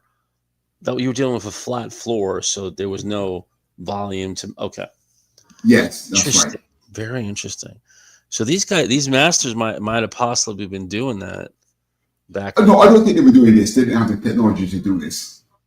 Not that technology. I mean, like, I've discussed with one of my friends who's a sculptor. I mean, I see a lot of Bernie Wrightston. I see a lot of his work, but I see like sculptures. So sculptures. I don't know if they're just sculpting the thing and then just like drawing from the reference of the sculpture that they make. I don't know if they're just doing that. Like they might have been. Yeah, because we cheat. We have 3D. So I don't think they had 3D, but they had clay. So possibly they molded like the skeleton or the zombie, whatever it is, Frankenstein. And then they had the lighting, and then they would draw it. Now we have 3D. We don't need the clay, but we sculpt it. I go and sculpt it and then just light it. But then there's it takes too long, Jerry. So I'm going to ask you a question. You didn't use a 3D model to pose this? You kind of just posed it yourself? I posed it myself. You did. Right. But you can see the very, very horrible pose here. Look.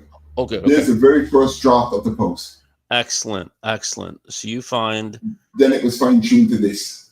And then just fine-tune that. Right. Because it takes too long to model this person. Like, yes, it takes a whole day, and then it sucks the life out of you when you go to draw.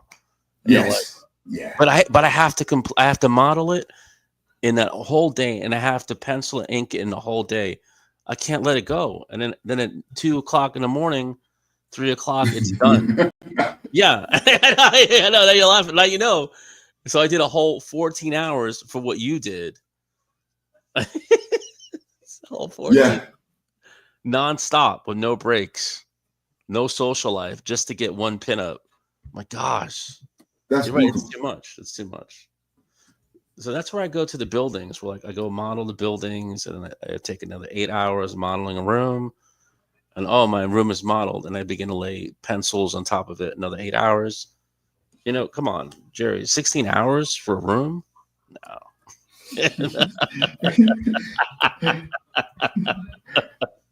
20 hours for a panel? No way. I'm doing something wrong. I said enough. I'd be so tired. So tired. So that's why I kind of I don't know because I don't know, but then you have to pull the images out of your head, and I don't know. Yeah, I'm not happy with my with a lot of the things that I imagine. Some of the poses that I think of, I think can be better. It's something I have to work on.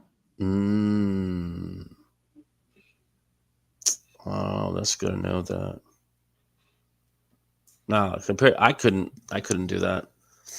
Not the pose structure. I could do it, but it wouldn't be as neat. Okay, but it'd be sloppy. Okay, Raul, right? Just very, very quickly, right? Something that would help is about the skeletons technique?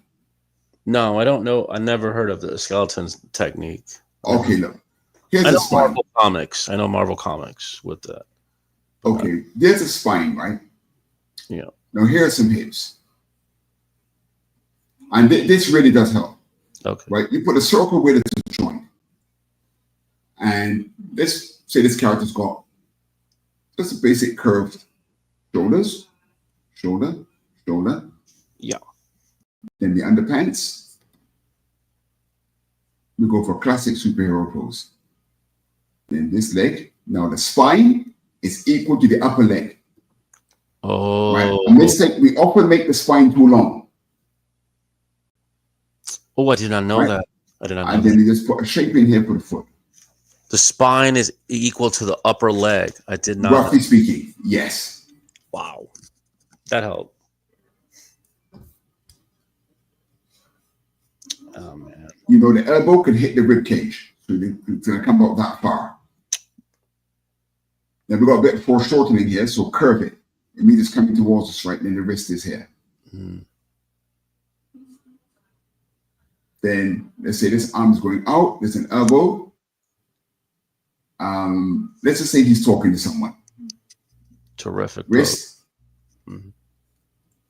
He's pointing at someone, yeah? And here, putting basic fingers. And then we can see that his head is going to be in his shoulders. And probably we're at 3/4 rotation.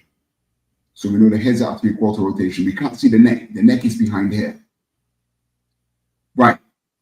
Practicing drawing this kind of stick figure, right? And you'll definitely get there. Okay. But it's the quickest way to get to that methodology. That's right. Right? Okay, you can look at this without any drawing. You haven't wasted any time, right? No. His upper legs are slightly too long. So we shorten them like that. Oh. And then we can see, you can see it here already. What would be wrong with this drawing? You can shorten the lower legs. I see a lot of artists doing that digitally, like the way you're doing. Yeah, it really does help. Okay. Right? And then, whoops. Put the joints in here.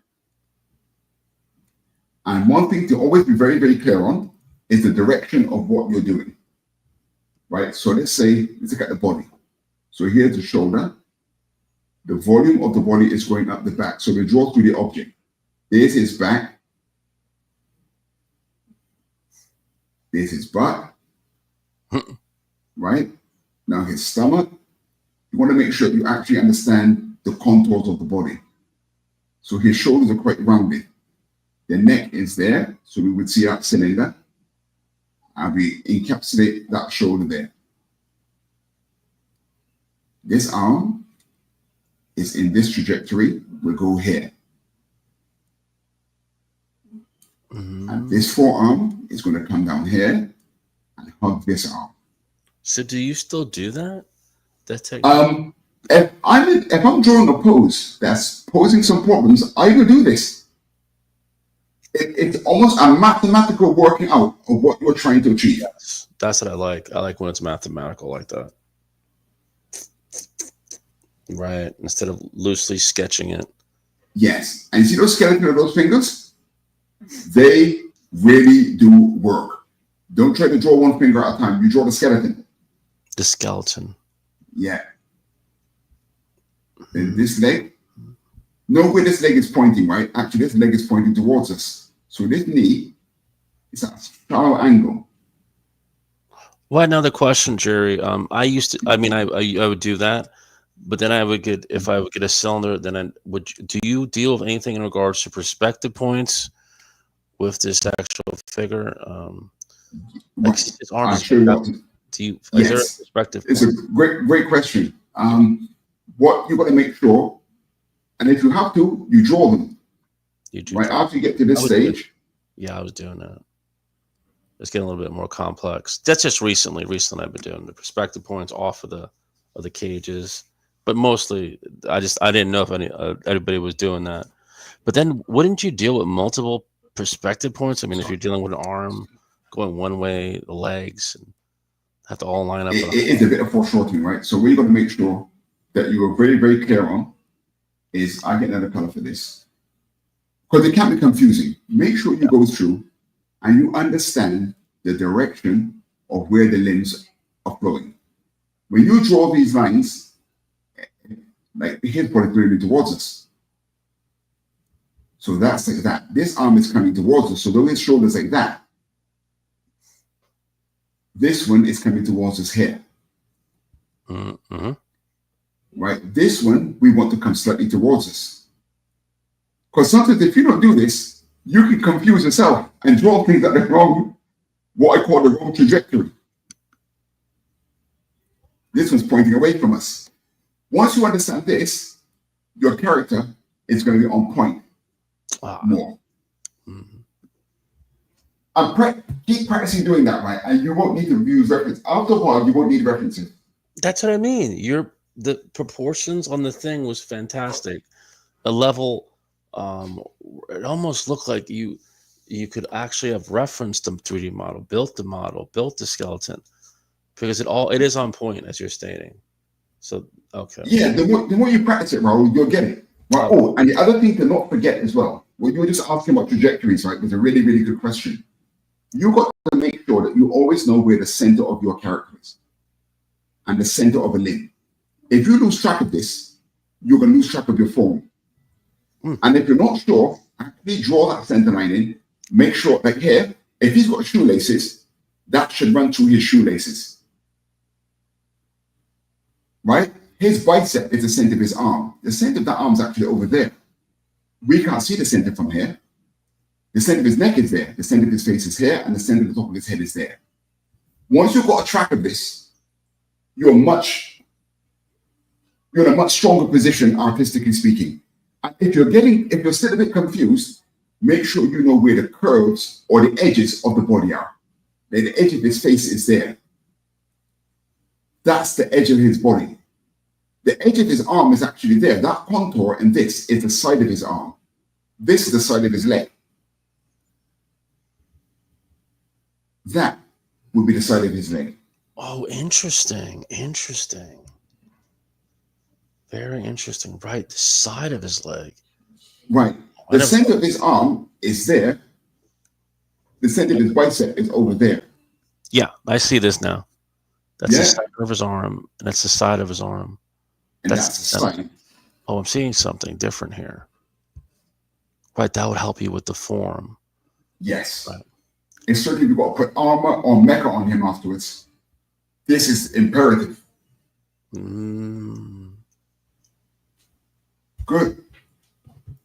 Well, that brings us to almost 5 hours, man. I think you better go and get some sleep. What time is it then, Raul? It's 5:41, but it's still dark. I have escaped the sun. The sun did not get me. Hey, Raul, do you know that there is 123 people? 123? Yes, it's gone out. Where are you? That's fantastic. That is great for a debut show. If you're watching this, me and Raul are very humble, unknown artists. To have 123 people in this stream, we can't quite believe it. I don't believe it. But we've been here for 5 hours almost. Oh my god! Where are the masses coming from? What is the breakdown number that's given you? It says 2 here. Okay, it says, I don't know. Madness is 98, Critical Blast is 23, and Madness Entertainment is 1, and Make TV is 1. Wow.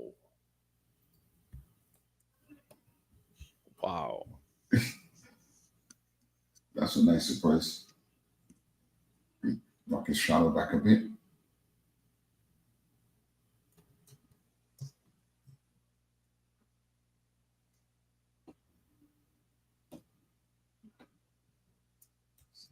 I hope I'm working on an art book for Thunder Zone Comics. Fantastic. I saw the pages. Fantastic. Yes. Okay, Raul, until next week. Hold on a second. Bear with us, everyone. This is our first time I'm moderating. I need to get the outro. Hey, you should have put my song in it. I needed my. Oh, okay. Next week, we're going to have a mix of Raul's track as well. It's not AI. Okay, so, with this many people watching, it seems like a bit of a waste. But I know. 5 hours, I'm really hungry, man. I've been here for 5 hours after. I don't want the sun to engulf me. That's what I'm trying. I'm trying to hide from it. The sun is about to rise. I try to hide from it. Okay. Sorry. Raul, look at this. Look at this mistake I've made. Yeah. Look at my thing, right? Look at how thick his ankle on the right foot is compared to the left foot. Right, because it's closer. See, if you don't concentrate, you'll do things like this. Hang on. Sorry, everyone. I'm not leaving yet. I cannot go to dinner with that mistake Yeah, you're a serious artist. Dinner is waiting for you. Now, yeah, I keep seeing the artists doing this. I keep seeing. I have not Okay, I'm done going to any take that Oh, lower leg in a bit. That looks more like it. And then I will take this. I'm going to bring this in. Stretch it slightly. That'll do. Get rid of that bit of white out. There, that'll do. that is great. Okay, that's much more balanced. Mm. Okay. Yep. Thanks for watching, everyone. I'm Raul. I'll catch up with you on the messenger. And Yes, we'll of be course. okay. So we'll be here again next week, 1 a.m. Friday night. Raul, where can everyone find you? Yes, you can find me Raul and T Drawings on YouTube. That's where I post some game things that I do. I put my some drawings as well. You can also find me here. You got my Instagram. I gotta remember it. I don't remember it right now. But Raul and T Drawings on YouTube. Okay, nice one, Raul. Chris has gone off earlier, and I'm Jerry Judge Hines. You can find me on Facebook, Instagram under Jerry Judge Hines. And I've just started my YouTube channel and my Twitter, which will be being populated over the next few weeks, but you'll certainly find me on Facebook and Instagram already. Thanks a lot for tuning in. We'll be here again 1 a.m. Eastern Time, Friday night. So without further ado, can I actually get this to play? No, this is his first outro. This is the debut show. We're trying to see if we could do it. Go, Jerry. You could do it. No pressure. This is the first show. The first show of many. It's not working. Uh-oh. What the hell? Oh, no. Oh, no. I meant to, let me see if I meant to change anything here first. I don't even know how to do that. I mean, I wouldn't. Oh, my gosh. We might just end, like, on the end without the outro. All this time, we had all those hours to get the outro right. I commend you, sir. It's very... You'd have to have some knowledge, and you're just learning it. I couldn't even step up to the bat. Well, it's not exactly rocket science. You just you just click it, and it takes over the feed. Let me go to a different view here. Let's wake up Pops. He's probably watching this thing. Look at those idiots bringing disgrace to the brand. Pops, I can't sign out. I know, yeah, you told him. You said, Pops, it might be on for like 20 hours. I know. 100 hours. It's just not playing the outro. Oh my gosh, it's not gonna let us sign I'm trying out. to play the intro. It's not playing that either. I wonder if something's disabled. Oh my gosh, sir.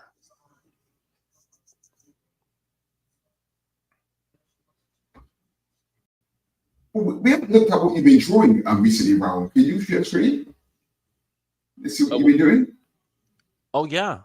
I've been doing. No, what happened is that I would draw, and then like I didn't have the outlet of being on late nights, so that's why I wanted to draw later. Like this, sometimes I like the quiet. I like it's just quiet. Everybody's asleep, and I just sit there drawing at night. Okay, if you share screen, there's still 124 people are still in here. They haven't left. Where are they? Where you people come in? Come in chat. 124. There must be something about a certain time that they show. Well, you advertised this in Singapore, right?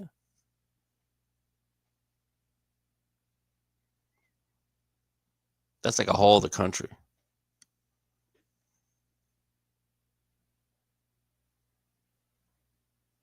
No, don't tell me I'm the only one left on this chat.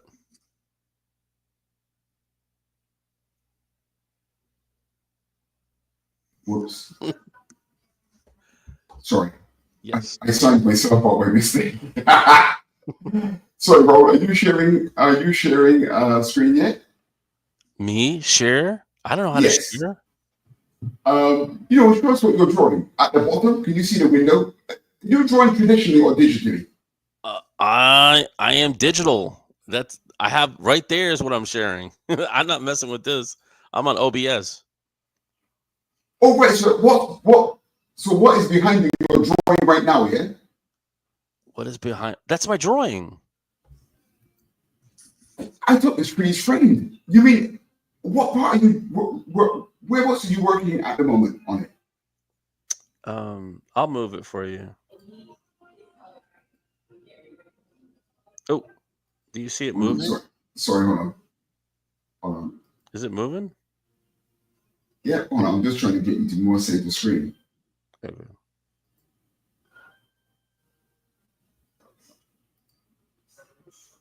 Should have moved a little bit. Oh, yeah. Okay, I can see it better now. Hold on. Yeah. Why can't I get you to be at the center? Me? Oh, me at the center. Yeah, I'm trying to get your image large, you see. Oh, sorry. I need to remove mine, right? You're trying to get my? I can make my image larger for you, Jerry. I'll help you. I think it's my issue. I made it small. I made it bigger now. There you go. But I try to move his face away so I can see myself. I'm actually, my character is cropping a little bit of it. I don't know. I have no idea.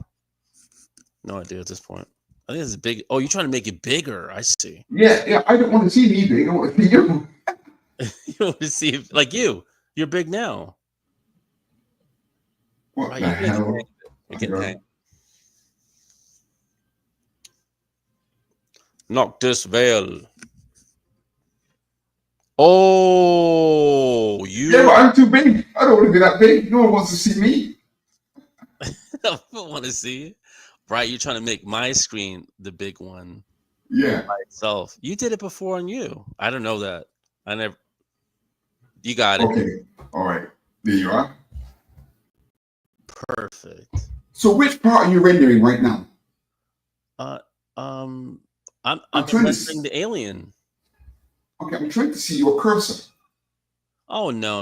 OBS. Whatchamacallit? I said that not to capture the cursor, not to capture it. Hold on. Do you see the cursor, a pen? Oh yes, I can see it now. Yeah. Good. So I tried to see the detail that you're drawing, but I can't make out. I can see it, man. There you go. That's better. What kind of pen are you using? What? What is this? This is. Oh, what kind of pen am I drawing with? Okay. Yeah. It's the Wacom. No, I mean in Clip Studio Paint. Which pen have you chosen? Oh, I see. Clip Studio pen. Yeah. All right. Right. Which one? It's my favorite. Let me look at it right now. Is it a G pen? It is the G pen. Right. I love the G pen. Yeah, you're the same as my daughter. She likes the G pen as well. Yeah, you got it. It is the G pen. I do everything on the G pen. Right. Because I tried downloading some pens and I don't know, it's not as good as the G pen. You put a high stability on it. Wow. Right. I like it. What, you don't use the G pen? Which one do you use? No, I use the mapping pen. Really? Yeah, that gives me a more stable line. Okay. I never ever used that ever. But that's very good to know that. I never knew that because I never even ventured near that. The mapping pen. I was wondering how you were doing the lines variation like that. I was trying to figure that out. Try the mapping pen and see if you like it. Oh, another thing, right? Raul, you see your drawing. Yeah. You know the background. The background? See the background, right? Yeah. Can you see some of your key lines in the background are the same, are quite thick, almost comparable to Alien? Yes, correct. Right. Sometimes try keeping those all lines in the background thinner than the lines on Alien. Key Really? lines. Oh, okay. Okay. I never knew Right. that. I never Right, because background, the thicker a line, the further forward in the image that object will be. So where do you want, it's like a cabinet or something in the background there. Yeah. Those thick lines make that come forward. Oh, right. So if you keep all of your background lines thin and all of your foreground lines medium and thick, like if you look at Alien's head, you see how thick that key line is at the back? Yes. Right, that key line on his outer arm, or is it her? Don't want to misgender anyone here. It's a her, right? It's Alien 2. It's a her, right? But the back of her arm, the line should be that thick as well. Oh, And you're even right. on the teeth. Right. Okay, I know what you're looking at now, right? You're What right. you're looking at in my drawing is this consistency of line. You see, even her teeth, it's thick. If you think that key line on the back of her head is correct, the key lines on her teeth should be that thick as well. Let me see that. Oh, interesting. Uh-oh. Consistency of line. Oh, Yeah. my gosh. From what you said about my drawing that you seem to like, I think that might be what you're also looking at. Yeah. I just kind So of you see, even the lip, you know, when you draw those lips are really nice. You see her lip bent over her teeth? Yeah. Right. That line should be as thick as that line on the back of her head. Oh, right. All key lines. Even if it's a variable line, the variance from thick to thin should be consistent across all key lines. Oh, right. Okay, that should be consistent. Okay, so those should be consistent. But then you're saying that the background lines should be thinner than that Be line. thinner. They should be thinner. Oh, that's a lot to think about. No, but right. Your drawings have that consistency of line. Okay. Yeah. But I mean, you have a much more organic style than I do. So whether or not it's really necessary for you to do it, it's debatable. But like, for example, look at your ceiling. You know, there's like there's like a grate on the ceiling, right? But can you see some of the lines are thick? And then when you move closer to the right, to the back of her head, the lines become thinner. Right. Right. Those thick lines that are up there disturbs the rusticness of that background. Oh. It disturbs it, you said? But because it's such a nice drawing, you can get past these things. Okay, all right. So we've been here almost officially for 5 hours. I'm gonna try to play the outro again. Put that song in there. You should add like lighting to my song. Art Attack. I will try. We get all this time. We've already been here 6 hours. You should throw another 20 minutes and give it like a nice shining glow. That way my girl Tabitha would like watching me perform a song on the debut stream.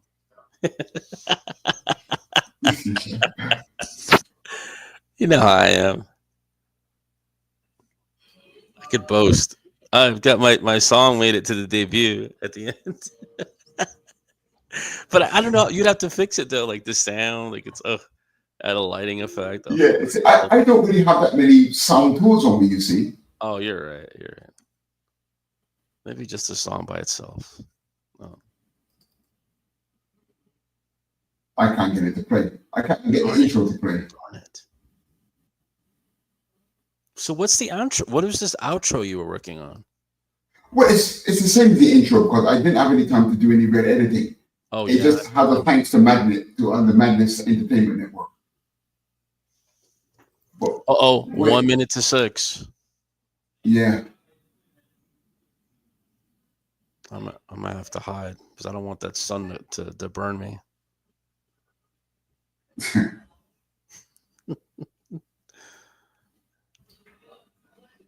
don't want to see that sun. Hold on. Yeah. Maybe I need to stop everyone sharing. Hold on. Let me. Oh, okay.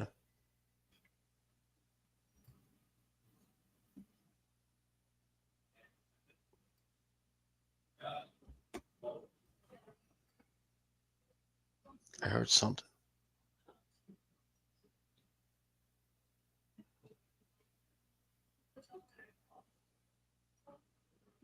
No luck, man. No outro. What a failure. Oh no! You did good. You did good, sir. You know how to do the intro. Was fantastic. You know how to switch the cameras. You kept the chat very lively. That's all right. It's the first show. It was the first show. That's what it was. It was the first show. Yeah, I have everything ready, and I couldn't. It's a lot of pressure to get it all done. Like for 5 hours. I'd like to thank our guests that showed up today. We had RH Snow. Thank you for showing up. That helped us with the debut. Zaffo from Addicts. Great. We had Tank on here as well. Chris, thank you for showing up as well. Great pops. I heard something. Well done, Raul. You're a man of great stamina. Okay, thanks everyone for tuning in. There's still 129 here after we've been trying to sign off for 10 minutes. Same time, same place next week. Friday night, 1 a.m. in the morning. Late night art attack with me, Raul here, and Chris, and friends. And we'll be doing this again 7 days from now. Thanks so much for tuning in. Nice to Raul. I'll speak to you soon. It has been a pleasure, sir. Cheers. Bye-bye.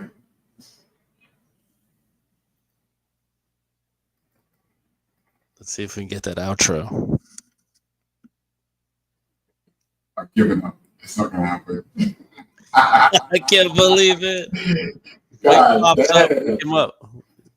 Send Hold me up, his bro. time. Do the bat signal. How it Oh my goes. gosh, we gotta end it. Just end it. Oh no. Just gonna end it. Good night, gay boys. Peace. Peace. Oh my gosh.